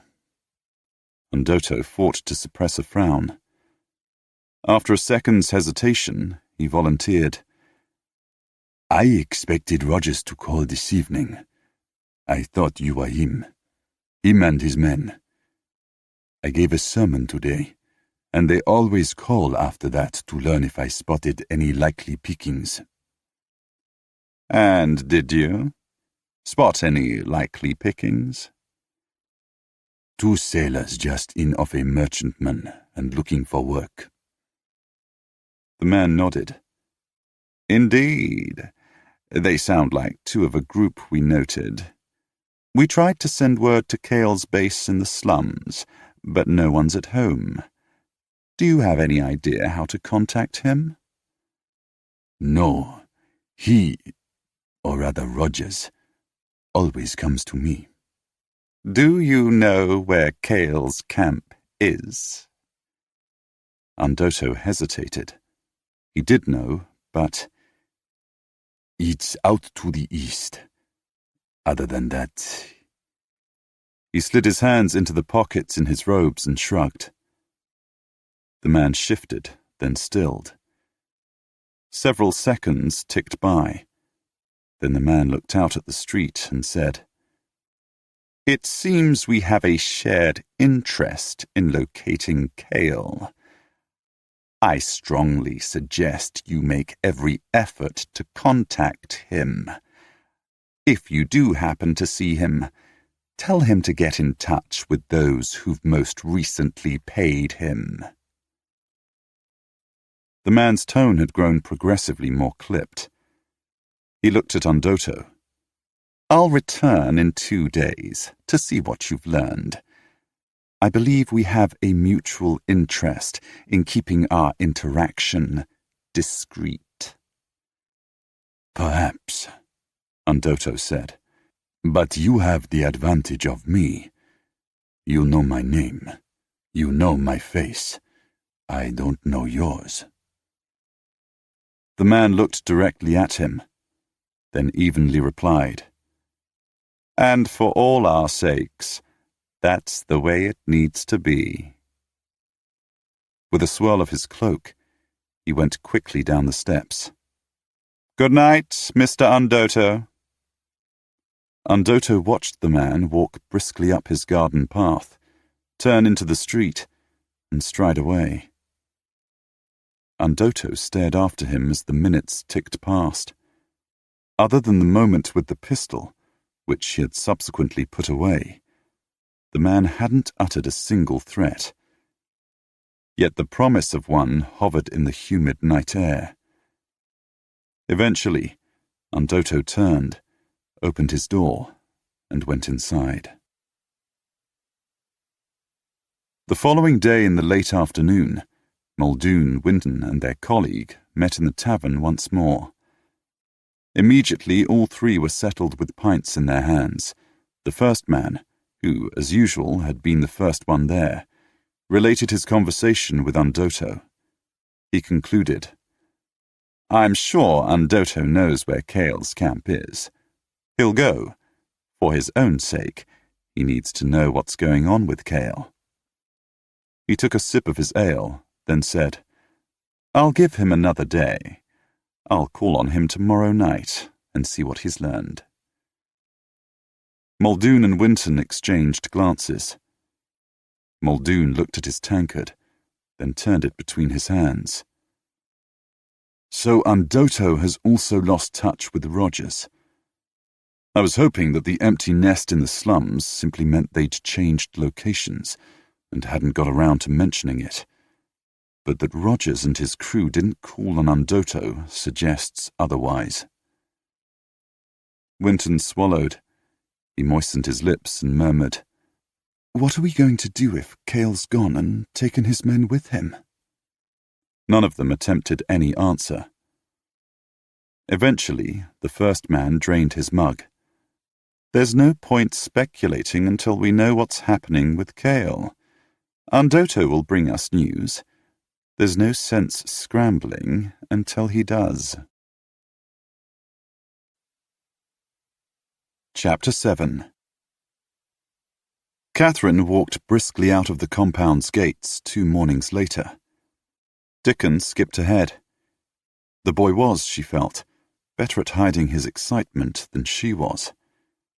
It took effort not to openly search for Frobisher, even while she was still within sight of the guards on the gates in the tower. As the jungle closed around her, and she followed Dickon deeper into the shadows, she lectured herself on the subject of keeping her unruly reactions suppressed. Why Frobisher so easily provoked such responses, she had no clear idea. No other man had ever captured her awareness as he so effortlessly did. And the strength of her reactions, those impulses she hadn't felt before and consequently had no experience subduing, only made dealing with him, even simply viewing him, in a businesslike way, all the harder. As distractions went, he was shaping up to be her Achilles' heel. Dickon halted at a clump of berry vines. The boy's calm patience as he set to, picking berries and dropping them into his basket, was instructive. She spotted a nut tree nearby and went to look for fallen nuts. While she searched the carpet of leaf mould, her mind, for the moment free of Frobisher, returned to the problem she'd spent the previous day wrestling with. In the early days of the mine, the men had realized that some of the children had a knack for telling which lumps of freshly mined rock contained diamonds and which most likely did not. They'd worked with those children to separate some of the diamond-bearing rocks while still within the mine, before the ore was taken out to the sorting piles. As the guards had quickly grown complacent and entered the mine only occasionally to run their bored gazes over the workings, the men and children had managed to dig and conceal an alcove-like hole in which to hide their bounty. That hidden alcove now held their cushion of ore to tide them through any unexpected shortfall. That was the stockpile they would have to draw down in order to open the second tunnel without risking a dramatic fall in production. It had occurred to her that there were other points in the mining process at which they might hold back some of their product. Once the second tunnel was fully open, no doubt the men and children would gradually replenish their stockpile inside the mine. It was harder to see where the children might hide any diamond-bearing rocks while sorting, which was performed in plain sight in the compound under the gazes of the passing guards, albeit hidden from those in the tower by the movable awning. So harder, but not impossible. The cleaning shed was a different matter. Guards patrolled outside, and although they randomly came in from time to time, as the women ignored them, the guards rarely stayed for long. She was more or less in charge, and felt sure the other women would be glad to assist in creating their own stockpile of cleaned stones. Stripped of the other minerals clumped about them, the raw diamonds still looked like rocks, but they were much smaller and would be easier to hide. If only she could think of a place in the cleaning shed in which to hide them. The shed was much like the other buildings, with plain plank walls and floor and palm thatch on the roof. The long table that ran down the middle of the room, the stools the women perched on, and a plain bench across the end wall were the only pieces of furniture. She'd checked the floor, but it was raised above the ground, and the area beneath it was visible to anyone who looked. The walls contained no crannies large enough, and were only 1 plank thick. The roof, the thatch, might, however, be a possibility. She would need to examine it more closely. Dickon called. She looked up and saw him beckoning her on. She straightened, hoisted her basket, now a quarter full, to her hip, and followed him deeper into the jungle. Where was Frobisher? Dickon had insisted that they should just go about their collecting until Frobisher and his men came to them. Which was all very well, but she could remain out of the compound only until midday, and she had messages from Dixon and Hillscythe, and their question to ask, as well as information the women had overheard to pass on. When Dickon halted by a fruit tree, she hunted and found another nut tree. After dropping her basket to the ground, she plunked her hands on her hips, then sighed and started looking for nuts. Caleb halted with Philippe in the shadows nearby. They'd been in the camp when one of the men on watch had come running to tell them that the lady and the boy had come out of the compound and headed into the jungle between their camp and the lake. The man hadn't waited for long enough to be certain the pair hadn't been followed. Philippe had urged caution, and Caleb had agreed. They'd located the pair 15 minutes ago. They'd watched and then circled them, searching for any guards who might have trailed them, and found no sign of anyone. Caleb relaxed. They're alone. Philippe nodded. This Dubois, he plays very strange games. Caleb humphed and moved forward. He made no effort to mute his approach. Miss Fortescue, Katherine, heard him. She turned his way, and her expectant expression dissolved into one of smiling welcome. He felt a warmth blossom somewhere inside him. He all but swaggered up, returning her smile with one of his own. Good morning. Hello. She stared at him for a moment, then blinked and looked away. I have several messages. Her tone turned brisk and matter-of-fact. Dixon and Hillscythe asked me to outline how the work in the mine is progressing, which will explain the importance of a question we hope you can answer. She looked past him to Philippe and nodded a greeting, then glanced back at Caleb. And there are a few other bits and pieces that perhaps you should know. Of course. But first, we thought it might be best if we take you to our camp. Dickon found the spot for us, so he knows the way. With a gesture, Caleb invited her to follow the boy and Philippe, who had already started through the trees. He bent and picked up her basket. But if others in the camp ever need to send for us, more of you need to know where to find us. She nodded. Yes, of course. As they wended through the trees in Dickon and Philippe's wake, Caleb added, Although we're approaching from an angle this time, the clearing we use is just off the path that leads directly north, the one that's virtually unused. We can fill your basket from trees around the clearing, Then you can walk directly back to the compound on that track." "Good." She tucked an errant strand of hair behind her ear. "That way I'll be certain of the way." They reached the camp, and she glanced around. Then, at his invitation, sat on one of the logs about the empty fire pit. She accepted a mug of water from Ellis, one of Caleb's men, with a grateful smile. Caleb took a moment to hand over Catherine's basket to Foster and Collins, two of his men who were happy to have something to do to fill their time. "Now," he let himself down beside her, "what do you have to tell us?" Katherine was determined to keep her senses in line. She schooled her features to what she thought of as her governess look, severe and slightly intimidating, or at least as intimidating as she could appear. She doubted it would have much effect on Frobisher or Lascelles. "The first thing I need to explain is that we, all those at the mine, have been managing the ultimate output. Early on, we realized that if the output fell too low, there was a good chance the backers, whoever they are, would deem the mine too great a risk for too little reward, and order it shut, and all of us killed." With her hands cupped about the cool mug, she drew breath and continued.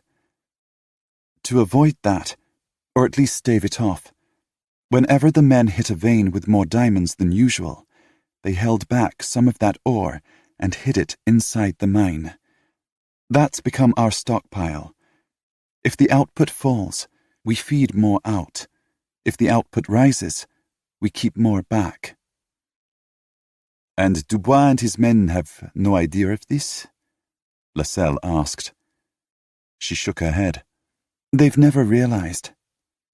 After a second, she went on. "The problem for us is that there are a lot of elements at play that influence the output from the mine itself. Some of those elements are under our control, but others aren't. In the latter category are the mining supplies, timber, nails, tools, and so on, and also the number of men at the mine. Those two elements in particular used to be under Dubois's control via Cale, and presumably others in the settlement." She looked at Frobisher. "But now you've eliminated Cale, you've disrupted the supply of both elements, and Dubois is having to—" "Re-establish his supply lines?" Frobisher suggested. "Exactly. But another element in all this has been Dixon opening up the second tunnel. That's been under our control, even though, again, Dubois doesn't realize that. Up until recently, our plan for that was straightforward. We assumed that it would be best for us to delay opening the second tunnel for as long as we could, to ensure the life of the mine was as long as possible. The better for us all to remain alive long enough to devise some way to escape." She paused, then went on. "But that's now changed, because output from the first tunnel is declining. So in order to keep production at levels acceptable to the backers, to keep them from closing the mine, we now have to open up the second tunnel." She grimaced. "We can and will do that, but we've now got other problems restricting the output from the mine, namely the lack of mining supplies and the lack of men." Lascelles laughed, a cynical, world-weary sound. "So you actually need Cale back?" She met Lascelles' gaze. "I think we all know that no one would ever wish to have Cale back." She glanced briefly at Frobisher. "I told you that you and your men would be heroes in the camp for putting paid to Cale. And trust me, you are. No one regrets his passing." She brightened. "And, as it happens, we have a way around our problem. It's that stockpile I mentioned earlier. We'll feed out enough stones to keep the output sufficiently high while the men work to open the second tunnel and get it into full production. Once we have that done, and Dixon believes the second deposit holds more diamonds than the first, we should be able to continue mining. We hope for at least some time." She looked first at Lascelles, then turned to fix her gaze on Frobisher's face. "And that brings me to the question to which we in the compound truly need an answer. What is your best guess as to when the rescue force will reach us? Can you give us a date?" Caleb blinked. She'd explained the situation so clearly, he could instantly see the connections, and the importance of his answer. His gaze on her eyes, he nodded slowly while his mind raced. "We worked out a rough guess before, but let's see if we can be more accurate." He glanced at Philippe. "Our men should have reached the estuary by now." Philippe nodded. "I would think we can be confident that, one way or another, the prince will slip past Freetown and Decca tonight." He met Caleb's eyes. "Your men won't dally, and in the circumstances, it will have to be at night." "Indeed. So that's the prince on the open sea tonight." He paused, then grimaced. "I can't see Fitz getting the old girl into Southampton in less than 21 days, and that only if the winds blow his way." "Let's say 23 days to Southampton." Philippe frowned. "From there, how fast will the news reach your brothers in London, and more pertinently, how quickly will they be able to alert those required to authorize the dispatch of the rescue force?" Caleb thought through what that was likely to entail. Eventually, he offered, 4 days minimum. Philippe glanced his way. 4 days to sailing? Caleb paused, then said, "The rescue force will have to come on several ships. It can't be just one, not given the distance and the urgency." "You think they'll use your family's fleet?" "As much of it as is available in Southampton or London, or even Bristol. Altogether, that would do it." Caleb felt his expression clear, as the most likely scenario coalesced in his mind. "The thing is, I'd wager heavily that the first ship here will be Royd's." Philippe snorted. "Unquestionably." Caleb glanced at Katherine. "Royd's my oldest brother, and the operational head of Frobisher Shipping."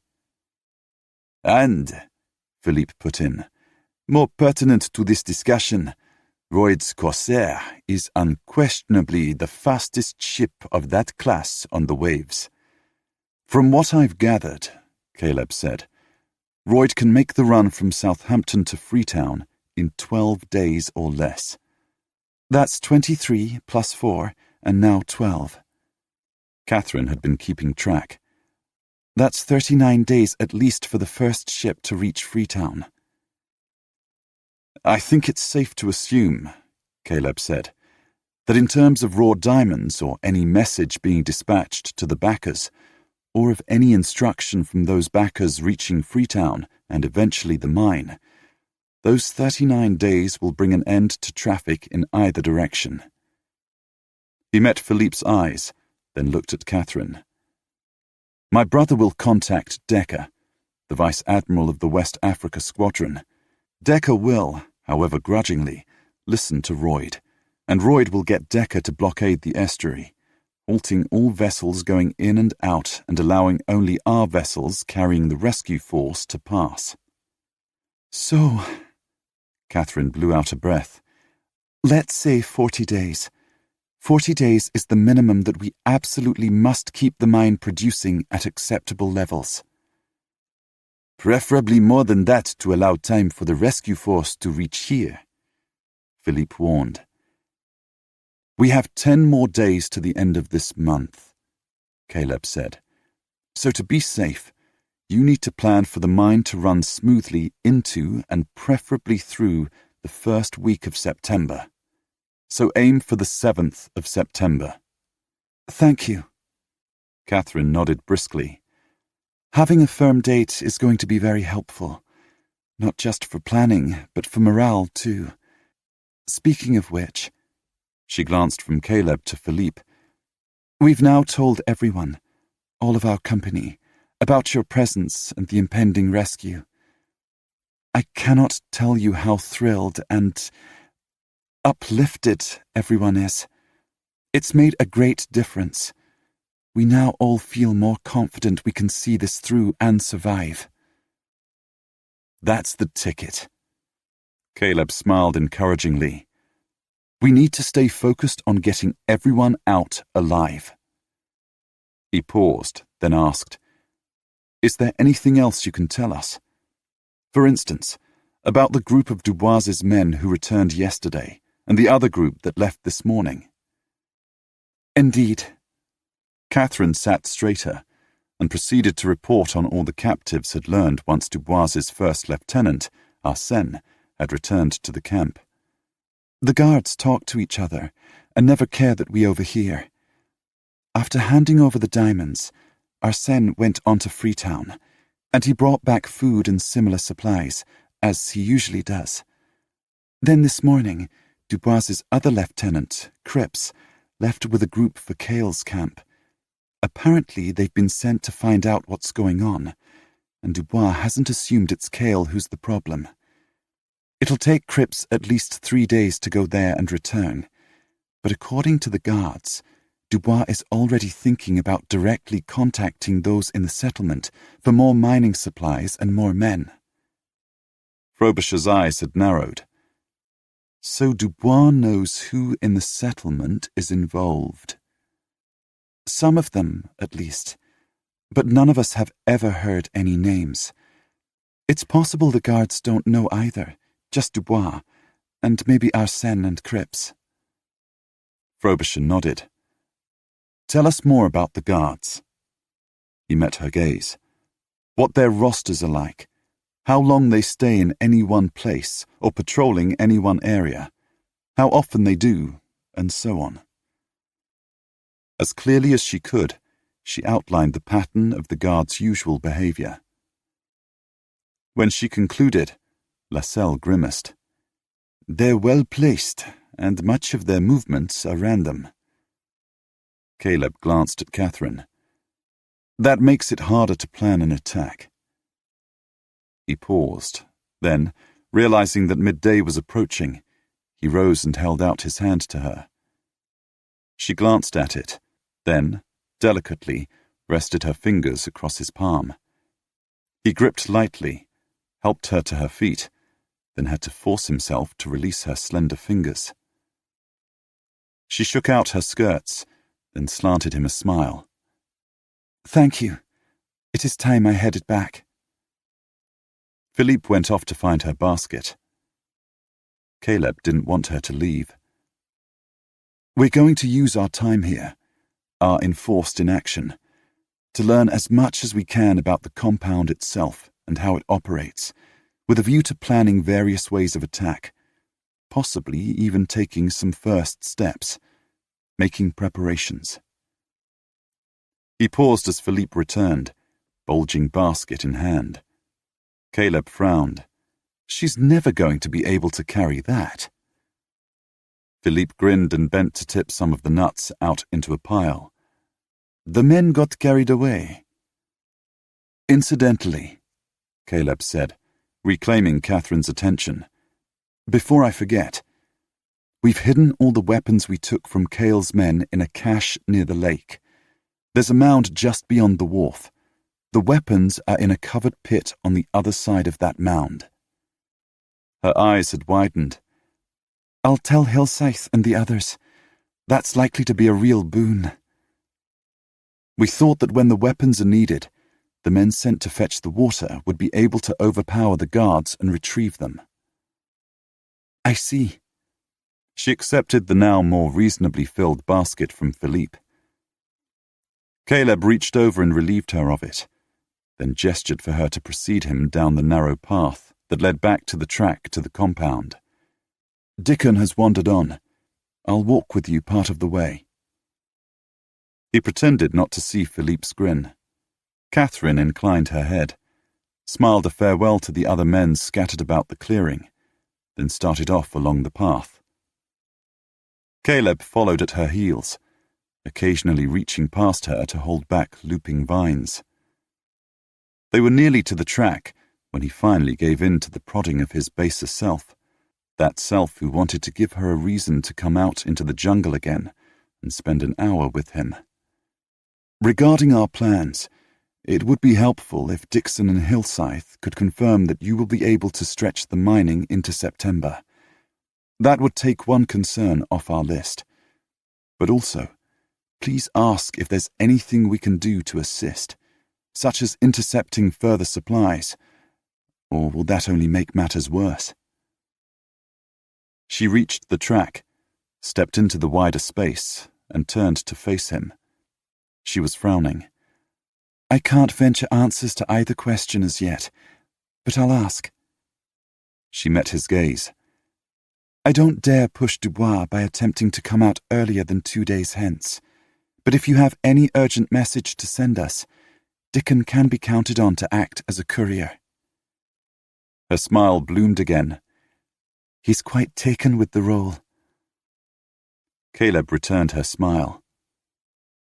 Swinging her basket, he walked on by her side until they reached the point where going farther would risk being spotted by the guards. He halted. When she halted and looked at him, he handed her the basket. Speaking was too risky, but as she reached for the handle, she mouthed a gently, rather shyly smiling, "Thank you." Her fingers brushed Caleb's, a touch that travelled all the way to his toes, via all regions between. He released the basket, nodded in farewell, then he stood in the dappled shadows and watched her walk away. By the time Katherine reached Dubois's office, she felt thoroughly distracted, her mind awash with considerations of the potential obstacles likely to be encountered in stretching the mining into September, and the even more concerning, anxiety-producing prospect of Frobisher and his men doing something to assist with that, and Dubois, fiend that he was, realizing they were there, close by in the jungle somewhere, and... She walked into Dubois's office and did her level best to haul her mind from that thought. But Dubois was not sitting behind his desk. She glanced around and saw him at the rear of the communal area, speaking with Arsène. Although Dubois had doubtless noticed her, he gave no sign of having any interest in talking to her, which suited her to the ground. She walked to the desk, set the basket upon it, sent up an errant prayer that one day Dubois would choke on one of the nuts, then turned and, without glancing his way, left the office. As usual, she felt his gaze on her back and steeled herself against her instinctive shudder. Dubois stared after Katherine Fortescue and wondered why his instincts were pricking. She had never shown signs of intransigence or rebellion, even though she clung to her so very English, proper and faintly haughty facade. That had never bothered him, yet there was now something in her. What was it? Her aura? Whatever it was stirring instincts he knew well enough never to ignore. "So if Cripps has no luck getting useful answers out of Cale," Arsène said, summarizing their discussion to that point, "you want me to take a few men and seek out Winton directly, and tap him on the shoulder, so to speak." His gaze still fixed, unseeing, on the empty doorway, Dubois nodded. He started to walk to his desk, to the window behind it, knowing Arsène would follow. "We may as well try for Winton himself. A direct line to the commissariat in the fort would be most efficient." He rounded his desk and continued to the window. "But if you can't easily approach Winton without risking his cover, then try Muldoon. He's easier to find alone in suitable surroundings." Dubois halted just inside the window, where the shade cast by the overhanging thatch would conceal him from those outside. "Just remember, We mustn't risk exposing any of them, not while we still need them. Katherine Fortescue hadn't returned to the cleaning shed, nor to the children crouched under the awning, sorting the pile of fresh ore. She was presently waiting, he thought faintly impatiently, at the entrance to the mine. Unaware of Dubois's distraction, Arsène asked, "What about the other one? The one we aren't supposed to know of? If I can't get to Muldoon, should I try him?" "No." Dubois knew who that man was, and agreed with the assessment that he should not be approached, not unless their scheme fell completely apart.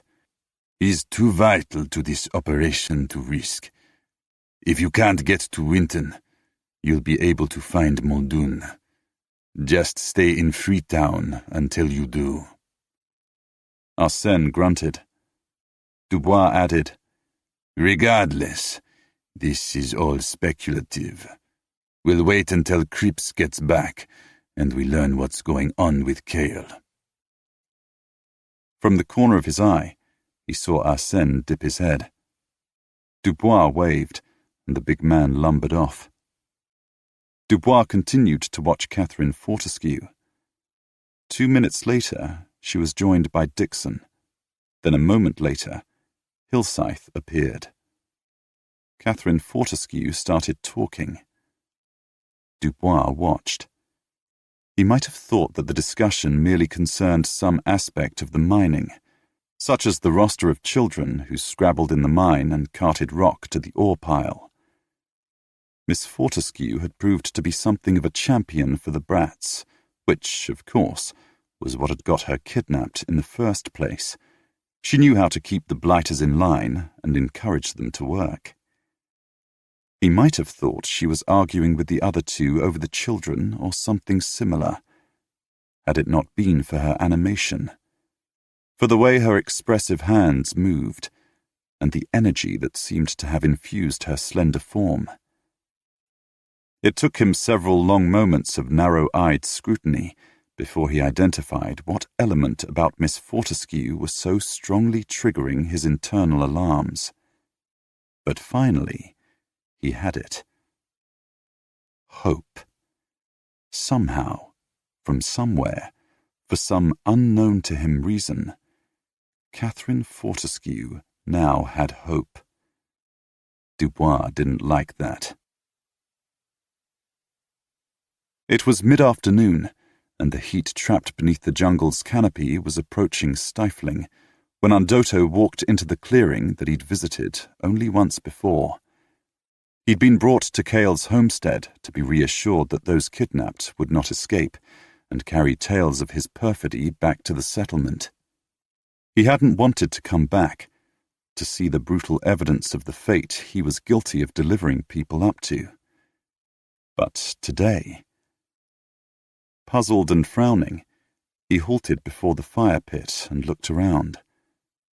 The place appeared as he remembered it, exactly as he remembered it, except with no people, and no sound. Everything looked normal, but deserted. His senses prickled, not in the way they would if someone was watching, if someone was there, but in mounting alarm that where he'd expected to find people, there was, in fact, no one. No one at all. His ears strained, his eyes searched, for some hint, some clue. There was nothing there, and nothing to explain the emptiness. Something was wrong, very wrong. Carefully, cautiously, his senses flaring, he paced past the fire pit, then, placing his feet carefully, slowly climbed the steps to the porch of the main hut. He halted before the door and waited, listening. Nothing stirred. He hauled in a breath, held it, and reached out, closed his hand about the latch, lifted it, and pushed the door wide. He stared into the gloom. Even in the low light, it was apparent the place was empty, swept clean and tidied. His senses screamed that everything was far too neat. He shifted, peering this way and that, then stepped to the threshold and looked further. Everything about the hut that had been Cale's permanent barracks was as Undoto had expected. Except it was empty.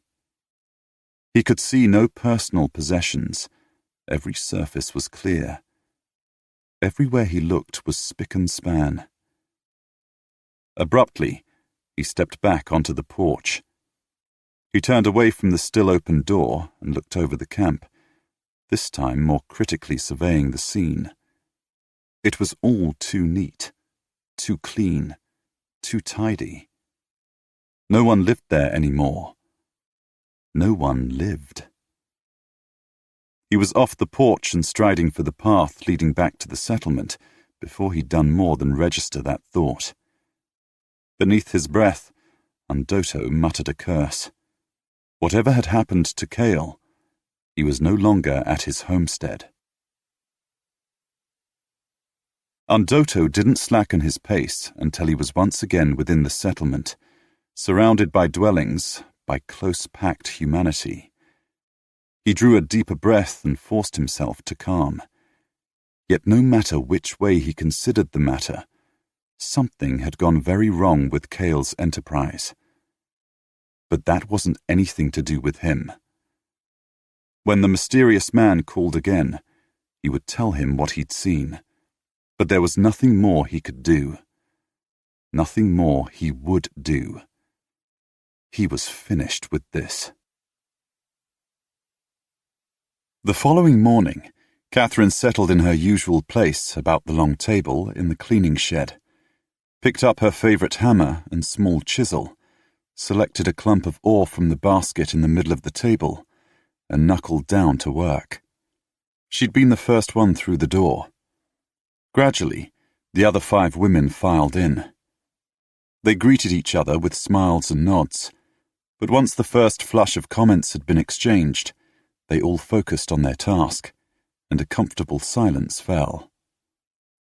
Katherine steadily worked on a hand-sized clump of aggregate, yet even as she concentrated on chipping the mineral encrustations bit by bit off the underlying diamond, she was aware of a niggling impatience in her soul. Despite her wish to see Frobisher again, and she was in no way sure that she trusted that compulsion, that it wasn't a symptom of some silly infatuation or obsession of which she would later feel thoroughly ashamed, she was, she told herself, grateful for the reprieve. She needed to work out some way to screen her interest in him, especially from him. Aside from all else, now was not the time for any flirtation with romance. Could any place be less suited to fostering gentle affection? Yesterday, before she'd left ostensibly to pick nuts, she'd found herself mentally bemoaning the drabness of her gown and the lack of sufficient pins to properly style her hair.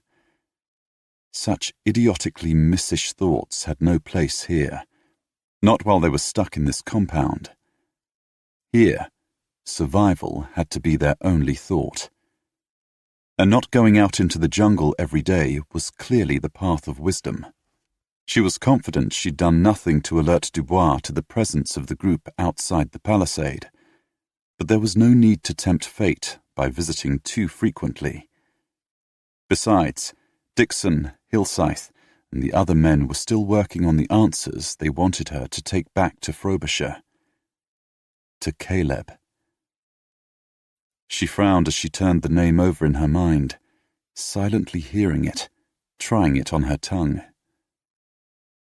Then she realized and tried to shake the distraction away, but somehow the name had got stuck in her mind. Stuck and attached to the feeling that enveloped her whenever she was with him, beside him, in his company. Safety, support, protection. A sense of being embraced by a type of care she'd never before experienced with any other man. A shield and sword freely offered. If he'd been a knight in shining armour, and she'd been some gentle maiden, she could imagine she might have felt this way. She finished cleaning her first raw diamond of the day, set it aside, and reached for the next clump of ore. She might try to hide how she felt, might try to argue that the feeling would go away, would fade as the exigencies of their situation came to bear on them both. Yet, somewhere inside, she had to own to a somewhat cynical thought that it truly was just like fate to, after all these years, choose such fraught and difficult circumstances, with her a virtual slave in the impressed workforce of a mine in the darkest depths of an African jungle, to finally remember her existence and send love her way. Lips setting, she positioned her chisel in a tiny crack in the rock, and struck the head sharply with her hammer. Caleb lounged on the rock shelf high above the compound and moodily stared down at the guards in the tower. The sun was westering, bathing the compound in golden light, making it relatively easy to identify each guard. He, Philippe, and their men had started taking note of those who were more alert, more likely to react effectively to any incursion, and those who were close to somnolent. It was a small thing, a minor weakness, but given all they'd learned of Dubois and his command, it might well be the only weakness they and the rescue force had to exploit. For Dubois was proving to be an unexpectedly canny and frighteningly competent leader of mercenaries.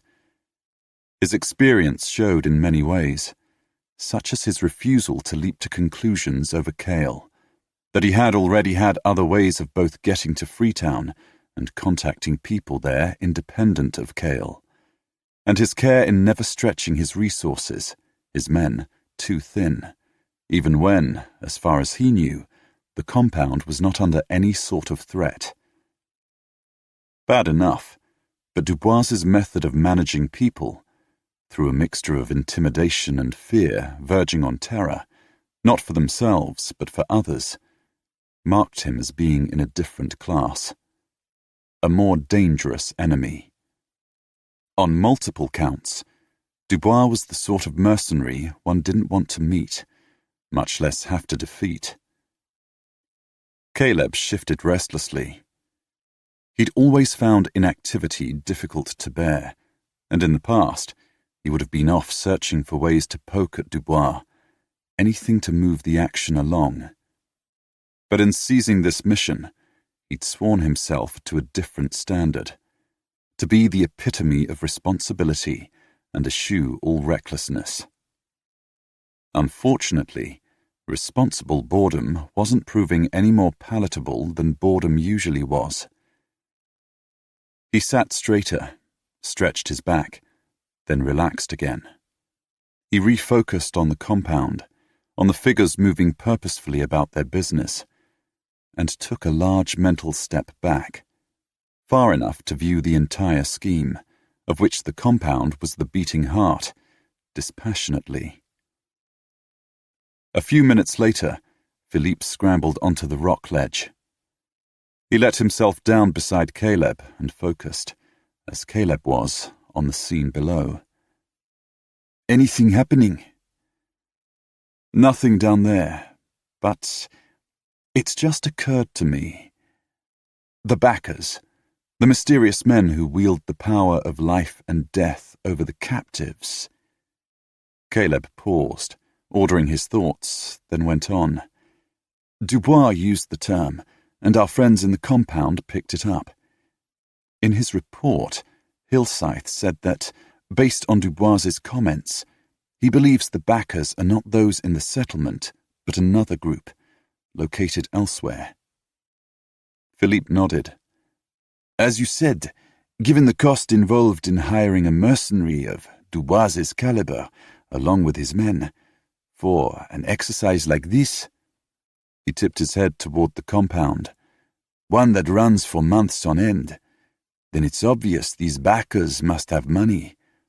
Dubois would have demanded a significant initial payment in cash, as well as ongoing payments. Exactly. And of those in the settlement we know to be involved, Muldoon, a naval attaché, a man called Winter obtaining mining supplies, Lady Holbrook, now departed, Undoto, a priest, and that still mysterious man somewhere in Holbrook's office. Not one is at all likely to have access to the necessary funds. Philippe stared down at the compound. So what does that tell us? I'm not sure, Caleb admitted.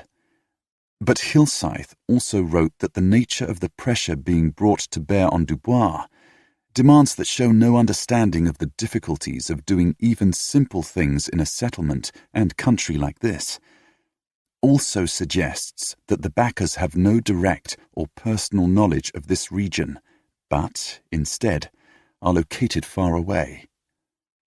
He shifted, drawing his legs up. Now we know the mine is a diamond mine. Then presumably the raw stones are being shipped to Amsterdam, and thence presumably to our backers. Or more likely, they'll get the money raised when the cut and polished stones are sold. Which means the backers are most likely in Europe, and as Freetown is a British colony, what odds the backers are English? Caleb snorted. Indeed.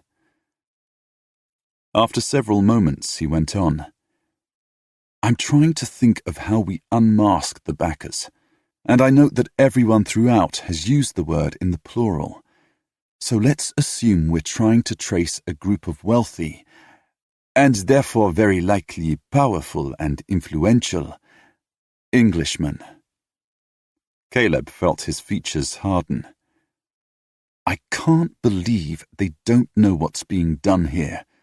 That the enterprise they've paid to establish is using English men, women, and children as slave labor, and that when they, the backers, decide to close the mine, all those people will be killed. Several seconds passed in silence. Then Philippe murmured, It is often the case that the wealthy and powerful possess fewer morals than the common man. I have often observed it. But as wealthy and powerful as they must be, these backers will doubtless have covered their tracks. Even following the trail of the diamonds and money back will almost certainly lead nowhere. Philippe paused, then went on. For now, my friend, we need to remain focused on protecting the defenseless down there. He nodded at the compound, and to do all we can to facilitate their rescue. As for the backers, we will need to leave hunting them to others. Caleb snorted. He didn't argue. Couldn't argue. He did, however, mutter, At least for now. Muldoon was, as always, the last of the trio to set his tankard on the tavern table and sit down. The instant he had, the first man stated, I called on Undoto last night. He'd been to Cale's camp. In blunt, unadorned terms, the man repeated Undoto's description of what he had found at Cale's homestead. No one? Muldoon stared. Where the devil have they all gone? The first man swallowed a draught of his ale, then set down his mug. More pertinently, where is Cale, and what is he up to? Up to? Winton stared at the first man.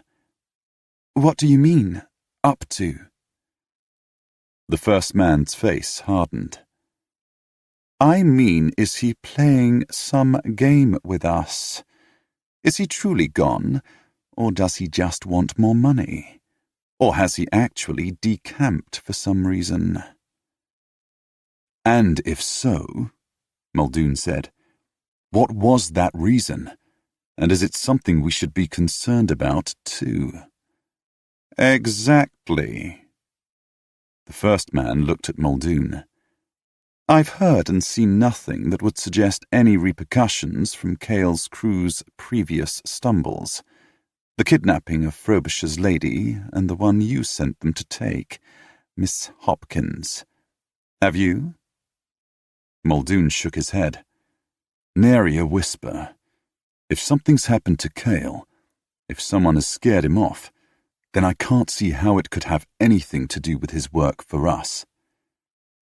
He paused, then added, That might be it, you know. Cale worked for whoever paid him. Perhaps someone else offered him another job in some other place, and he and his men have gone off to take it. The first man grimaced. Sadly, that's all too possible. After a moment of studying the table, he went on. Regardless of whether he's gone off or been scared off, it appears Cale is no longer in our picture, which means we have no way of contacting Dubois, short of one of us going all the way to the mine. He glanced at Winton, then looked back at Muldoon. Something, I suspect, none of us want to do. Muldoon snorted. You have that right. However, Dubois knows who we are and where we are. I think we can be reasonably certain that he'll be in touch. The first man nodded. That's true, but while Dubois making contact with us will re-establish communication, the significantly more important issue is how we supply him with the men he needs to open up the second tunnel, and, also, the mining supplies he'll continue to need. Muldoon swore and set down his tankard with a thump. This is all so frustrating. Dubois is desperate for more men, and at last we have more men ready to be picked up. But now Cale's vanished and not here to do the kidnapping and delivery. What's truly frustrating, the first man said, his words clipped, is that without Dubois getting those extra men, he won't be able to open the second tunnel, not without moving men from the first tunnel and lowering overall production at precisely the time we've promised our backers that we'll increase production. His expression grim, Muldoon nodded. We're finally poised to meet our targets and get our final payments from our damned backers, and out of the blue, this happens. A minute passed in tense silence. Then Winton ventured, We're not going to have to kidnap men ourselves, are we? The first man humphed. I'm sure Dubois will agree to take on that task, for more cash. He refused to at the outset because Cale was better placed to carry out that side of things, and Dubois would rather not risk operating inside the settlement. But with the entire scheme now resting on him getting more men, I'm sure he'll see his way to overcoming his reluctance. Muldoon snorted in cynical agreement. After a second, he added, We'll have to pay Dubois more to send his men to fetch the mining supplies directly from Winton here, too. Muldoon spun his tankard between his hands. I can't see any way around that. Not if we're to meet the demands of our infernal backers. The first man drained his mug and set it down with a disaffected clunk. Which is to say, not if we want to see a penny more of the money they've promised us. At least the stones are still getting out, Winton said. The backers can't complain about that. Another silence fell, this one longer and weighted with welling unease. Eventually, the first man said, There's nothing we can do at this time. We'll need to wait for Dubois to contact us, and proceed from there, as best we can. Muldoon continued to stare at his tankard. After another fraught silence, he said, I'd still like to know where Cale went and why. The first man said nothing. Neither did Winton. Yet uncertainty hovered over them all. Chapter 8. A flicker of unease stirred in Catherine's mind as she walked toward the gates, the basket she'd just fetched from the kitchen swinging from her hand. Dickon had gone ahead.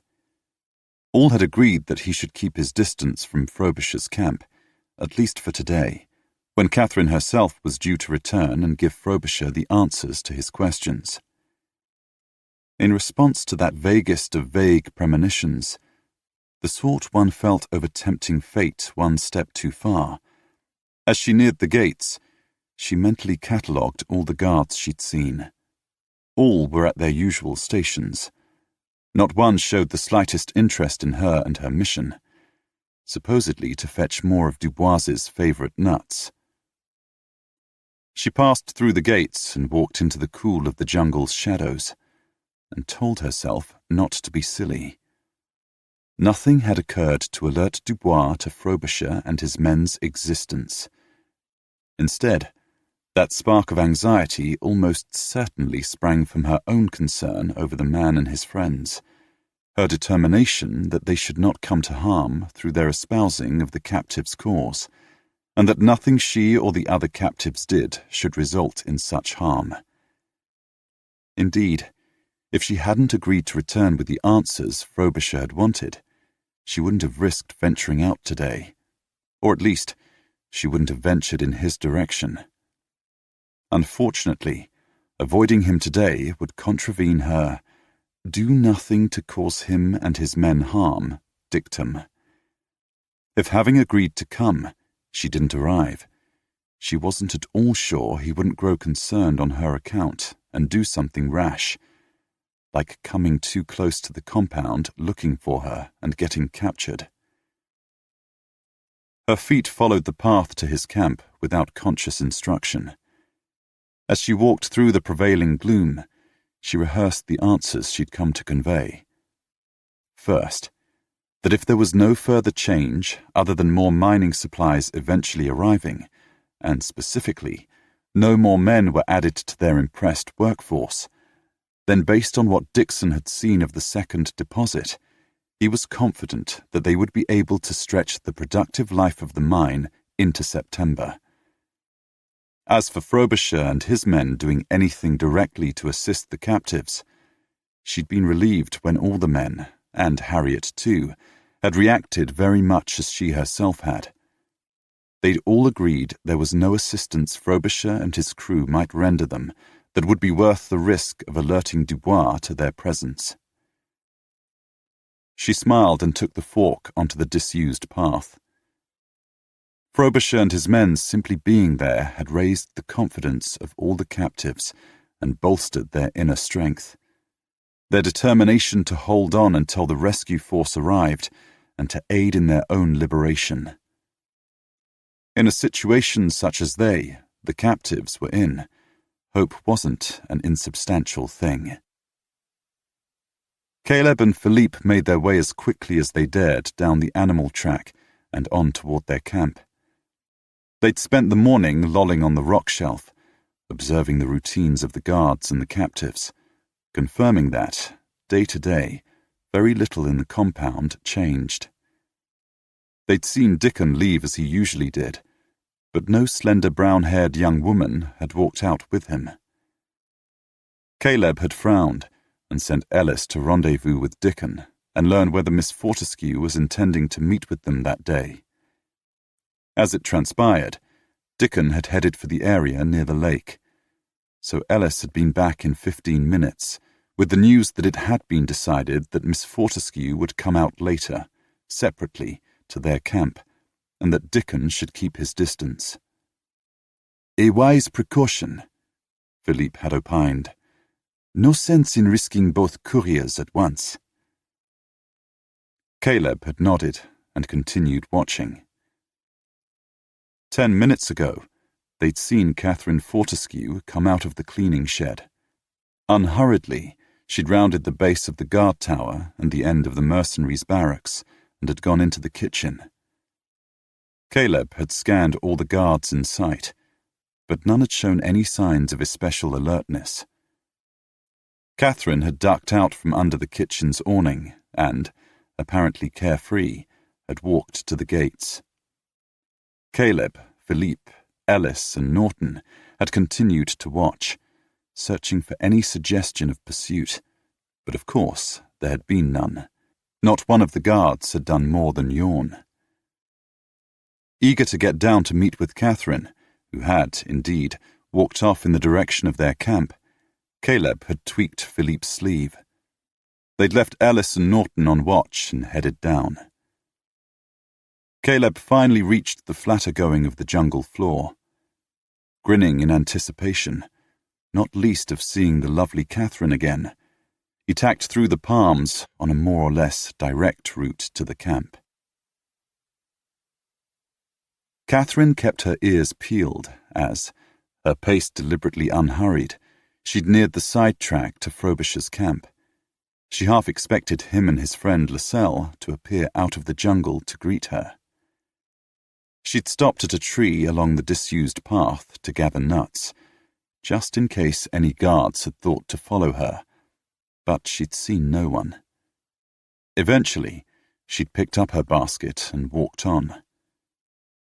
Regardless of her concerns, or perhaps because of them, she wanted to see Caleb again.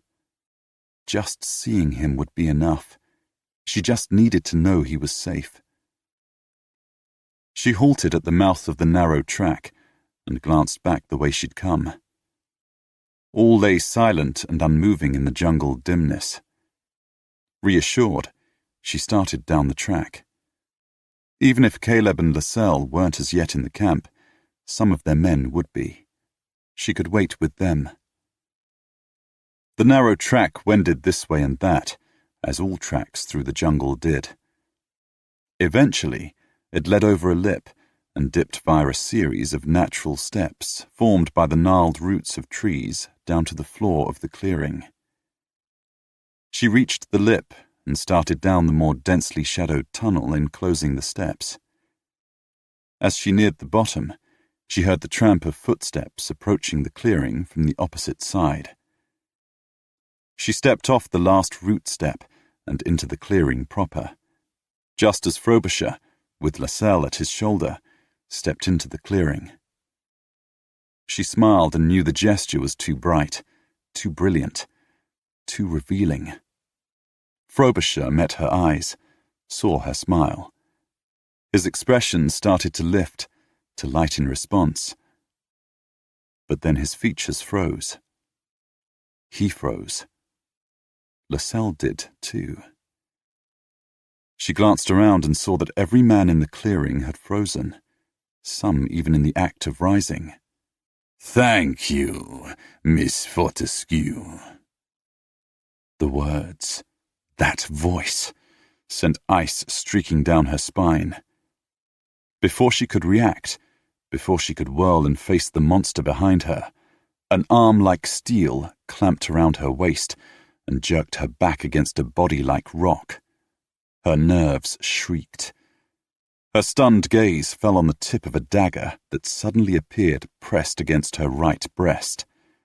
Her scrambling wits informed her, screamed at her, that Dubois was holding the wicked-looking blade in the hand above her waist, that he'd followed her, somehow, and she hadn't known. Caleb hadn't known. And now the monster had her.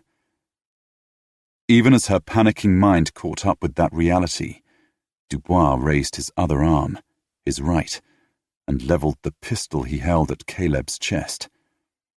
The sound of the pistol cocking rang through the clearing.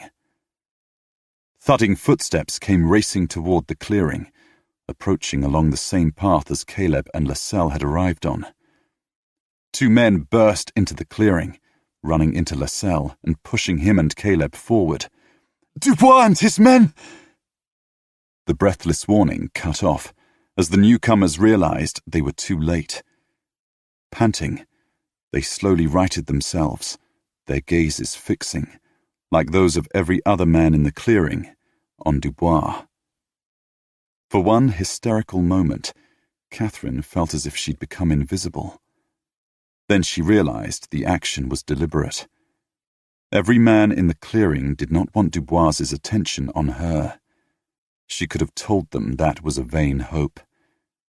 Sure enough, Dubois stated, in that tone of voice she'd long ago learned to hate, "Let me tell you what is going to happen. If you give me and my men the slightest trouble, show the faintest hint of resistance, I will slice Miss Fortescue's so lovely face."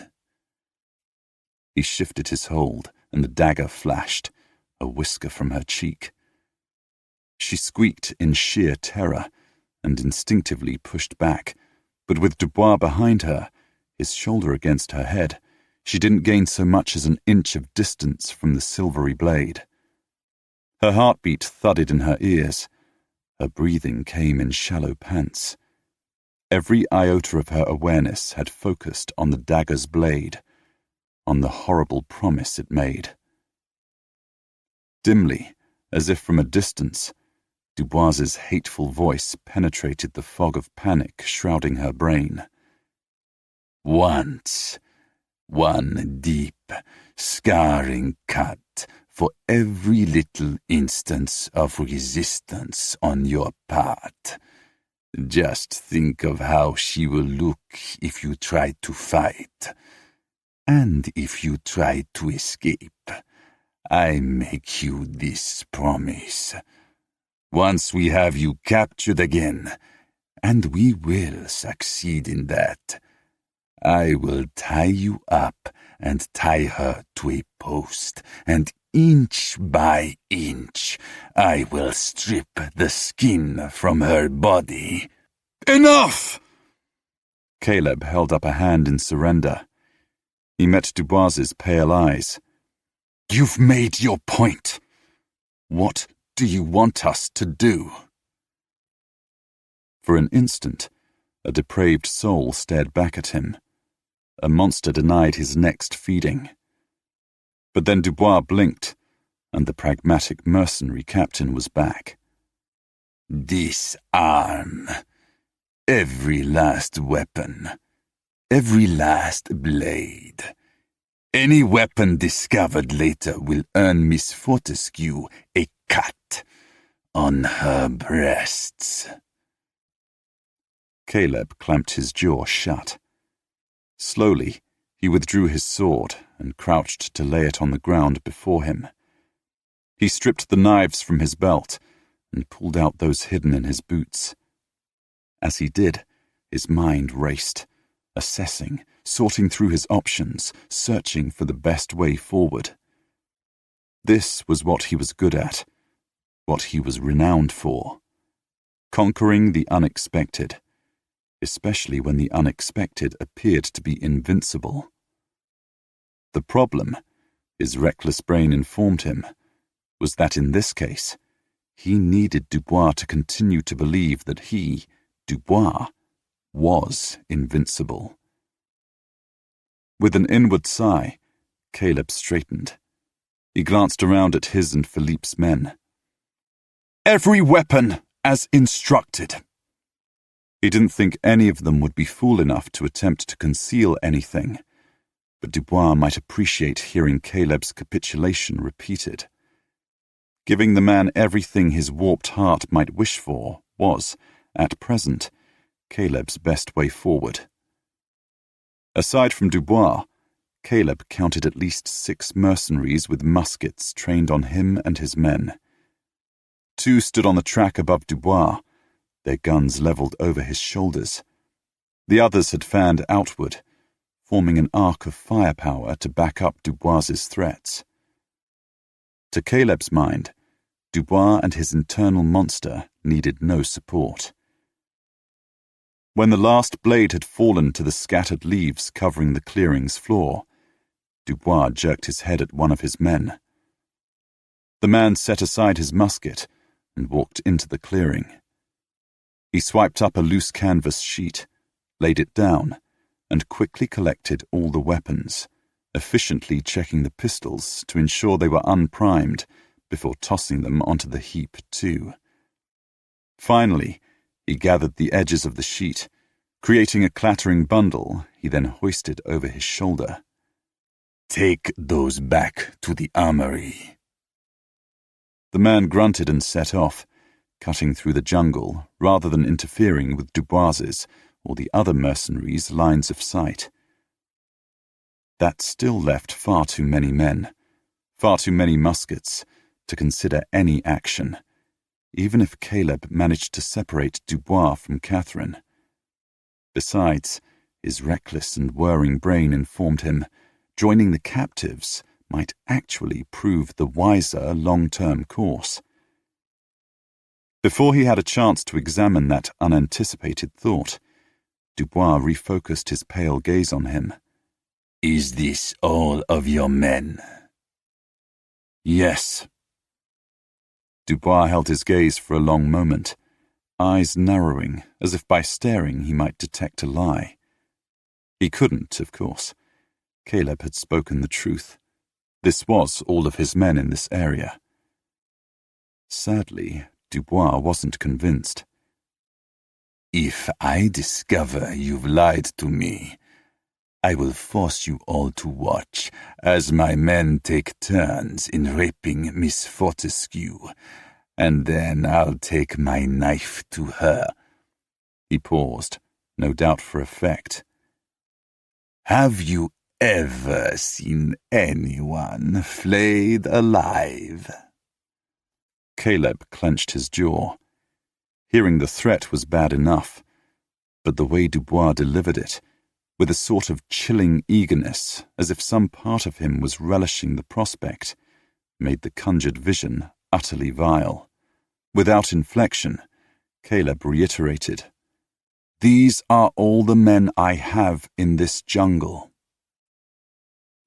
Dubois waited for a heartbeat, then calmly asked, "Where did you come from, and what brought you here?" Excellent questions to which Caleb had answers prepared, but he knew better than to just trot them out. Instead, he thought of Royd and attempted to look haughtily uncommunicative. He knew he was clearly marked as the leader of this band, the one all the other men would take their cues from. He wasn't the heaviest or largest man of their company, but he was the tallest, bar Philippe, and, at least to most people's eyes, appeared the most physically powerful, and therefore the most dangerous. That was deceptive, because Philippe was infinitely more dangerous. But Caleb hadn't had to exchange so much as a glance with his friend for Philippe to stay in a secondary role. They'd played this sleight of man more times than either could count, and knew the value of concealing Philippe's true talents. So Caleb kept his lips firmly shut, kept his gaze, not precisely challengingly, but levelly, fixed on Dubois, and waited for the man to respond. He'd already concluded that, as Dubois desperately needed strong men for the mine, he wouldn't kill any of them. Not unless they gave him sound reasons to do so, which they wouldn't. Caleb was already looking forward to joining the others in the compound. He wasn't looking forward to what he knew would come next, but consoled himself with the truth. It was necessary. Dubois would never be comfortable having Caleb in the compound if he hadn't had a chance to establish his authority. It was better to get that little ritual out of the way here. Philippe and their men would know what he was doing. Katherine wouldn't, and he was sorry for that, but he could explain and apologize later. Once they were both back in the compound and free to associate. His reckless side thought that a fitting reward for him taking this tack. Sure enough, when he continued to keep mum, Dubois gave a soft, rather pleased, grunt. He removed the dagger from Katherine's breast, grasped her arm, and shoved her at the mercenary who had descended to stand at his shoulder. Hold her.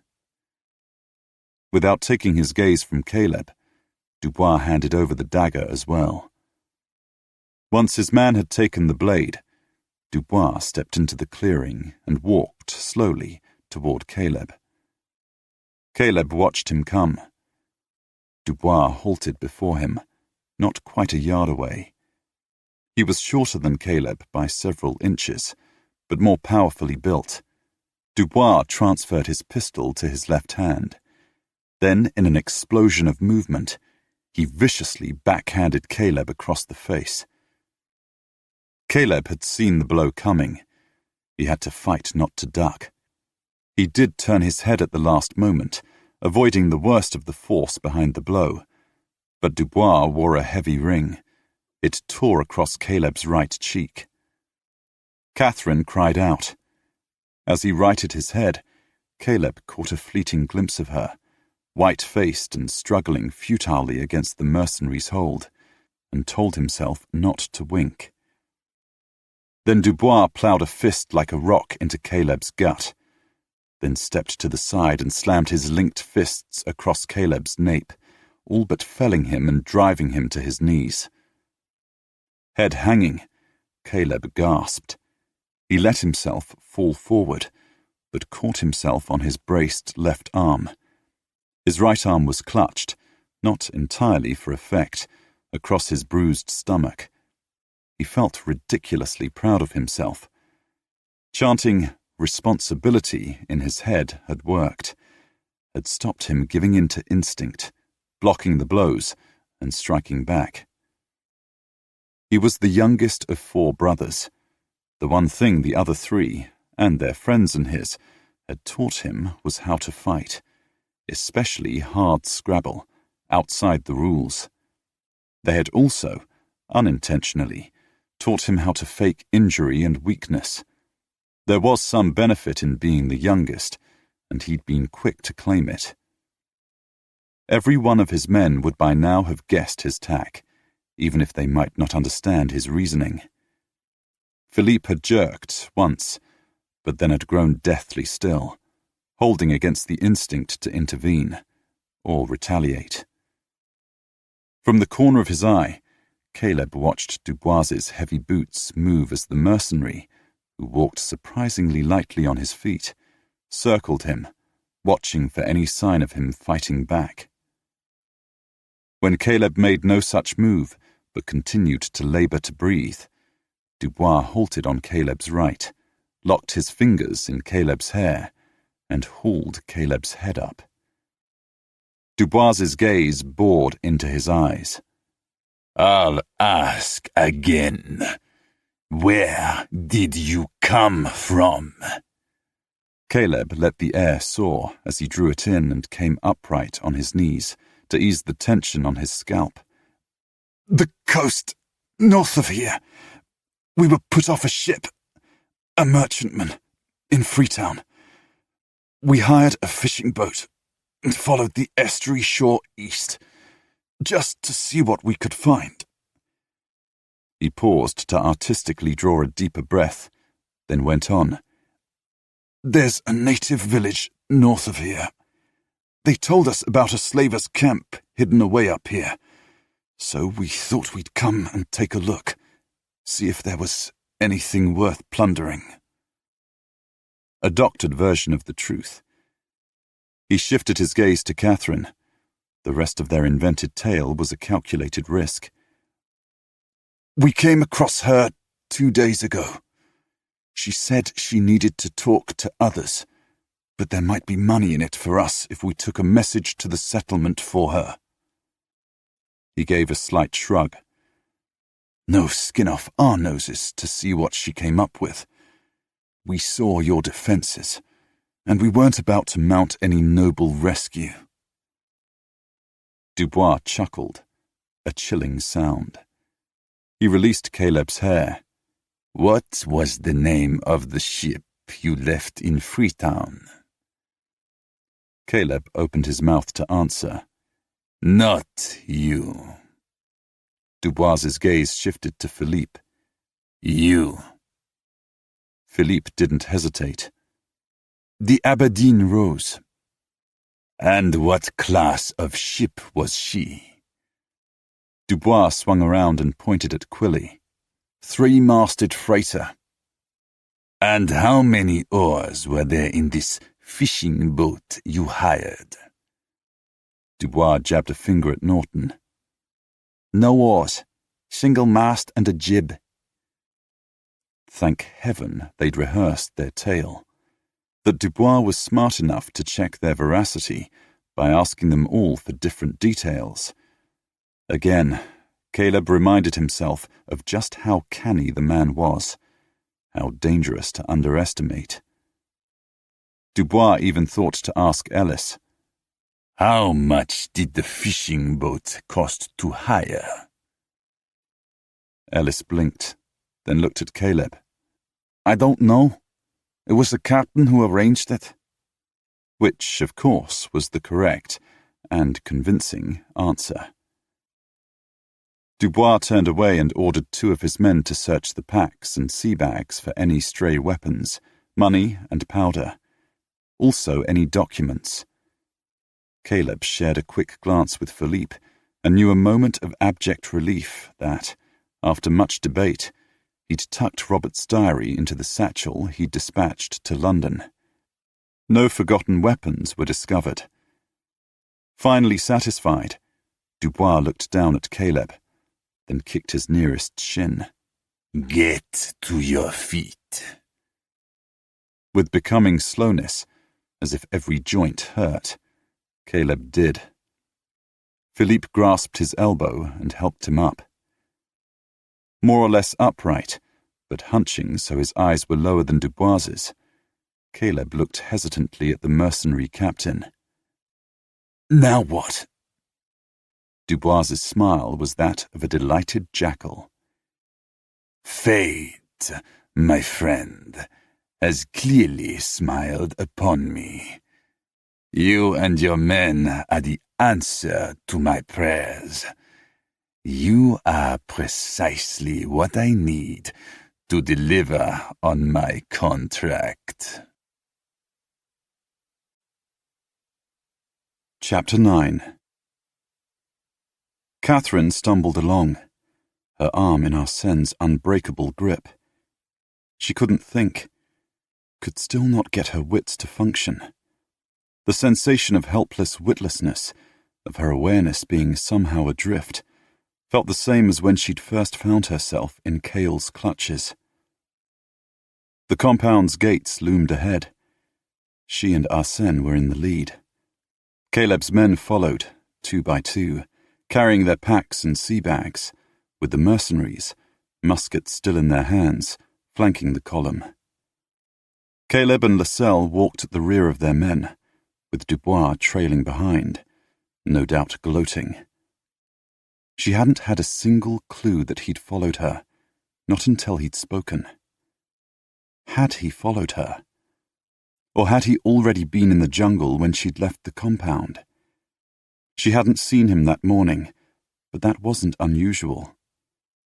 Now she thought of it, Dubois had enough men in the compound for the group with him to have been in the jungle since daybreak. If they'd left before it was light, none of the captives would have known. But why had Dubois thought to follow her? What had she done that had made him so suspicious?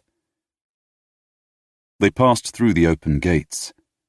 The guards on either side grinned widely, called greetings to their fellows, and made various ribald comments about the new captives. Just inside the compound, Arsene jerked her to a halt by one of the gateposts. The heavy-set mercenary held her securely, close beside him, and still openly brandished Dubois's long dagger. Arsene called orders to the mercenaries to march the captured men to the fire pit and have them sit. Several of the men glanced at Katherine as they passed. To her surprise, rather than glaring or staring sullenly at her, most sent faint smiles, clearly meant to be reassuring, her way. There she stood, racked by guilt over having led Dubois to them, and they smiled at her. Still stunned, Still unable to think clearly, she raised her gaze and looked beyond Caleb's men, at her fellow captives. Many had heard the unexpected tramp of feet. The children had slowed in their busy backing and forthing and then stopped to watch. Several of the women had come out of the cleaning shed and around the barracks to see. Some children, with their wits about them, had darted into the mine and spread the word, and men were starting to gather at the entrance to the mine. Katherine saw Dixon, then Hillscythe and Hopkins appear and join them. The look on everyone's face was closed. Katherine might not yet be able to think, but she could still feel.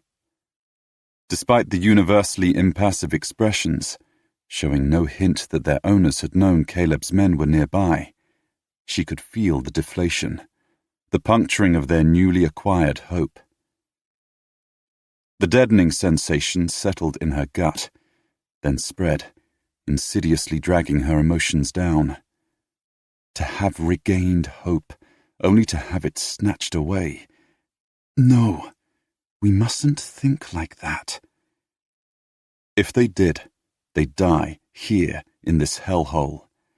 They couldn't give up. Not now. Not ever. She dragged in a deeper breath, straightened her spine, and lifted her head. Harriet, standing across the yard by the corner of the barracks, her arms crossed over her waist with her hands clutching her elbows, hunched as if trying to protect herself against a blow, saw. A second passed, then Harriet straightened. She released her elbows, lowered her hands, and stood tall, too. The change was subtle, but person by person it rippled through the watching crowd, and the atmosphere transmuted into one of silent yet steadfast cohesion and support. Everyone waited to see what happened next. Caleb's 15 men had finally trudged past, steered by the flanking mercenaries toward the fire pit. Caleb himself, his cheek marred by the long gash Dubois had inflicted, and moving with less than his customary grace, walked past, Lascelles at his elbow. Fleetingly, Caleb met her gaze. She stiffened, steeling herself to bear his condemnation. Instead, that brief glance seemed apologetic? She blinked. Obviously, her wits had yet to regain their customary facility. Dubois halted beside Arsène. He watched Caleb and company move into the compound with transparent satisfaction. 17 strong men, accustomed to hard labor. Dubois turned and looked her in the eye. How can I possibly punish you, Miss Fortescue, when you have single-handedly accomplished what Cale and so many others have signally failed to do, and given me the men I need to accomplish my task here? Oh yes, Dubois was gloating. She retained enough sense to keep her lips firmly shut and evince no reaction. Dubois studied her face, then smiled. He looked back at the men about the fire pit. I wonder how our new recruits, and even more, perhaps, those already here, will view you being the instrument of my salvation. Dubois's cold smile widened. It will be amusing to see. He surveyed the scene for a moment more, then said, Meanwhile, he nodded at Arsène to release her. If you please, Miss Fortescue, come with me. He set off for the fire pit. She dallied as long as she dared. She handed her basket to Arsène, settled her gown, shook out her skirts, then followed. She knew what Dubois had intended, having her trail at his heels like his lapdog as he approached his new captives. Those were the little games he played, but along with the others, she did her best to deny him, or at least thrust a spoke into his wheel. Caleb's crew was now sitting in a partial circle about the fire pit. Dubois halted at the edge of the circle of logs, taking up a position behind Caleb, a position that underscored his control, wordlessly declaring that Caleb was now under his command, his inferior. As she stopped 2 paces from Dubois, she saw Caleb's shoulders tense, but he didn't twist around to look up at Dubois. The other men glanced at Caleb, then lifted their gazes to Dubois. Coldly, dispassionately, Dubois surveyed them, then stated, "You are here to work, to assist in our mining operation." Imperiously, he beckoned Dixon forward. "Captain Dixon will see you settled into your new accommodations." He looked at Dixon. "There's space aplenty, I believe." His features tight, Dixon nodded. "Excellent." Clasping his hands behind his back, Dubois spoke, ostensibly to the newcomers, but in reality reinforcing his edicts more generally. "You will start work tomorrow morning alongside your compatriots. During the rest of today, Captain Dixon will assign you to the appropriate teams. I suggest you use the time to familiarize yourself with the work you will be expected to perform and with the camp's routines. For myself, I demand but one thing of you: that you work hard, consistently, and perform the tasks allotted to you to the best of your ability. I care for nothing else. And as those already here will attest, I am prepared to allow a great deal of leniency, just as long as you meet my requirements." He paused, then his voice subtly altering, menace sliding beneath his smooth tones, stated, "You have already heard what I will do, should anyone cross me. And I'm sure those already here will confirm that I am a man of my word. Unless you wish to have such an outcome on your conscience, I would advise you to take my, and their, warnings to heart."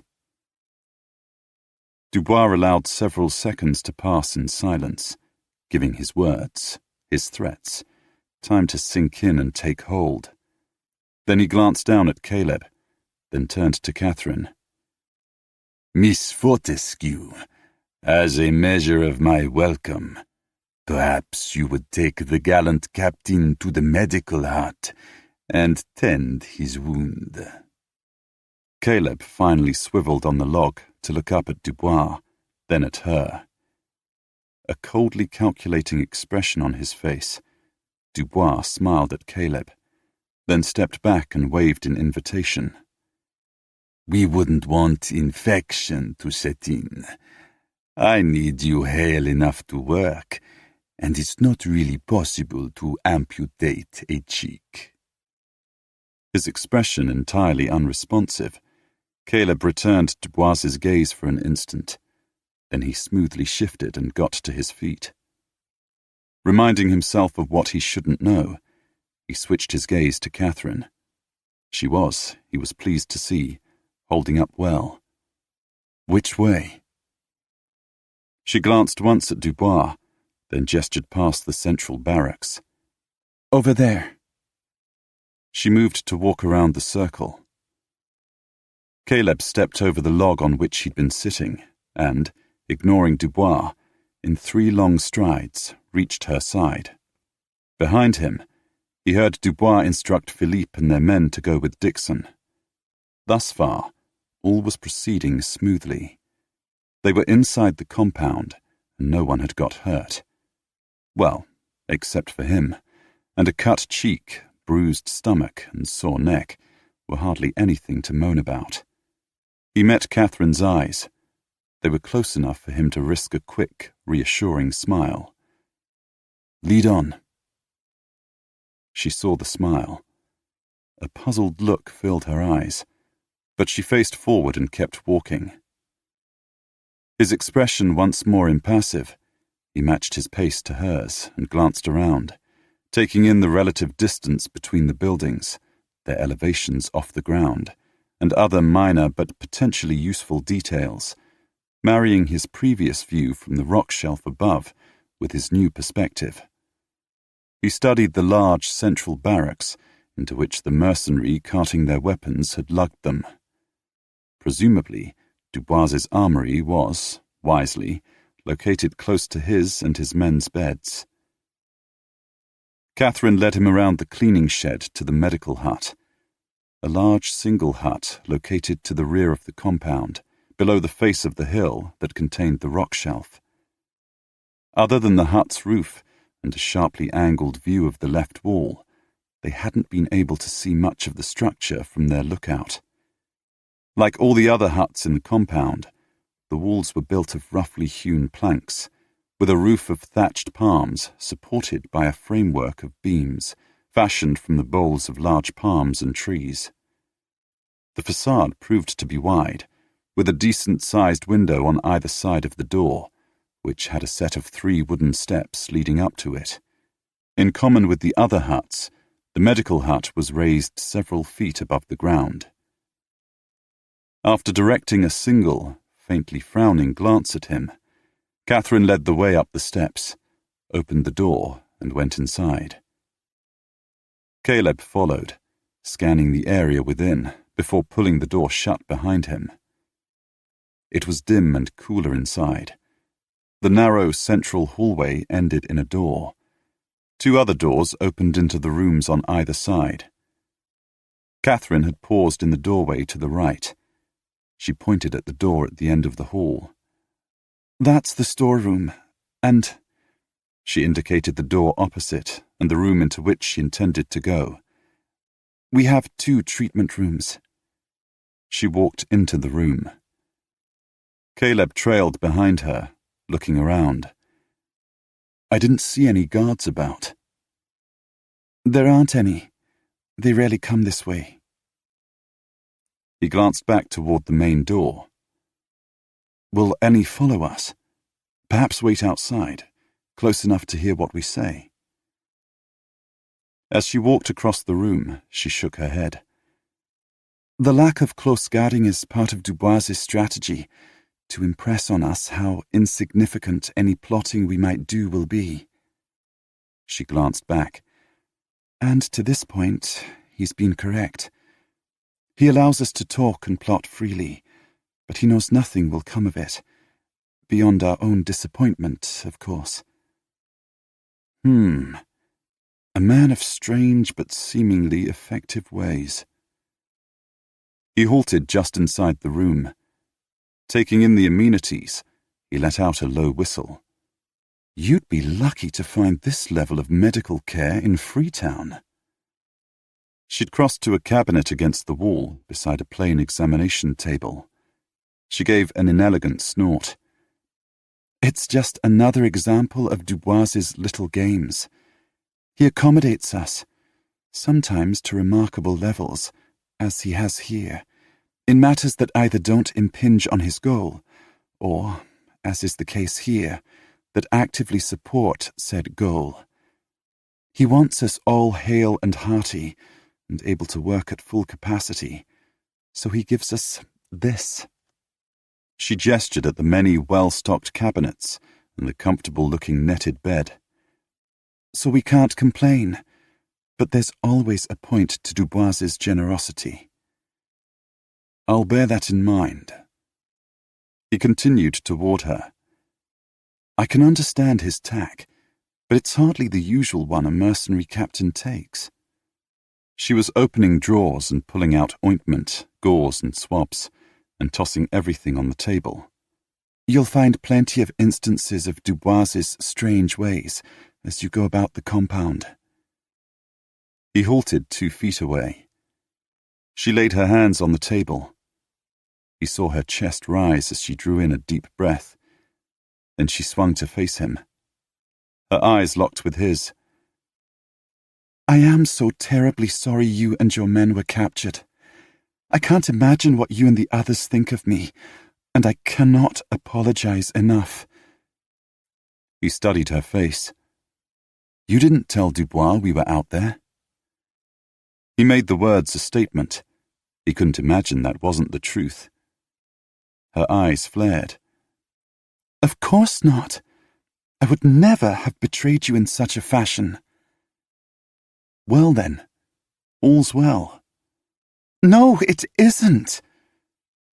She stared at him uncomprehendingly. I'm to blame for all of you being captured. That's a dreadful thing to have to say, and... She gestured. I'm sorry. He compressed his lips, regarded her for a moment, then offered, If it makes you feel any better, if any blame is to be apportioned, then we ourselves should shoulder some of it. We were watching the compound from a rock shelf up on the hill. With the tip of his head, he indicated the rise of the hill behind the hut.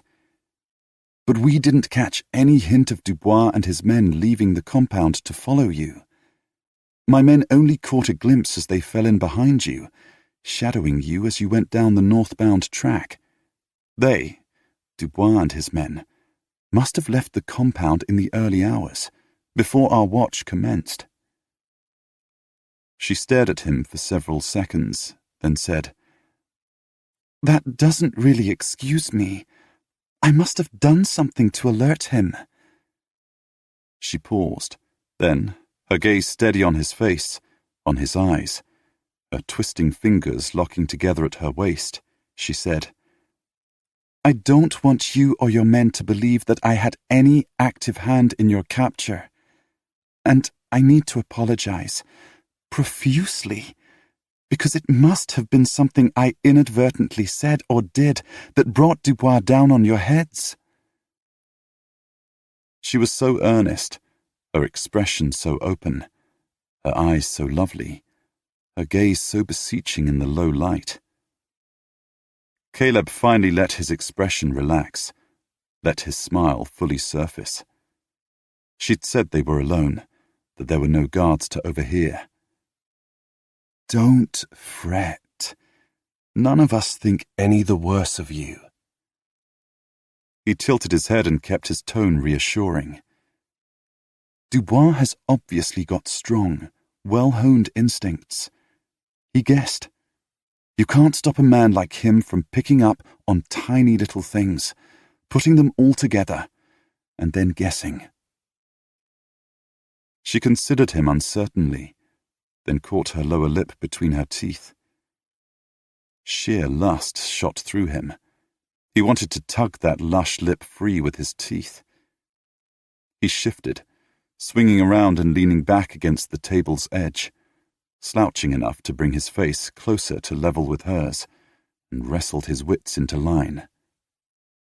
Truly, I mean that. You need to shrug this off, to stop feeling guilty. And from the responsive spark in her hazel eyes, guilt was what she truly felt. Because it's unnecessary, and, inspiration struck, giving into it will mean Dubois wins. He fixed his gaze on her eyes. We don't want Dubois to win, do we? She regarded him levelly for several seconds, then softly said, Why do I get the feeling I'm being... led? He grinned, honestly delighted. Because when it comes to manipulating people, Dubois could take lessons from me. Trust me, I grew up in a large family and I'm the youngest. In such circumstances, being able to manipulate others is a necessary survival skill. She nearly choked on the laugh she tried to suppress. She attempted a frown, but it was a dreadfully weak effort. Are you always this... irrepressible? He smiled happily. More or less. Then he blinked and sobered. "But right now, we need to concentrate." Because if they didn't, his baser self would be only too happy to take charge of this conversation and try to seduce her. She was so much more potent a magnet for his senses at close quarters and in private. He dredged up a serious look. "I didn't pick up any telltale signs, but do you think Dubois guessed that all of you in the compound knew we were out there?" "Your story made it sound as if I would have spoken with others, but I might not have." She turned back to the supplies she'd assembled and started laying them out neatly on the table. "Regardless, given the way Dubois's mind works, that point is most likely moot. He's captured you and solved his big problem in one fell swoop, and marching you all in like that also allowed him to paint himself as even more omnipotent in the eyes of those already here. I'm quite sure he's now celebrating. With any luck, and if experience is any guide, he'll focus on that and not worry overmuch about the circumstances of your being out there in the first place." Good. Valiantly ignoring the slavering of her senses, witless things, Kate, no, she was Katherine these days, reached beneath the table and pulled out a stool. She set it between them and tapped the seat. "If you'll sit down, I'll clean up that cut, and then see what we can do for your other injuries." He obligingly sat, his long legs bent, his thighs splayed to either side. To reach his face, she had to step between those long, lean, powerful thighs. All but holding her breath, she tried to block the impact of his shoulders and well-muscled chest, and all the rest of him, from her mind, as she edged still closer and dabbed the long gash with a cloth wetted with a prepared herbal tincture. At least using the cloth, her bare fingers didn't touch his skin. He hissed in a breath, but clamped down on the impulse to pull away from her touch. "I'm sorry, it stings, but we've learned to use this for cuts in this climate. It's so easy to get an infection." He made a humming, non-committal sound, and then remained silent, allowing her to doctor his face. The silence, the lack of other distraction, allowed her mind, her senses, to wander, which was really not a good thing. She frowned slightly, then turned to set aside the wash solution and damp cloth, now pink with his blood. She picked up another cloth and turned to dab the long gash dry, and tried not to focus on the thick fringe of his long, sooty lashes, tried not to notice the strong patrician curve of his nose and the intriguingly mobile, inherently flirty line of his lips. She set her teeth and stated, "I can't see how there can be anything good in this situation." She set down the cloth and picked up the pot of ointment. "You and your men have been stripped of your weapons, and you're now captives with the rest of us, forced to work in the mine. How can any of that be good?" She looked at his face, in time to see those distracting lips curve.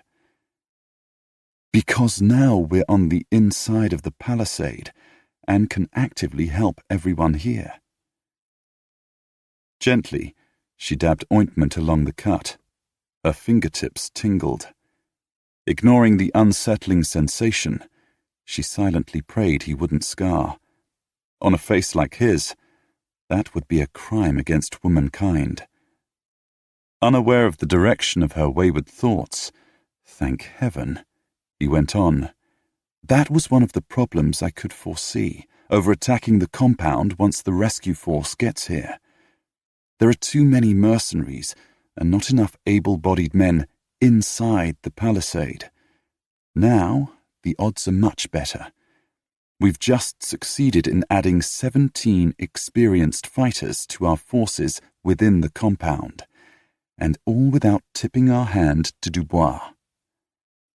His lips lifted in a grin. Satisfied with her ministrations to his face, She turned to set the ointment down.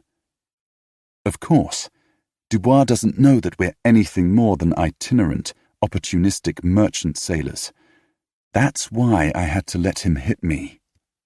She blinked. Slowly, she turned to stare at him. You let him hit you? Of course. He looked faintly offended that she'd thought anything else. When she continued to stare uncomprehendingly, he consented to explain. Dubois is slow. He's powerful, but, at least compared to me or Philippe, he's slow. It's a long time since he's been on any training ground, so he doesn't recognize that he is. But I saw each blow coming and had plenty of time to react. If circumstances had been different, I would have had some fun, then ultimately knocked him out. But I had to let him hit me instead, so that he felt he'd established his position as top dog, so to speak. He could tell that I was the one in charge, the captain, so it was me he had to put down. Now he thinks I'm slow, and because I am the leader of our group, he'll assume all the others are even more so. That's the way a mercenary's mind works in measuring his opposition. He looked at her as if his reasoning was perfectly transparent. He'd been able to avoid the blows, but instead, he'd taken the beating in order to get him and his men safely into the compound. And he'd thought of all that on the spur of the moment. She opened her mouth and managed an, "Oh." His insouciant grin bloomed again. So, you see, all is, indeed, well. She had to shake her head at him. I cannot believe you're so indefatigably cheery about this. When I brought you in here, I expected you to be, if not furious, then at least angry, at least grumpy. His grin deepened.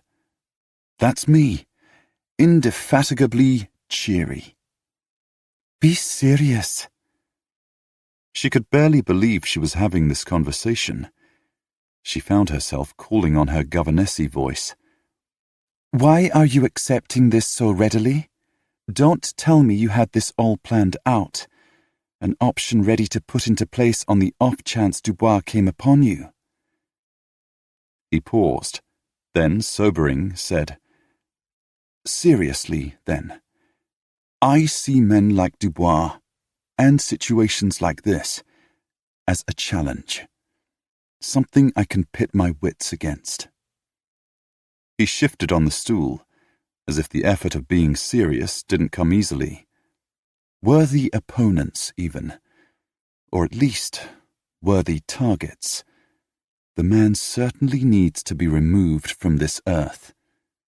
There's nothing worthy about Dubois, but bringing him and this enterprise down would certainly rate as exceptionally worthy. So if we're talking of good deeds and worthy actions, then all the steps that lead to success. She had to smile. How could she not? Again, she shook her head at him, this time in wonder. How can you just rationalize it all away? Just shrug aside the difficulties, reset your direction, and plough on with barely a pause? He shrugged. I just can. What can I say? It's an innate talent.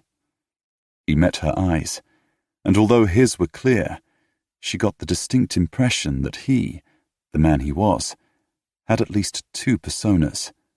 The irrepressible adventurer he so often outwardly seemed, and the man of significantly deeper thoughts of whom she'd thus far caught only glimpses. Both were real, both genuine facets of his character, but he flipped from one to the other, using the former as a shield to deflect attention from the depths of the latter.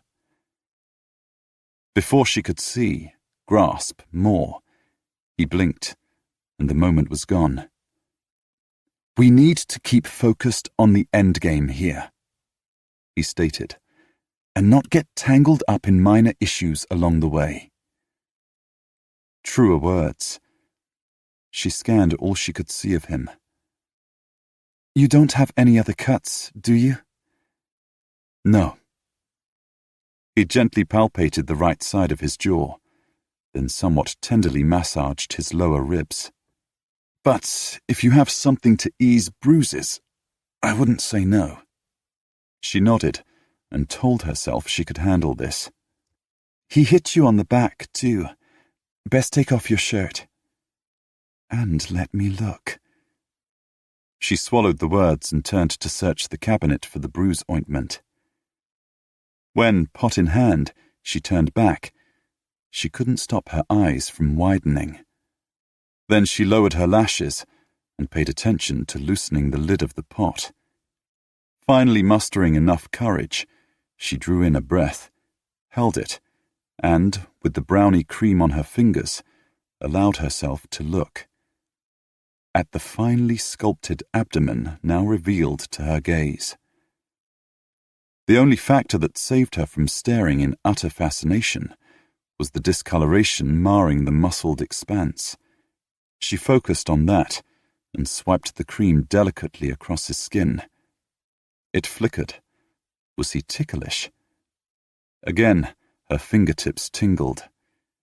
She applied more pressure, smoothing the cream over the bruise, then gently rubbed the ointment into his skin. Caleb set his already aching jaw and directed his gaze upward and across the room.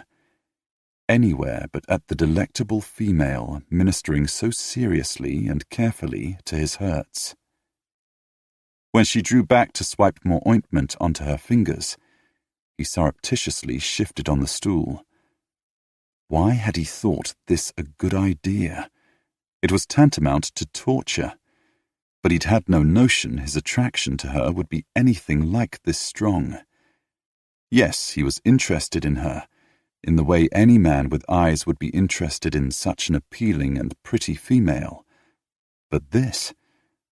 it felt more like some sort of ravenous hunger than anything so mild as interest. He tried to think of things powerful enough to haul his mind, his senses, away from the circular motion of her fingertips over his skin, the pressure reaching to the muscle beneath, and much further. Things like his mother, or his Aunt Gertrude. Then she finished and stepped back, taking her touch with her, and suddenly he wanted it back. Before he could embarrass himself by saying so, she circled him. She halted at his back. This bruise is even worse. She started to smooth on the ointment, then she rubbed it in. He closed his eyes. It was an effort to hold his head upright and not drop it back. He hadn't realized how tense the muscles between his shoulders had been, not until she'd set about her gentle massage. He bit back a groan. He closed his fingers about the front edge of the stool and endured, and fought not to growl with pleasure. The moment was a small slice of unexpected bliss in what had turned into a day of disruption and having to walk with care. Until he and his men were firmly established in Dubois's mind as just part of the company Dubois had successfully held captive for so long, they would need to tread warily. After ministering to his back, Katherine shifted to his side and, with delicate strokes, smoothed salve over his bruised jaw. He cravenly kept his eyes shut throughout. At last, she patted his shoulder. All done. That should ease the hurt, and the bruises will fade more rapidly. He opened his eyes and saw her heading for the cabinet. He wasted no time in reaching for his shirt and pulling it on. He stood and tucked the tails into the waistband of his breeches and forced his mind to the task at hand. I take it Dubois rarely has guards stationed outside the buildings. We noticed that while watching, but weren't sure if there were guards posted inside. We only rarely saw any going in and out, usually into the cleaning shed and occasionally into the mine. She shut the cabinet and turned to face him. Yes, That's right. As I said, it's part of Dubois's system of managing us. So all his guards are, more or less, on the gates, patrolling the perimeter, in the tower, or at their ease in their barracks. He arched his brows at her. She nodded. At most, only 2 will be anywhere else, but even that is probably only for an hour or so each day. She paused, then asked, Why? It's useful to know where the beggars are likely to be, and in fact, tactically speaking, that the guards are not generally close to the captives is something of a weakness. He grinned at her. Something for me to bear in mind for when the rescue force gets here. Ah, I see. Then she clasped her hands before her, drew in a breath, and parted her lovely lips. He reached out, tugged her right hand free, smoothly raised it to his lips, and brushed a kiss across her knuckles. Pax, Katherine. I may call you that, mayn't I? When, rather stiffly, or was it dazedly, she inclined her head, he smiled. We need to accept what's happened and go forward, all right? No further apologies necessary on anyone's part. Katherine found herself nodding. Then he released her hand, and the vice about her lungs eased, and she managed to drag in another breath and haul her wits from where they'd gone. She studied him for a moment more. Do you always get your own way? His grin was unrepentant. Usually. Of course, his tone made everything seem all right. She watched as his gaze grew distant, and realized he was already doing as he'd said and moving forward. Come. She turned to the door. I'll take you to the men's hut. Your friends will most likely be there. You know, he said as he fell in beside her, I'm actually looking forward to working out the ways to ensure that Dubois lives to regret ever having set eyes on me, let alone so arrogantly bringing me and my men into his compound. There was that deeper persona again, lending strength, determination, and a visceral edge to what could have been light words. As they left the medical hut, with him pacing, alert and observant, by her side, she felt a buoyancy, a lightness she hadn't felt for months. His impact. He was such a positive sort of person, and exactly the sort of man all those in the compound had needed to appear. Dubois had been wrong. Fate hadn't smiled on him. It had smiled on the captives, and sent Caleb Frobisher to rally them. Chapter 10. In the early evening, the expanded company of captives gathered about the fire pit.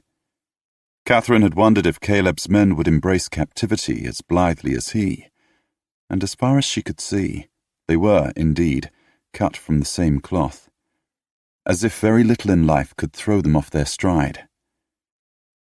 Several of his men had volunteered to trim logs to add to the circle, the better to accommodate the increased number. Now, as they all sat and ate watery goat stew, she pondered what she'd seen over the past hours, specifically how Caleb's men, including Lascelles, reacted to Caleb's unwaveringly positive lead. He seemed like a cat. Fling him any which way, and he landed on his feet and immediately looked for ways to improve his and his men's position.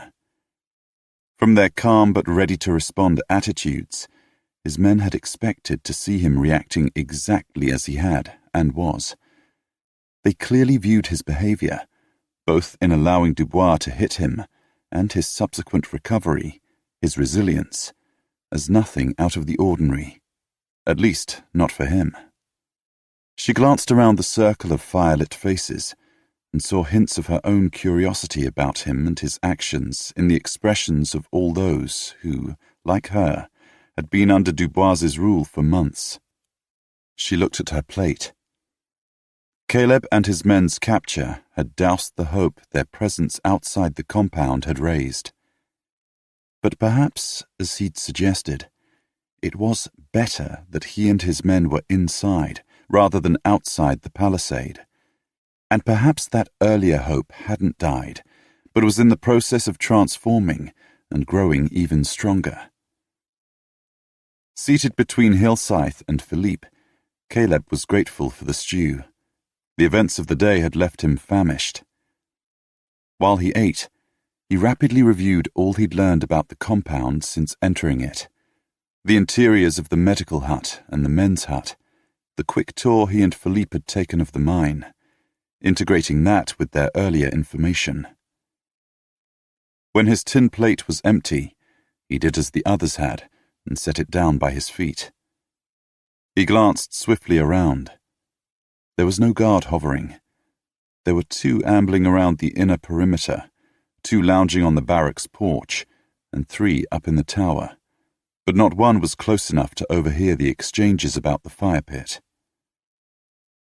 Caleb looked at Hillscythe. Dixon, Fanshawe, and Hopkins sat beyond him. I find it curious that Dubois allows such free and unsupervised association. Hillscythe smiled wryly. He does it for the same reason he does almost everything, because, all things considered, it works to his advantage. When, with a questioning look, Caleb invited further explanation, Hillscythe went on. There is no easy way out of this camp. The palisade is secure, the guards patrol randomly, and the tower is always manned. We have no weapons. Pickaxes and a few shovels are no match for countless blades, much less muskets. But even more than that, Dubois ensures we do as he wishes, that we work as he wishes, and don't even attempt to escape, via a standing threat. I told them about Daisy. Katherine spoke quietly from where she sat with the other women, a little way around the circle. Hillscythe's features hardened. So, you know the basis of that threat. In allowing us to, fraternize freely, Dubois encourages us to form bonds, to become a community, so that we care about each other. That, for him, is crucial, because it gives him the strings, more like a net, to control us. If a man proves intransigent, Dubois threatens the most appropriate woman or women. If the women are difficult, he threatens the men or the children. If the children don't fall into line, he threatens the adults. So the closer we all grow, the better for him, the easier his job. Consequently, he allows us to talk and interact freely. But surely, Philippe said, that also means we, can plot freely as well. True, and I'm sure he's aware of that. But until now... Hillscythe glanced at Caleb, then looked past him at Philippe and the rest of their men. There's been no real chance of us plotting to any great effect.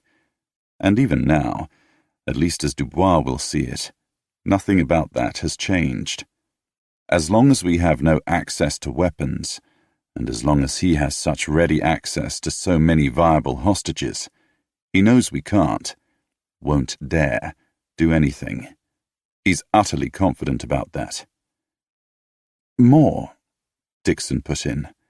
He delights in allowing us the freedom to talk and plot, as all that does is emphasize how hopeless our situation is, and how little he fears us. Philippe nodded. He treats your ability to overthrow his rule with contempt. Exactly. Fanshawe leaned forward. It's just another element in his strategy, another way to drive home that we live inescapably under his thumb. Caleb arched his brows. Such arrogance, such complacency. Which, Hillscythe pointed out, has thus far proved well-founded. But I take your point. If the situation changes sufficiently, such complacency becomes a weakness. Caleb smiled. Megalomania-induced blindness. That could be decidedly useful. After a moment of weighing that, he glanced at Hilsyth, Dixon, Fanshawe, and Hopkins. Am I correct in assuming that, in terms of defending the compound, Dubois's attention is focused outward, that he believes that if any attack comes, it'll come from outside the palisade and not from inside?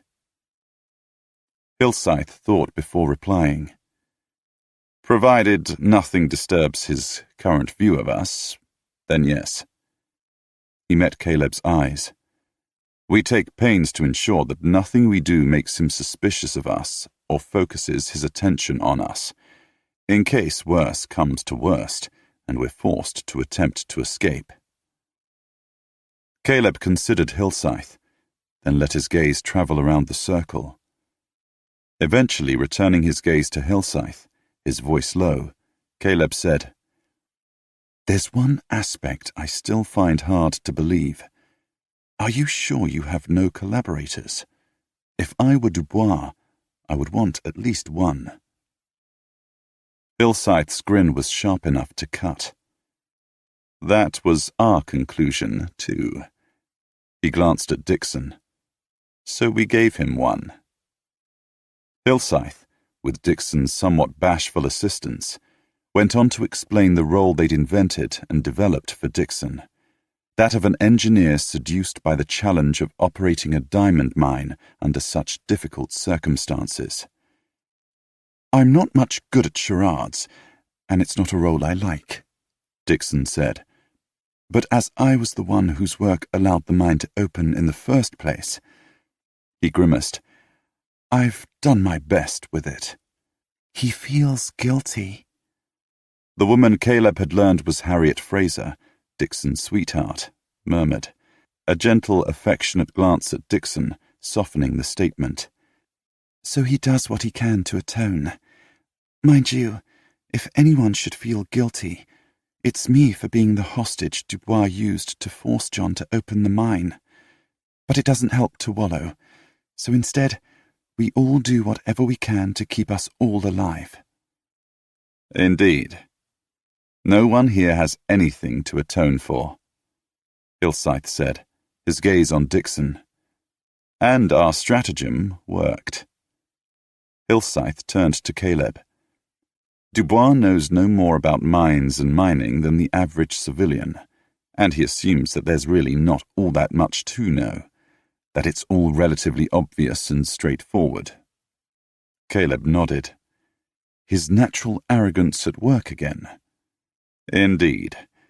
Consequently, I suggested to Dixon that if he played the role, that of an engineer who's grown obsessed with working this mine, correctly, then Dubois would gradually come to rely on his advice, and then to trust it, to accept that whatever Dixon tells him about the mine is true, and Dubois would assume that if the rest of us did anything to either damage the mine or adversely impact the mining, then Dixon would almost certainly complain. And so it's proved. Dixon's tone suggested that he was as surprised as anyone that his subterfuge had worked. Mind you, I, and indeed we all, strive to do nothing to overstep. Nothing that might jar Dubois's perceptions and stir his suspicions. Fanshawe put in, We're walking a tightrope of sorts, so we know to tread warily, but Dixon's managing of the mine has allowed us to exert some degree of control over how quickly the deposits are depleted. Caleb nodded slowly, slotting the information into the picture taking shape in his brain. Hilsyth captured his gaze. I'm hoping that all we've said has convinced you that it's safe to talk, to share the information you've thus far held back. Hilsyth held Caleb's gaze steadily. No one here will speak out of turn, not even the children. We're all in this together. We will live or die together, and everyone here knows that." His expression hardened. "And none of us are likely to trust Dubois." Caleb glanced swiftly around the company. He and those he'd been conversing with sat around one segment of the log circle. The 6 women sat in a group beyond Hopkins, and all the rest were jumbled together in loose groups. Many of the children were chattering among themselves, but most of the adults had their eyes on him. He turned back to Hilsyth. "What do you want to know?" Hilsyth had his question ready. "Tell us about this rescue, about what's happened until now." Caleb drew a deep breath, then complied. As everyone there knew the settlement, the geography was one thing he didn't have to describe. As he summarized Declan and Edwina's adventures, then Robert and Eileen's, and the conclusions drawn from their findings, even the children fell silent and listened. Caleb was aware that, beside him, Philippe kept an eye out for any guard drawing near enough to hear, but none did. Dark rumbles erupted when he named the known conspirators, Undoto, Lady Holbrook, Muldoon, and the supplier, Winter. By the time Caleb reached the end of his recitation, including the removal of Cale and his men and the cache of weapons now hidden by the lake, everyone about the fire pit, even the children, understood why no relief had been forthcoming from the settlement, and that in order to be rescued, they had to keep the mine active and productive, sufficiently so that the mysterious backers, whoever they were, did not order the mine shut, at least into early September. Silence ensued. Caleb gave them a moment to absorb and assimilate, then stated, "So now we all know where, together, we stand." He looked around the circle, briefly meeting each pair of eyes. "Our next phase must be working out how best to assist in our own salvation, how to ensure that the mining continues until the rescue force arrives, and when it does, that the attack on the compound is successful." Murmurs rose as some started thinking aloud, and others added suggestions. Katherine watched Caleb encourage even the children to offer their thoughts. Then, so gently it was almost imperceptible, he steered the speculation to focus on his stated objectives. She noted she wasn't the only one appreciating his performance. Hilsyth, and Lascelles too, were watching with understanding and quiet approval. By inviting everyone into the discussion, Caleb had made everyone an active participant, included in the whole. He'd honored the togetherness they'd worked so hard to establish, and strengthened it. Eventually, however, he raised his voice slightly and, it seemed effortlessly, reclaimed control. "I think we're in agreement that the most crucial issue we have to address is ensuring that the mine remains in operation until the rescue force reaches us." He glanced around. Unsurprisingly, no one argued. "However, as I understand things, us," with his gaze he included Lascelles and his men, "joining you, while positive in one way, is going to mean we need to go carefully in terms of opening up and mining the second tunnel without depleting the deposits too soon." Caleb looked at Dixon. "We're the extra men Dubois wanted. How best can we manage having 17 more men working each day, yet minimize the impact on the depletion of the deposits and the life of the mine?" Dixon thought, then grimaced. "My suggestion will be to use you and your men to fully excavate and shore up the second tunnel. That needs to be done before we can start actually mining from that pipe. That will keep all 17 of you, plus myself and the 3 carpenters, occupied without adding to the mining itself." He glanced at Hilsyth, then at Fanshawe and Hopkins on his other side. "As planned, We'll eke out what we can from the first tunnel meanwhile, and bolster the output to reasonable levels by drawing down our stockpile. Dixon returned his gaze to Caleb's face. We can't risk the backers getting cold feet. The stockpile won't last all that long, but it should be sufficient to allow us to switch to mining the second pipe without dropping overall production too low enough to trigger the closing of the mine. And as far as I can tell, the second pipe is richer, meaning denser in diamonds, than the first. My only reservation is that the way the pipe runs through the rock means I can't yet tell how far it goes, how big the overall deposit will be. Let's play safe and work on a worst-case scenario, Caleb said. Based purely on what you currently know of the second deposit, will we be able to generate enough diamonds to keep Dubois and the backers happy until early September? Everyone fell silent as Dixon calculated. Then he refocused on Caleb's face. Given the extra men, it will be very, very close. Possibly too close. But our more immediate problem is that the backers are expecting output to increase, and now Dubois has the extra men he knows were needed. He'll expect the same. Caleb nodded, apparently undismayed. In that case, until you have information that revises the size of the second deposit upward, we should assume we need to keep production down in some believable way. Not so low it will trigger the closing of the mine, but enough to stretch the mining out for as long as possible. He looked around the circle. In a nutshell, we need to keep production at the current level and find believable excuses for it not increasing, even when the second tunnel is opened. So, Lascelles said, as of tomorrow, one group prepares the second tunnel for mining, and the others continue to mine the first tunnel and produce diamonds at the current rate, all as Dubois would expect. Bon. He held up a long finger. But while we are doing that, we think of ways, unexpected and unforeseeable accidents, breakages, whatever will work, to ensure that even when the second tunnel is open and, with all the men available to work, the output would be expected to rise. Lascelles spread his hands.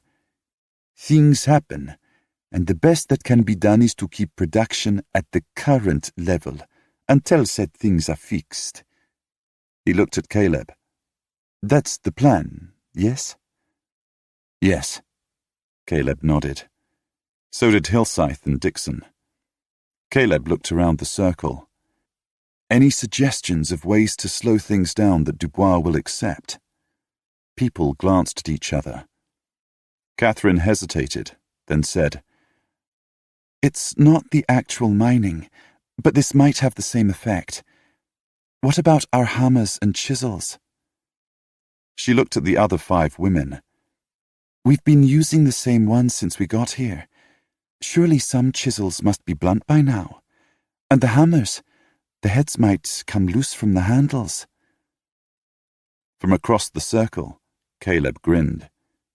That's the sort of thinking we need. It doesn't have to be something that affects the mining itself, as long as it allows us to keep the amount of diamonds that get carried out of the compound to a level that's just barely acceptable. Several of the girls who worked on the sorting piles suggested that they could easily create another stockpile by hiding some of the ore they would otherwise send on to the cleaning shed. Someone else suggested breaking some of the lanterns used to light the tunnels. Another pointed out that although they now had more men, they had yet to get more picks and shovels. Until more arrived, even if the second tunnel was opened, the actual mining could only go so fast. All excellent suggestions. Caleb looked past Hilsyth at Dixon. Captain Dixon knows more about the mining process than anyone else.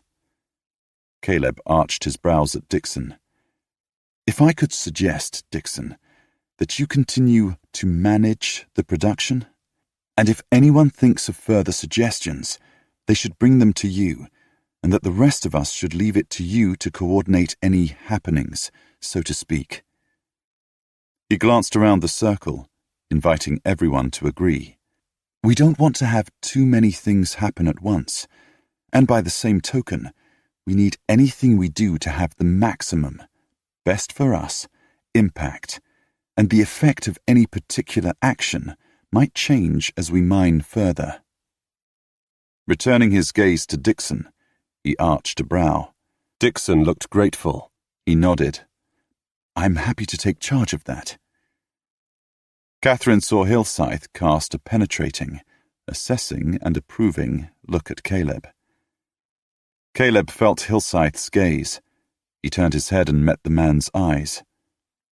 Hillscythe hesitated, then murmured, "That was well done. A wise and sensible move." Caleb grinned. Unlike Royd, I have no difficulty sharing command.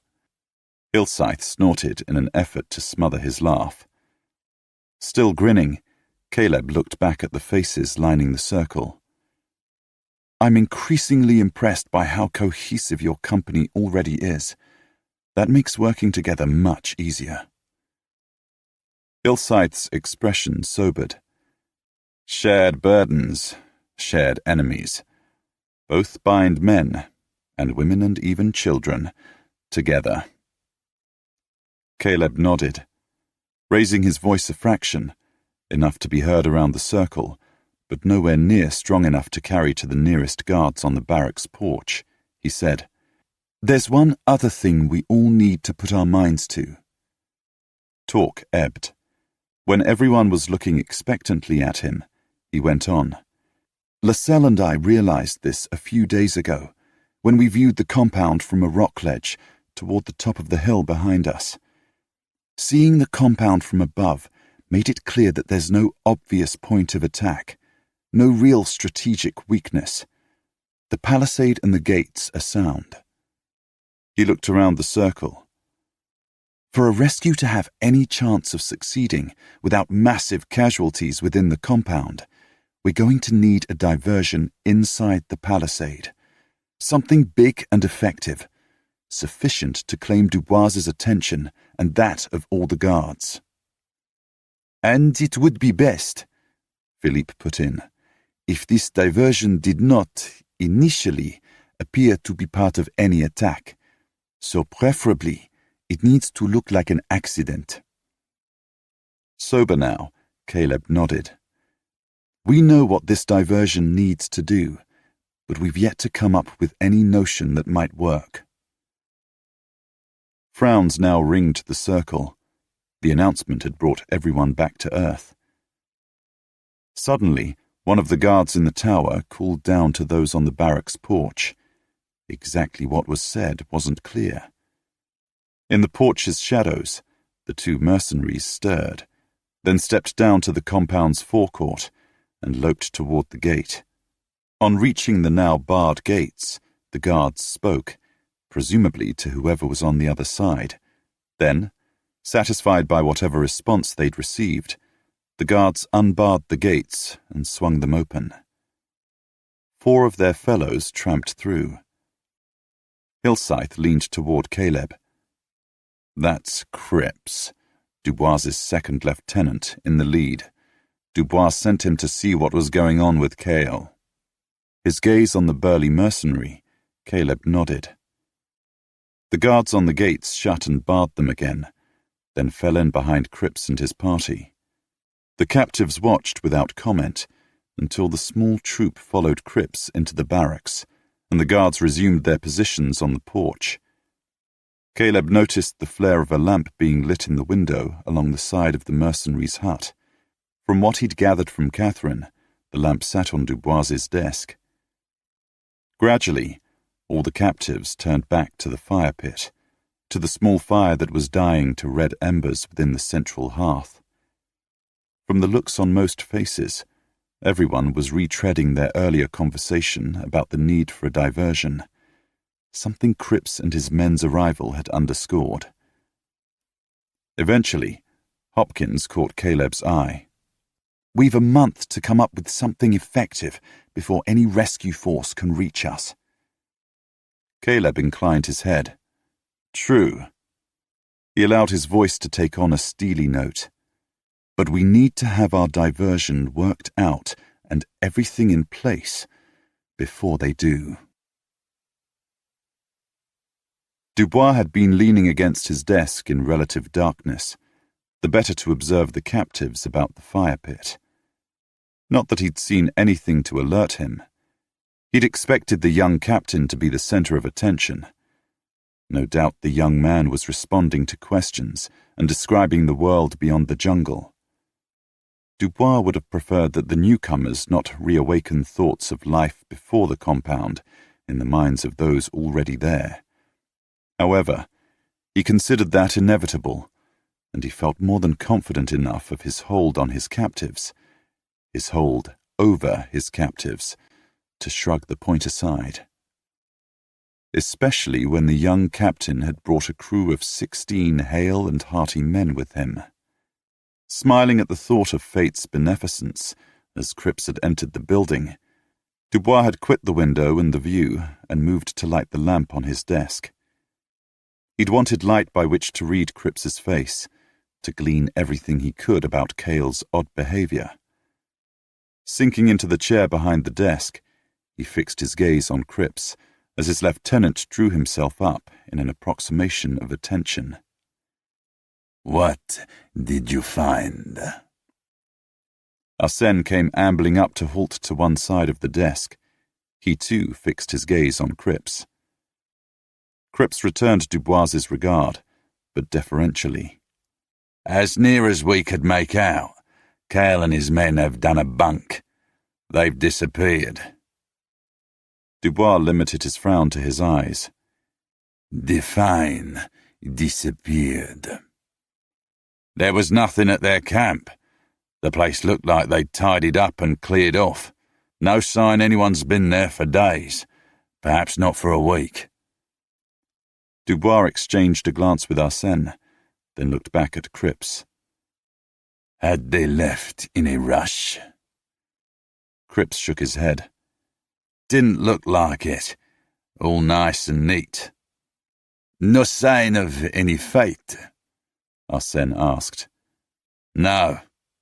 Cripps paused, then said, "It looked to us all as if Cale and company had packed their bags and walked off, back to the settlement, most like." Dubois tapped his finger on the desk.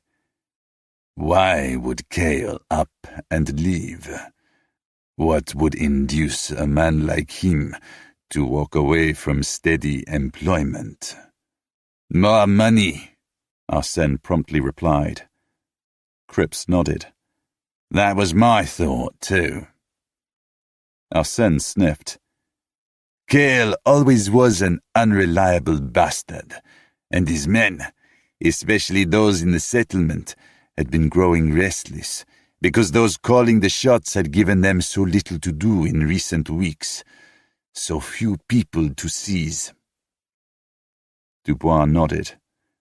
"Cale was being paid by the person delivered to us here, so I can sympathize with his predicament." Arsène shrugged. "So someone made him a better offer, or he learned of some action where he and his men could make more." Cripps gestured in a what-can-you-expect fashion. "So off he's gone." Slowly, Dubois nodded. "I agree. That's the most likely scenario." But was it the right one? Instinct skittered, not exactly pricking, but uneasy. What were the odds of Cale disappearing and the young captain and his crew turning up outside the walls within a week? Dubois quashed the impulse to turn and stare out of the window, at the group still no doubt gathered about the fire pit. It had to be coincidence. Cale wouldn't have been driven off by the captain and his crew. Indeed, if Cale had found them lurking in the jungle, Cale would have captured them and brought them to the mine. The young captain's reactions were far too slow for him, or any of his men, who presumably would be no better than he, to have faced Cale and won. Even Dubois had a healthy respect for the slaver's skill with a sword. No, there were no grounds on which to make any connection between the sailor's arrival and Cale vanishing. The latter would have been Cale's decision. Dubois focused on what came next. With Cale gone, he narrowed his eyes. As we've managed to secure enough men to meet our needs without Cale's help, we no longer need his particular expertise. The only additional difficulty his disappearance leaves us facing is the collection and delivery of our mining supplies. Dubois looked at Arsène, then at Cripps.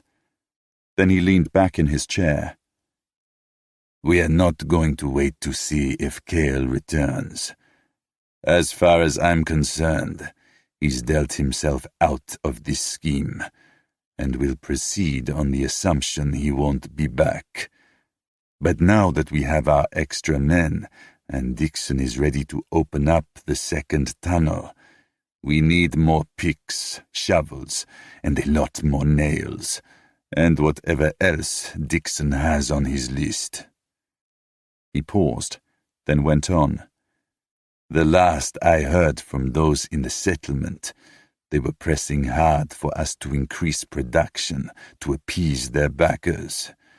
I gather there was a degree of urgency involved.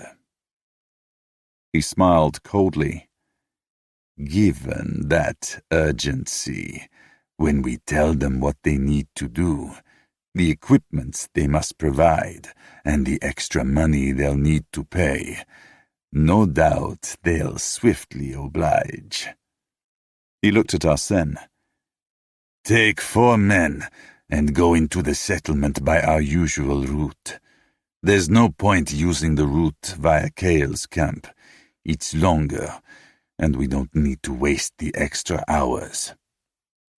Arsène came to attention. And once in the settlement?